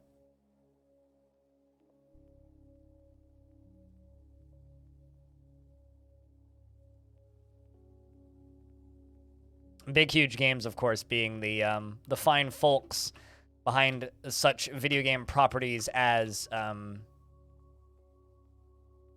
Kingdoms of Amalur Reckoning.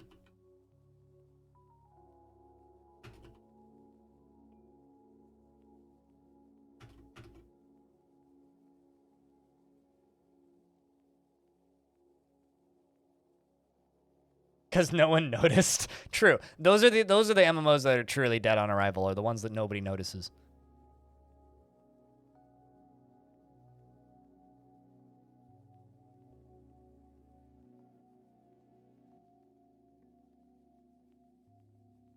All right. All of this. Ever heard of Lifeline? The movie? Or was there a video game called Lifeline? Because in that case, no.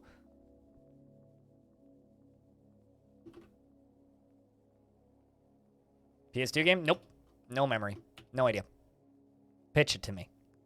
I'm sure it can't be that terrible.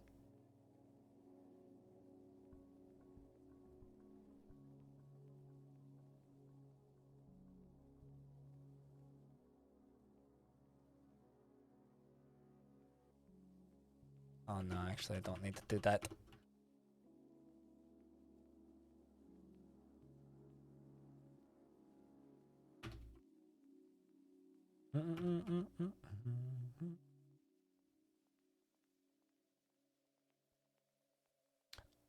Oh, was that the XCOM-like game where you needed a microphone? I remember that game having a good soundtrack, if it's the one I'm thinking of. Or it was essentially just like an XCOM style game, but like you needed a microphone for it. Yeah, I do actually remember that game, if it's the one that I'm thinking of. The Amalur Reckoning? Well, they recently put out Kingdoms of Amalur Re-Reckoning, which was a remake of that game. Which, you know what? Honestly, at that point, if you're going to go all in on something extremely stupid...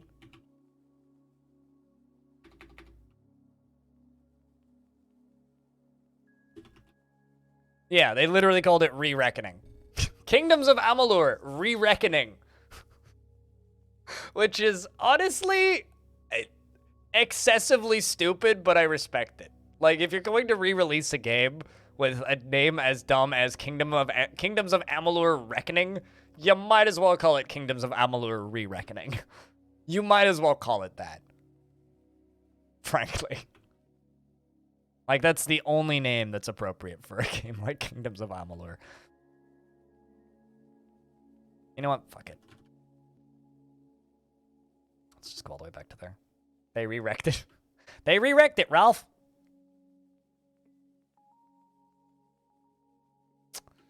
So the question is, how do I do this in a way that doesn't, like, shoot water everywhere? Safely. You know what? Actually, let's do it this way. Put a wall piece right there, and a door right there. That's a downstairs, not a door.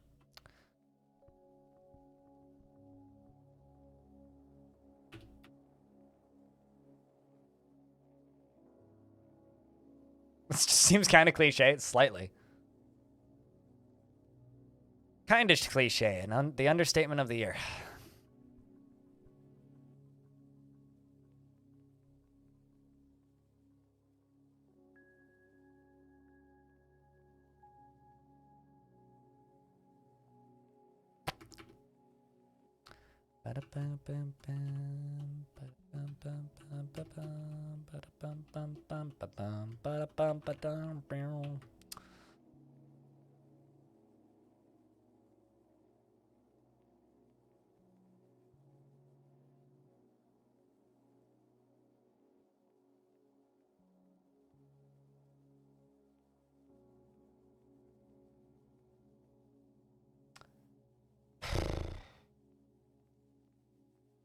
So the hope with this is that we'll get just like a nice flow of water off the map.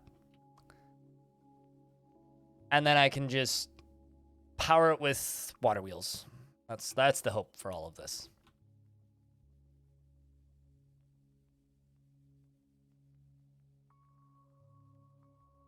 Well, at least dwarves are actually making mechanisms now. It's good.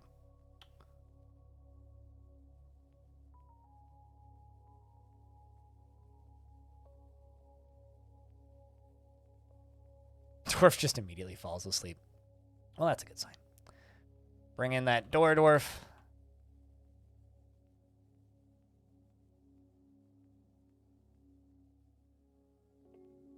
And then I'm going to get you to dig over here and channel that. I really should play this safer and not just, you know, go full stupid with this right away. Kind of just in the mood to go full stupid. Because I know this is going to work. That's the thing. Like, confidence is a slow, insidious killer, and overconfidence is a quick and swift killer. And frankly, I think I deserve a quick and swift killing at this point.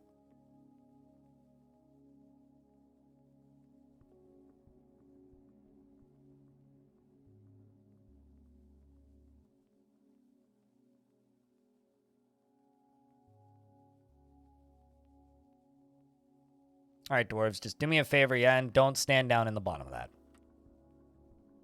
If you do, you're all gonna burn. Who's coming to dig? Looks like Scoops is getting the honors. Got some bit ways to. Oh my God, there's actually lava in there. Hold up. It had power for long enough that it actually like kicked into gear for a second. Wow.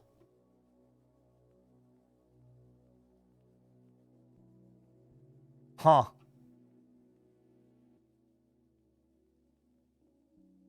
Back to the discussion of shitty games that we still had fun with. Disney's website had a thing called Rats Dominoes that you really enjoyed. So you know what I really unironically enjoyed for a short period of time? The Larry Boy Flash games on the VeggieTales website. That was my shit for a minute there. I loved that thing. It was awful. But holy fuck did I love that thing. It was so fun. So fun. It had like this little top-down car racing segment, a little 2D shooter segment, a little platforming segment that was god-awful. It had boss creatures and shit. It's so much fun with that Larry Boy Flash game. It was horrendous. I don't even think you can play it anymore. But, man, I had so much fun with that.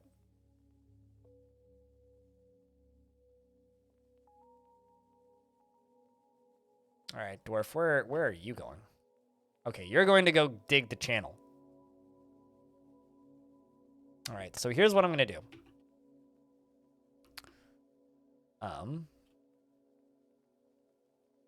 Restricted traffic is literally going to be all of this. Do not go here unless you absolutely need to. Okay, Durfs?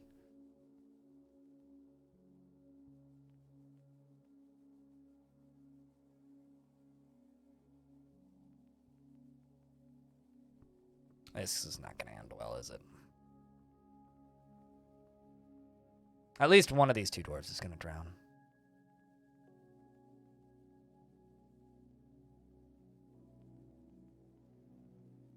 I'll put another door back there. All right, it begins.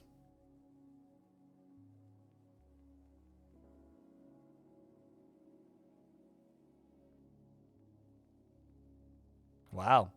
I thought that would actually have some pressure on it. Turns out it didn't. I mean, it's not nothing.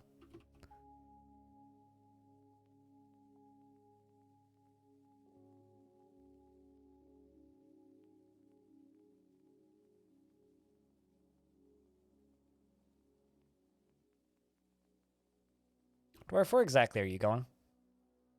This doesn't seem like the wise direction to walk.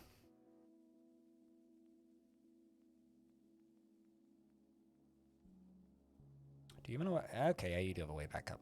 Good.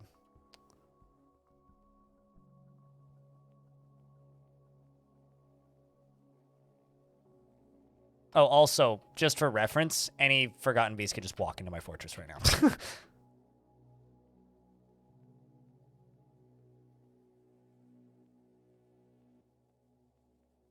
It's not the first time I've done that this week. Or rather, last week I did this.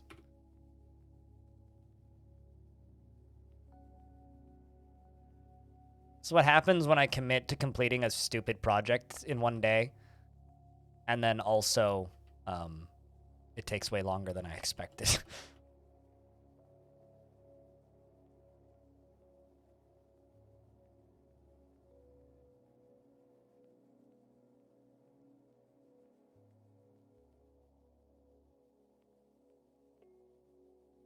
It's fine. You can totally do it, Dwarf. I believe in you.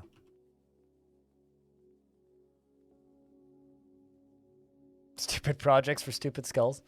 You know, fun fact, that's not even on the first page of my most popular emotes now. It's on page 3.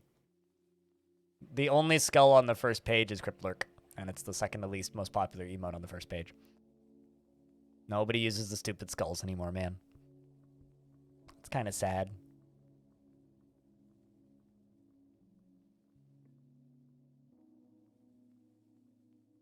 And before one of these dwarves locks themselves out.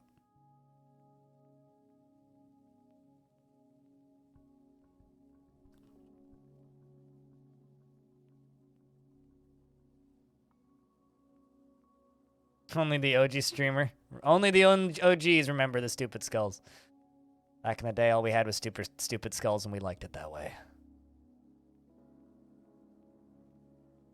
All right, you unsuspend.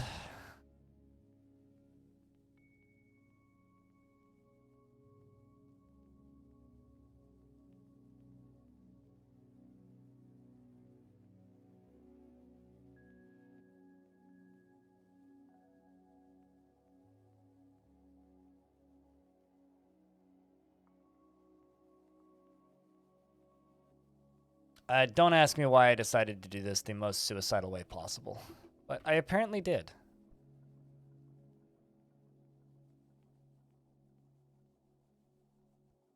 Why can't I build that there? No, it's because I need to do a vertical axle. But building resent. It's ground or near machine. Oh, I see the problem. Ha! I hit it. Okay.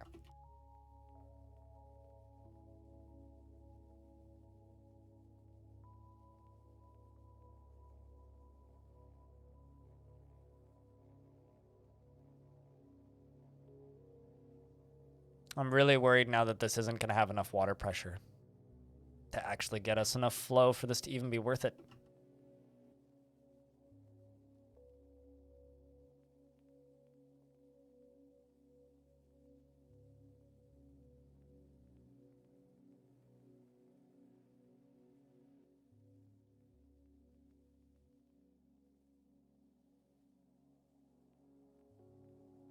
All right, well. Oh, no, there's plenty of water in there. My concerns weren't valid. It's not based on pressure, no. But if there isn't enough water to fill it up, it doesn't matter. I'm just misjudging it based on how slow the game's running. Although the frame rate actually just got kind of better, which is weird.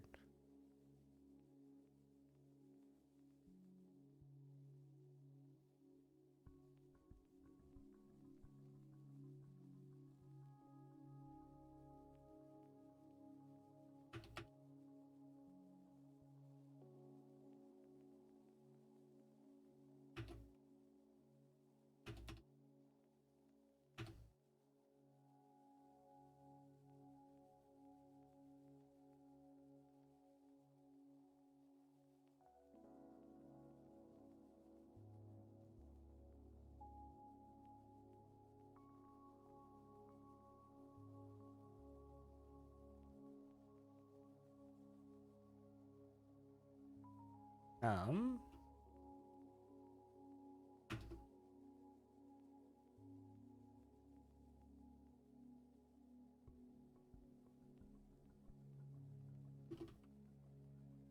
well, I guess I can build a piece of flooring right here.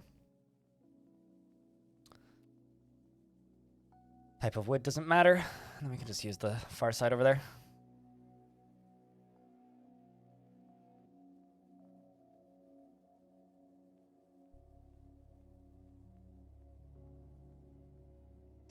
Now you're in the rabbit hole of Winnie the Pooh and Run Derby memes. That sounds like a good rabbit hole to be in, to be honest.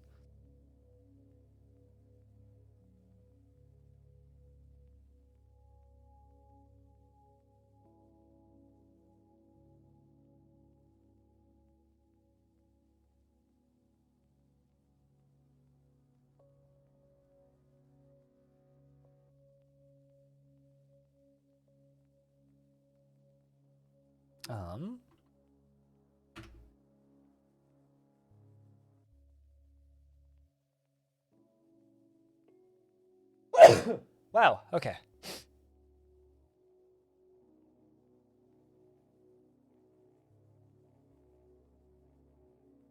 That one snuck up on me.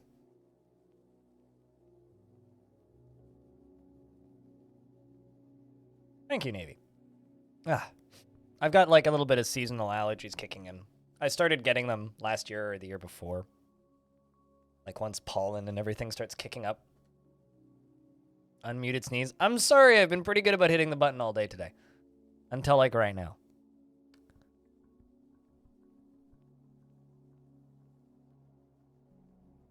There's an eagle fighting. Oh shit, the goblins left. Yay! There's one invader left on the map, and it's getting attacked by an eagle. That's kind of funny. Hey, fire imps, look at that. Imagine undead fire imps. You're just giving me a hard time. I know for a fact that my mic's not that loud when it goes off, so.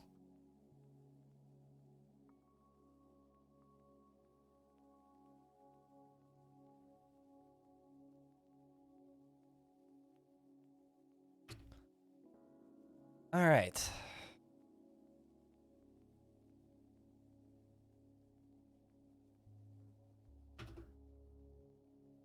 When I initially read that, King, I read that as unmasked sneeze, and I was about to be like, you hypocrite.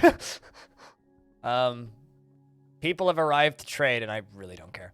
But what I will do is open up the front door. You over there. And that.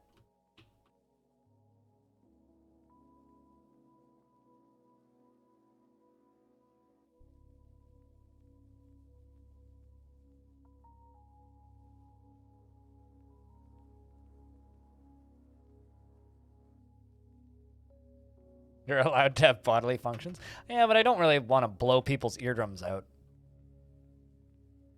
I'm allowed to have bodily functions as long as I don't damage the hearing of any of my viewers. So as long as I kind of just, as long as I'm over here, it's okay. Just when I'm, if I go right into there, then yeah, I will blow people's eardrums out. I don't think many people appreciate their eardrums being blown, so. It's definitely a suboptimal feature of a stream, is having your hearing damaged.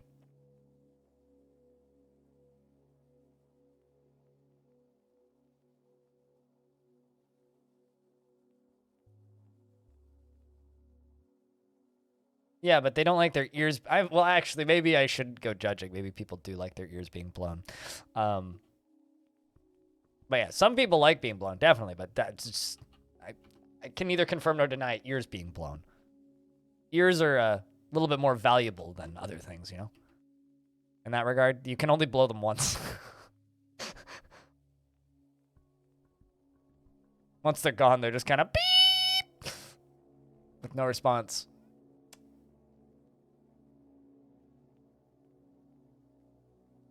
And that's definitely suboptimal.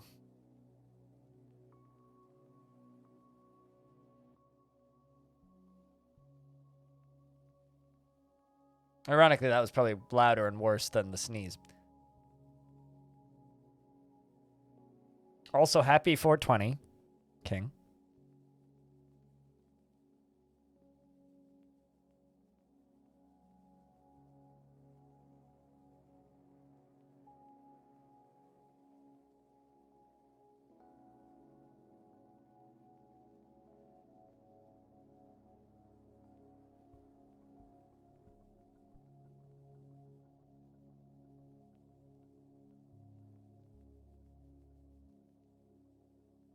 Oh no, I feel like undead Drothlas would actually be kind of scary.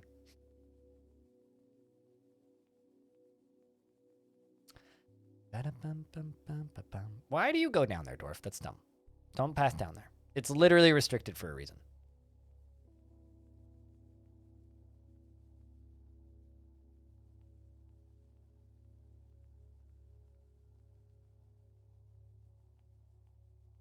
So the amount of power this thing requires is 741.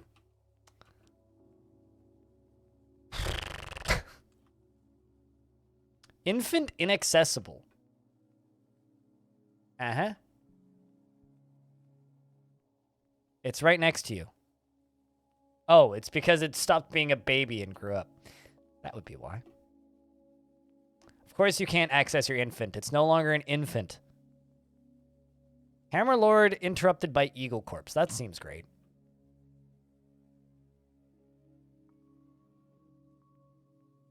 I mean, obviously infant is inaccessible. It's a child now. It's no longer an infant. Sorry, Mom. Mom's already sad that child's growing up too fast.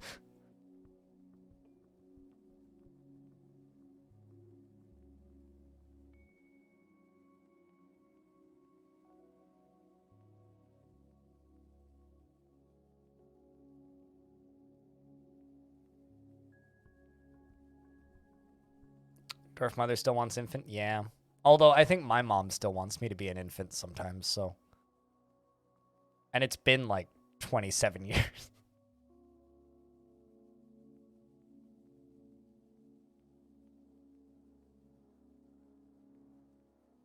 Although we did have a dwarf mom drop her infant into a river and then infant drowned, so, you know, maybe I shouldn't joke about that too much because we've had some sad baby moments in this fort already. So water power doesn't work unless the water is flowing, so it needs to be moving. But it also needs to be at least 6 of 7 full. but it's 7 of 7 full, and it is flowing, and it will keep flowing because it's going to flow off the map. So we are good, and this will be more than enough power. It's just a matter of putting the whole fucking thing together. Although I'm going to give some dwarves some woodworking skills so that we can get some assistance with this.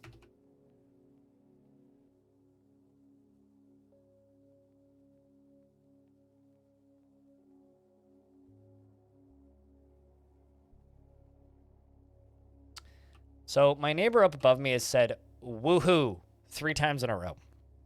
I think she's trying to summon some sort of woohoo devil. Should I call an exorcist?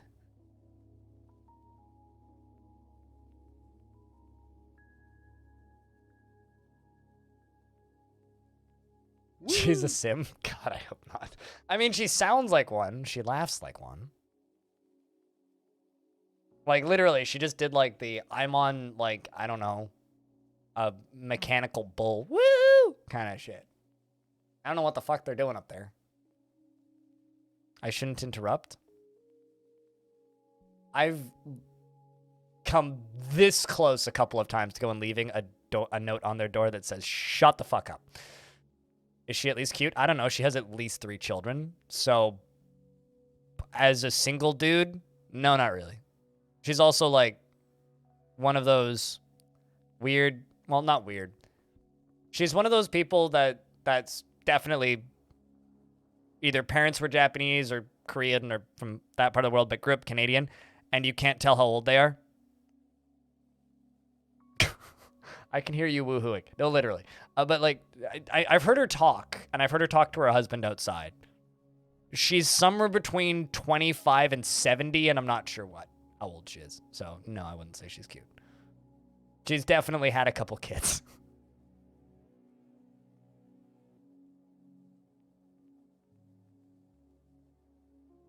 As I've seen them outside walking their dog before.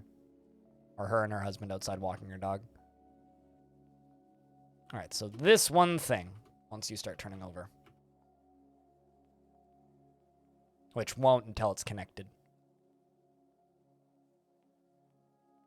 They also take a little while to spin up.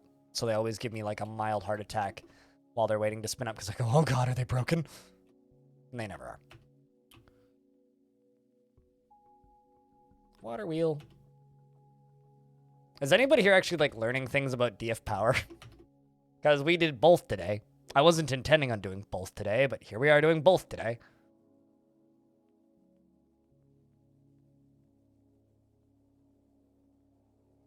Well, I'm glad I'm helping then. That means that this isn't totally just streamer losing sleep. Because, you know, I have been streaming for 12 hours and 45 minutes.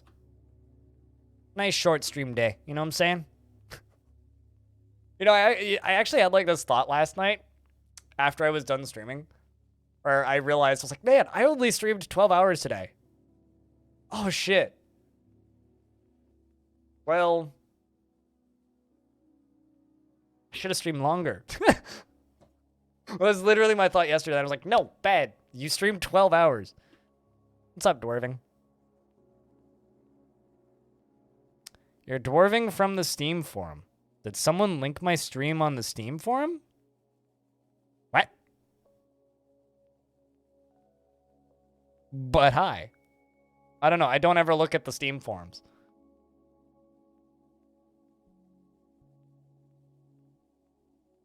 You put 5 hours into KSP today? How many rockets did you blow up?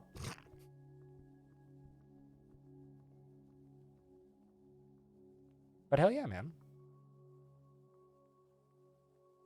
Yeah, I never look at those Steam forums. I occasionally glance at them and then cackle at the one thread of the person who's just like, time isn't actually subjective. It's actually perfectly measurable amount. And I always get a chuckle out of that. And sometimes I link that to people, but that's about the majority. Okay, seriously, why is your infant inaccessible? Where is your child? You don't have a child. Oh, you do, but it's a ghost. That's really sad, actually. I never... Okay, I feel bad now. Separated from infant. Reason. Infant's dead. Well, okay. I now feel bad. I'd swear that was that your baby? Dolmas. Yeah. I know exactly where Dolmas is too. Dolmas is right there. In the river. Because mom got ambushed by 3 undead wombats. Oh, and there's the baby. Aww.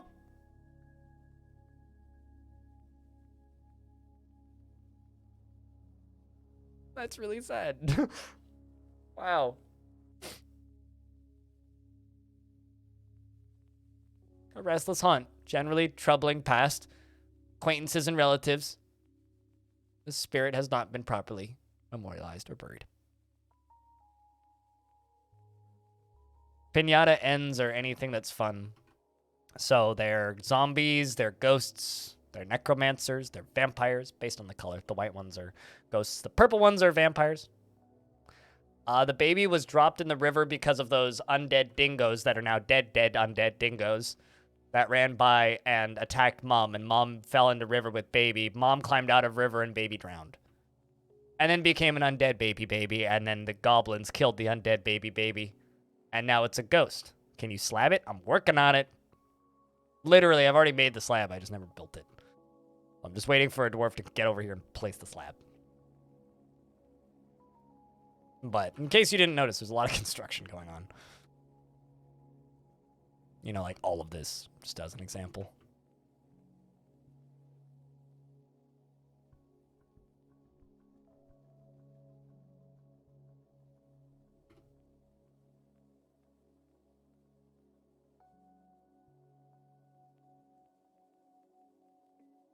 Brings new meaning to the line, baby, hold together.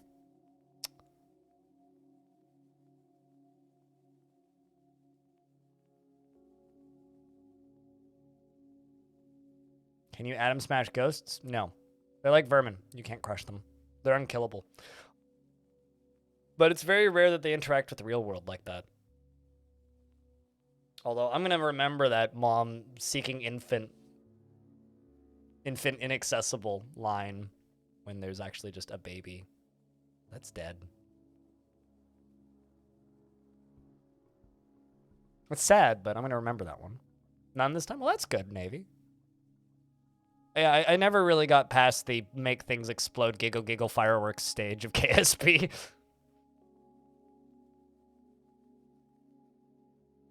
I'll be honest.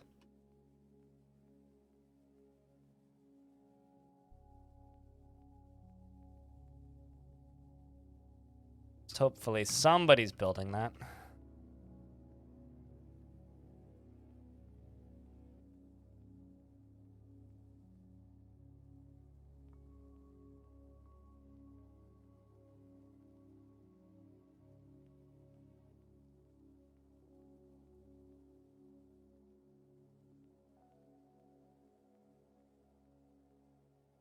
What are those pink meatloafs supposed to be? It gotta be a little bit more descriptive. You mean these? These are beds. And if you mean up on the surface, you mean these? Or these? These are more beds. They're glumprong beds. They're the haunted evil wood beds. Why I decided to make all my beds out of evil wood, I don't know. I was tired of looking at brown beds, so I made pink beds, because they're pink. Meatloafs, that's funny. Because they, in fact, would do anything for love, but they won't do that. Oh, it's very fitting that Domas is placing Domas's slab. This is not an original tile set. But Evilwood is pink. Well, actually, it's purple, but purple is more pink on my colors.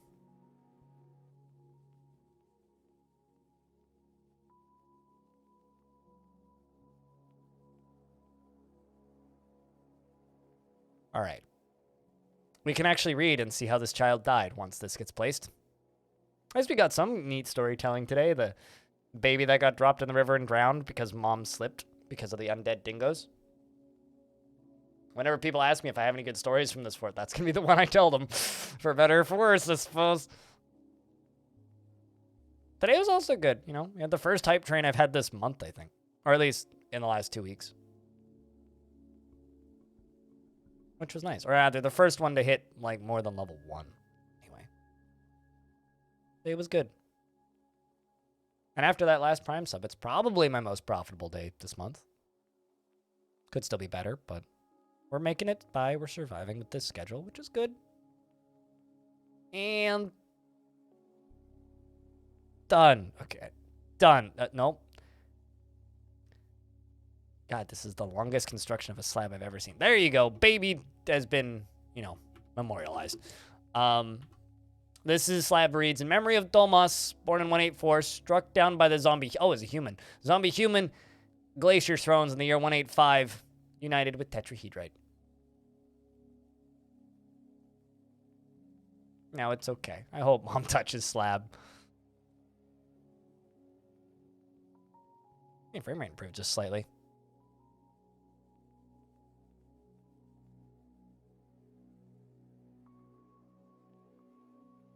Oh, I'm your liaison from the mountain homes. I forgot that you existed. There's much to share. We've updated your civs and world info. I don't know. Just bring me anvils. I'll figure it out next year. Once the world's on fire, I'll figure it out.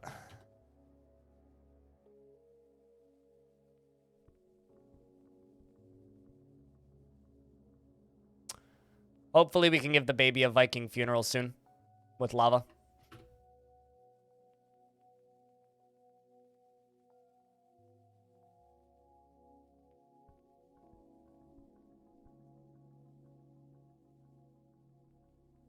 Oh, hey, they're rolling. Let's see how much power they're generating. See, these are already generating 100 power. For just 3 of them. So we'll get them up to, let's say, 600 power.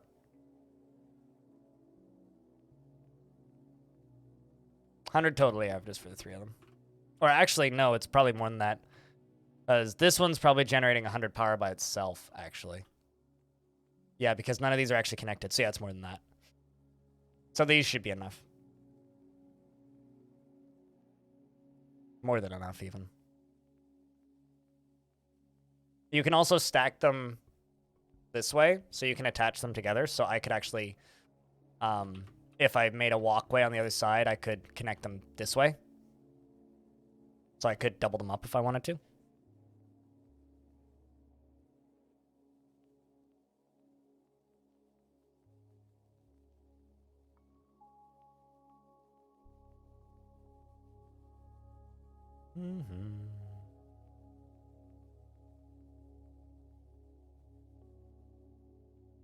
In fact, I could probably just flip this switch now. We'll see if it starts turning. It won't, but keep an eye on it. Water wheels are significantly more powerful than windmills, but water wheels also require a lot more setup time and effort to make work. Hey, my axe dwarf just killed a zombie head.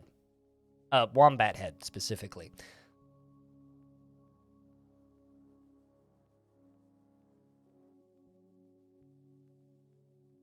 Alright, so right now this needs how much power? 852 and it's generating 220, which means occasionally it'll turn over. Which means it's probably going to go brrr,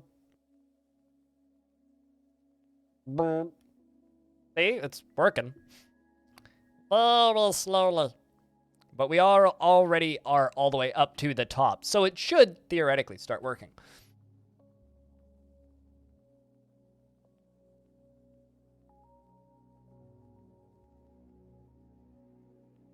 We also have enough mechanisms, I think. Yep. So it's just a matter of getting all that wood connected. Which means aside from those construct buildings, I've got no jobs left that need doing.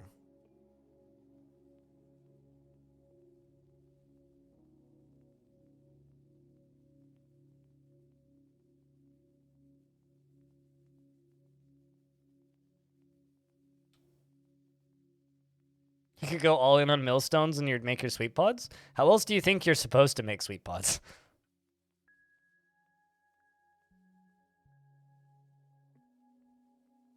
Although I'm having to basically, like, wreck this entire underground river. This entire underground lake. To be able to do this. I really should have just done water wheels first, though. And these aren't even running at full speed yet. I think they can get up faster. Yeah, this one's producing 320 power. Total, including the wind up at the top. So this one by itself is creating almost a third of the power that the windmills at the top are producing.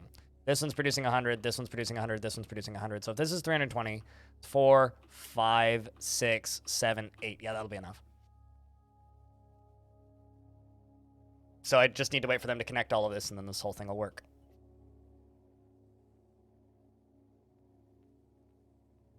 And look, it's already up to here. Just from it turning over occasionally.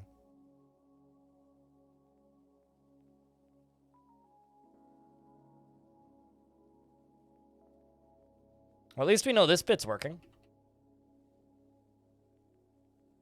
So that's good.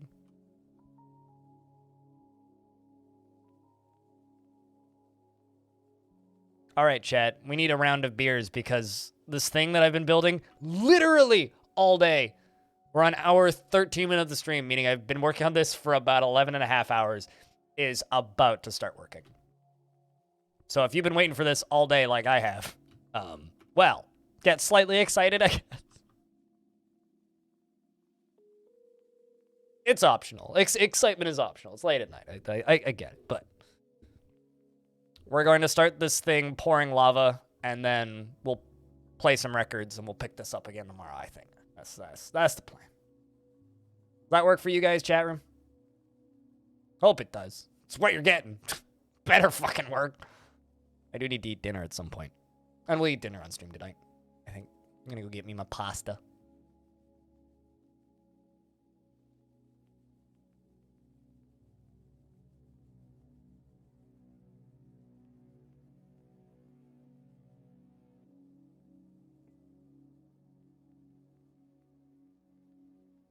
Play Smoke on the Water? Do you want me to get DMCA'd? If you want to play Smoke, if you want Smoke on the Water to play, you can hum the lyrics yourself. I'm sure you know them.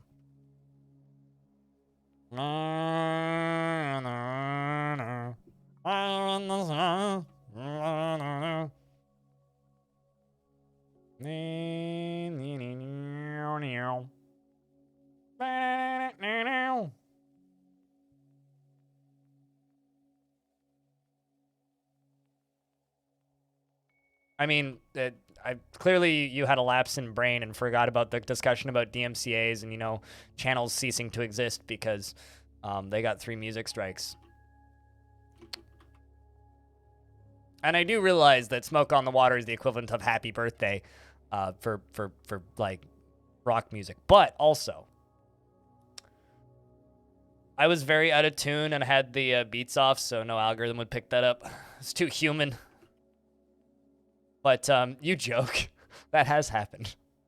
I still can't get over all of the people that got DMCA claims over the fucking siren sound in Grand Theft Auto. Yeah, I mean, I forget about draconian laws too every now and again. I could put on Super Meat Boy though. That work?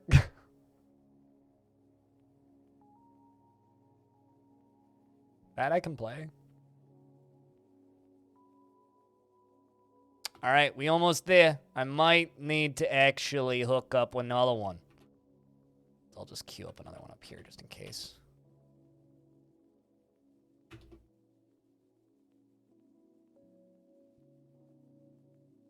Sorry, what the fuck? Oh, okay, that's not what it was.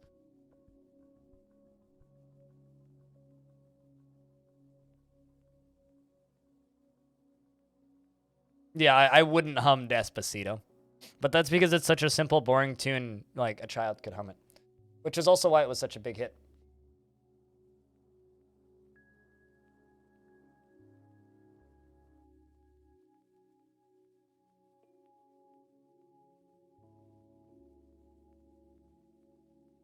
But chat, this is the content you're paying for, right? Streamer slaving away on a stairwell and a pump stack for almost 12 hours just to slow the frame rate down more.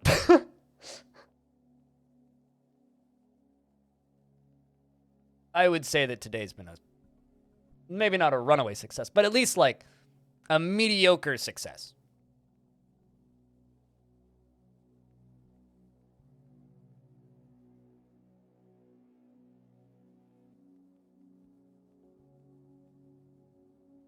I'm gonna go into frame debt. Yeah, that's true. All right, let's see if this will power it.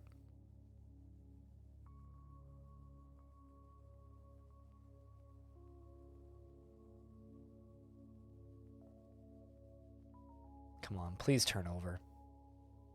Hey, how much power are we doing? 920 out of 969. We're almost there. Just gotta connect one more. Also nice, by the way. But it is turning over pretty consistently, that. Hey, look at this.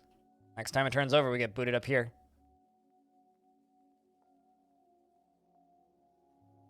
Meaning up here's next. Lava's gonna appear here soon.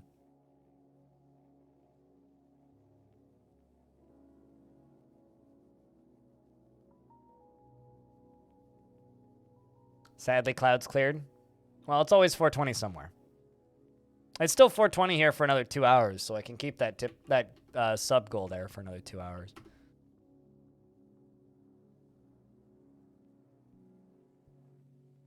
Tomorrow we'll change it back to something more reasonable. Let it back down to like 400 or 350 or something. Something that will actually hit. Poetic? No, not really. It's a nasty habit. Smells bad. My dad doesn't like it. Makes me happy, though. Well, there could be worse. There's worse habits to have.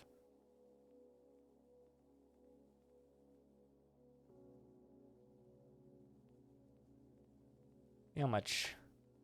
We're at a 7. Damn. Deep enough that it's not going to drain out.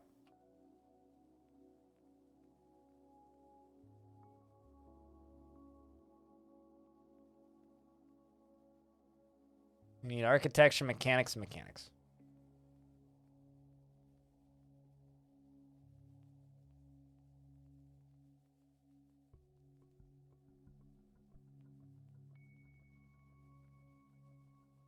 I do love that, like, once every dozen or so in-game ticks, it turns over. Once. It's like, it has enough power to go... Vroom.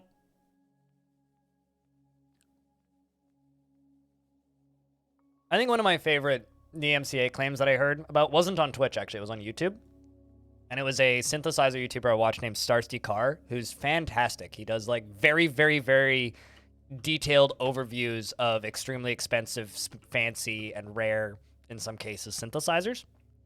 And he took a antique Moog, or Moog, and just put on a plain-ass fucking... Turn on one very simple sine wave on one oscillator, and just turned on the overpass filter, and it went... Which happens to be the exact setting for the first half a second of a Chemical Brothers song. So he got a DMCA takedown request from Warner Music Group. And it took the video down. And he literally posted another video, and he's just like, so, I can't even dispute this, and I don't really care to, but I literally did this. I just did the same thing in a second video, and it was just like, and I get a claim from the Chemical Brothers, and shows a screenshot. He's just like, anybody could do this. Anybody who owns this synthesizer could just sit down and do that. And he's like, there's no way in hell you own this. And he got a comment from the official Chemical Brothers channel apologizing and saying, we'll sort this out with our label. And they sorted it out. It was just very funny. That's probably the best, like, bullshit DMCA I've seen. Because literally it's just like one oscillator on overpass filter. Like, that's all it was. It was just... I'm the most amused I've maybe ever been at a bad DMCA.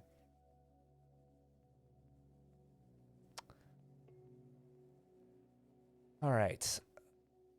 all of this together. Need one more thing in place. And they're about to get up there over there. I wonder if this map's doing some real weird things with temperature.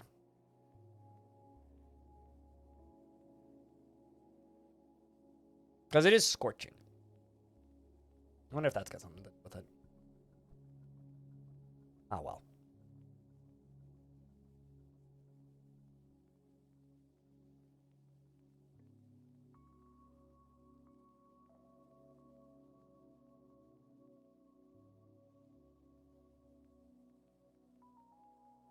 Sat down with rum. Did you also get food? Because, to quote Cyclone's old sound command, I need all of you guys to go and buy just one dish. And don't just buy booze. Booze ain't food. Because booze ain't food. So, I hope you got something that isn't rum. But also, congrats on the rum. You had a little food earlier. So you got up to get food, and you came back with rum, and you didn't come back with food. Well, chat, can I get a round of beers?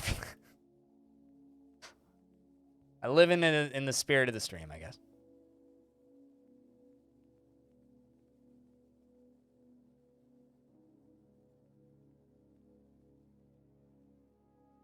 I wonder if it's going to turn over when he connects this.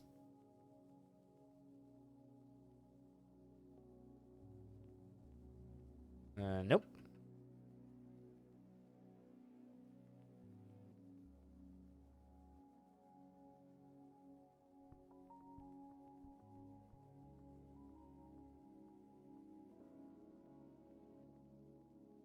Needs carpentry. Looks like Fillin's doing the honors. R is the appropriate thing to say to rum, yeah.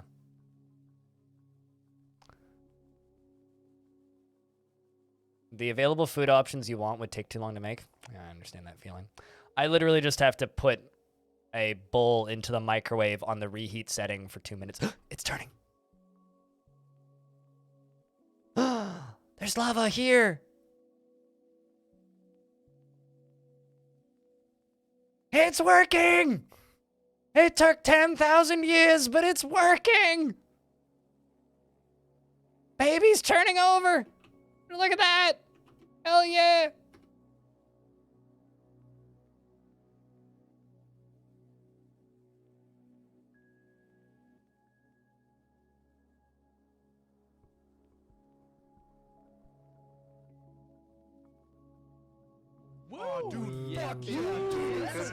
It's producing like 3 times the power that we need to, which is even better. There it goes. All this time. All this effort. The future of this fortress begins now. In this place. No frame rate. And I think it's stopped. Nope, it's still going. Okay, we're good.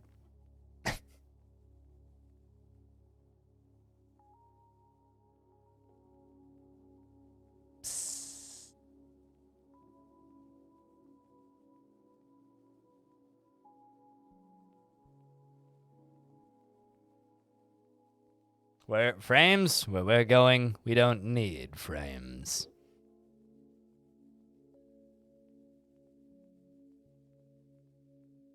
Bam, bam, bam, bam, bam, bam, now. I'm hoping it'll speed up a little bit, but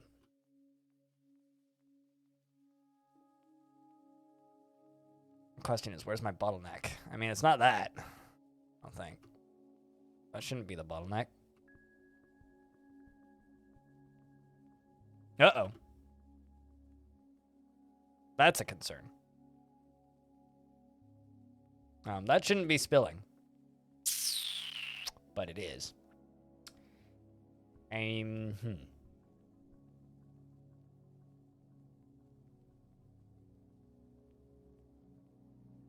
Nah, it's fine. We don't need to panic yet.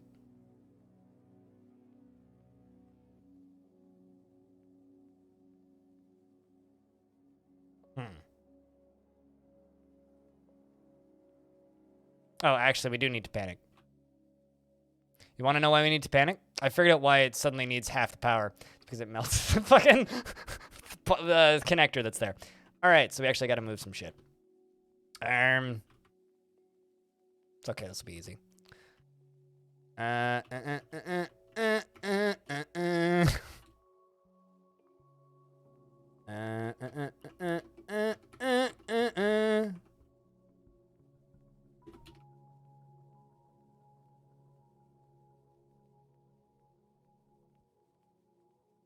Well, I mean, that explains a lot as to why it slowed down. I'm like, why did it slowing down? Well, I found the answer to that question.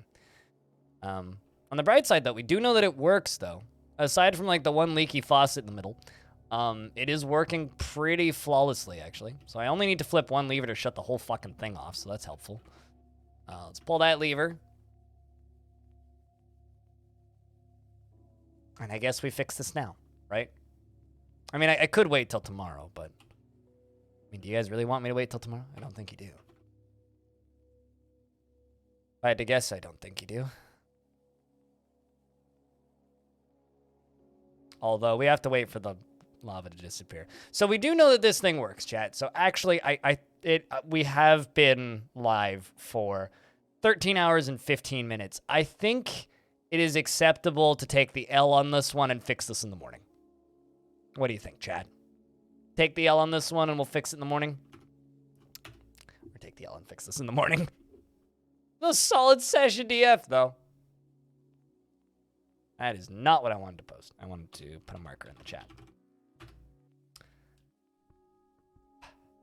Prioritize health? No, I'm going to prioritize records. Because Pilot's here, and he has rum.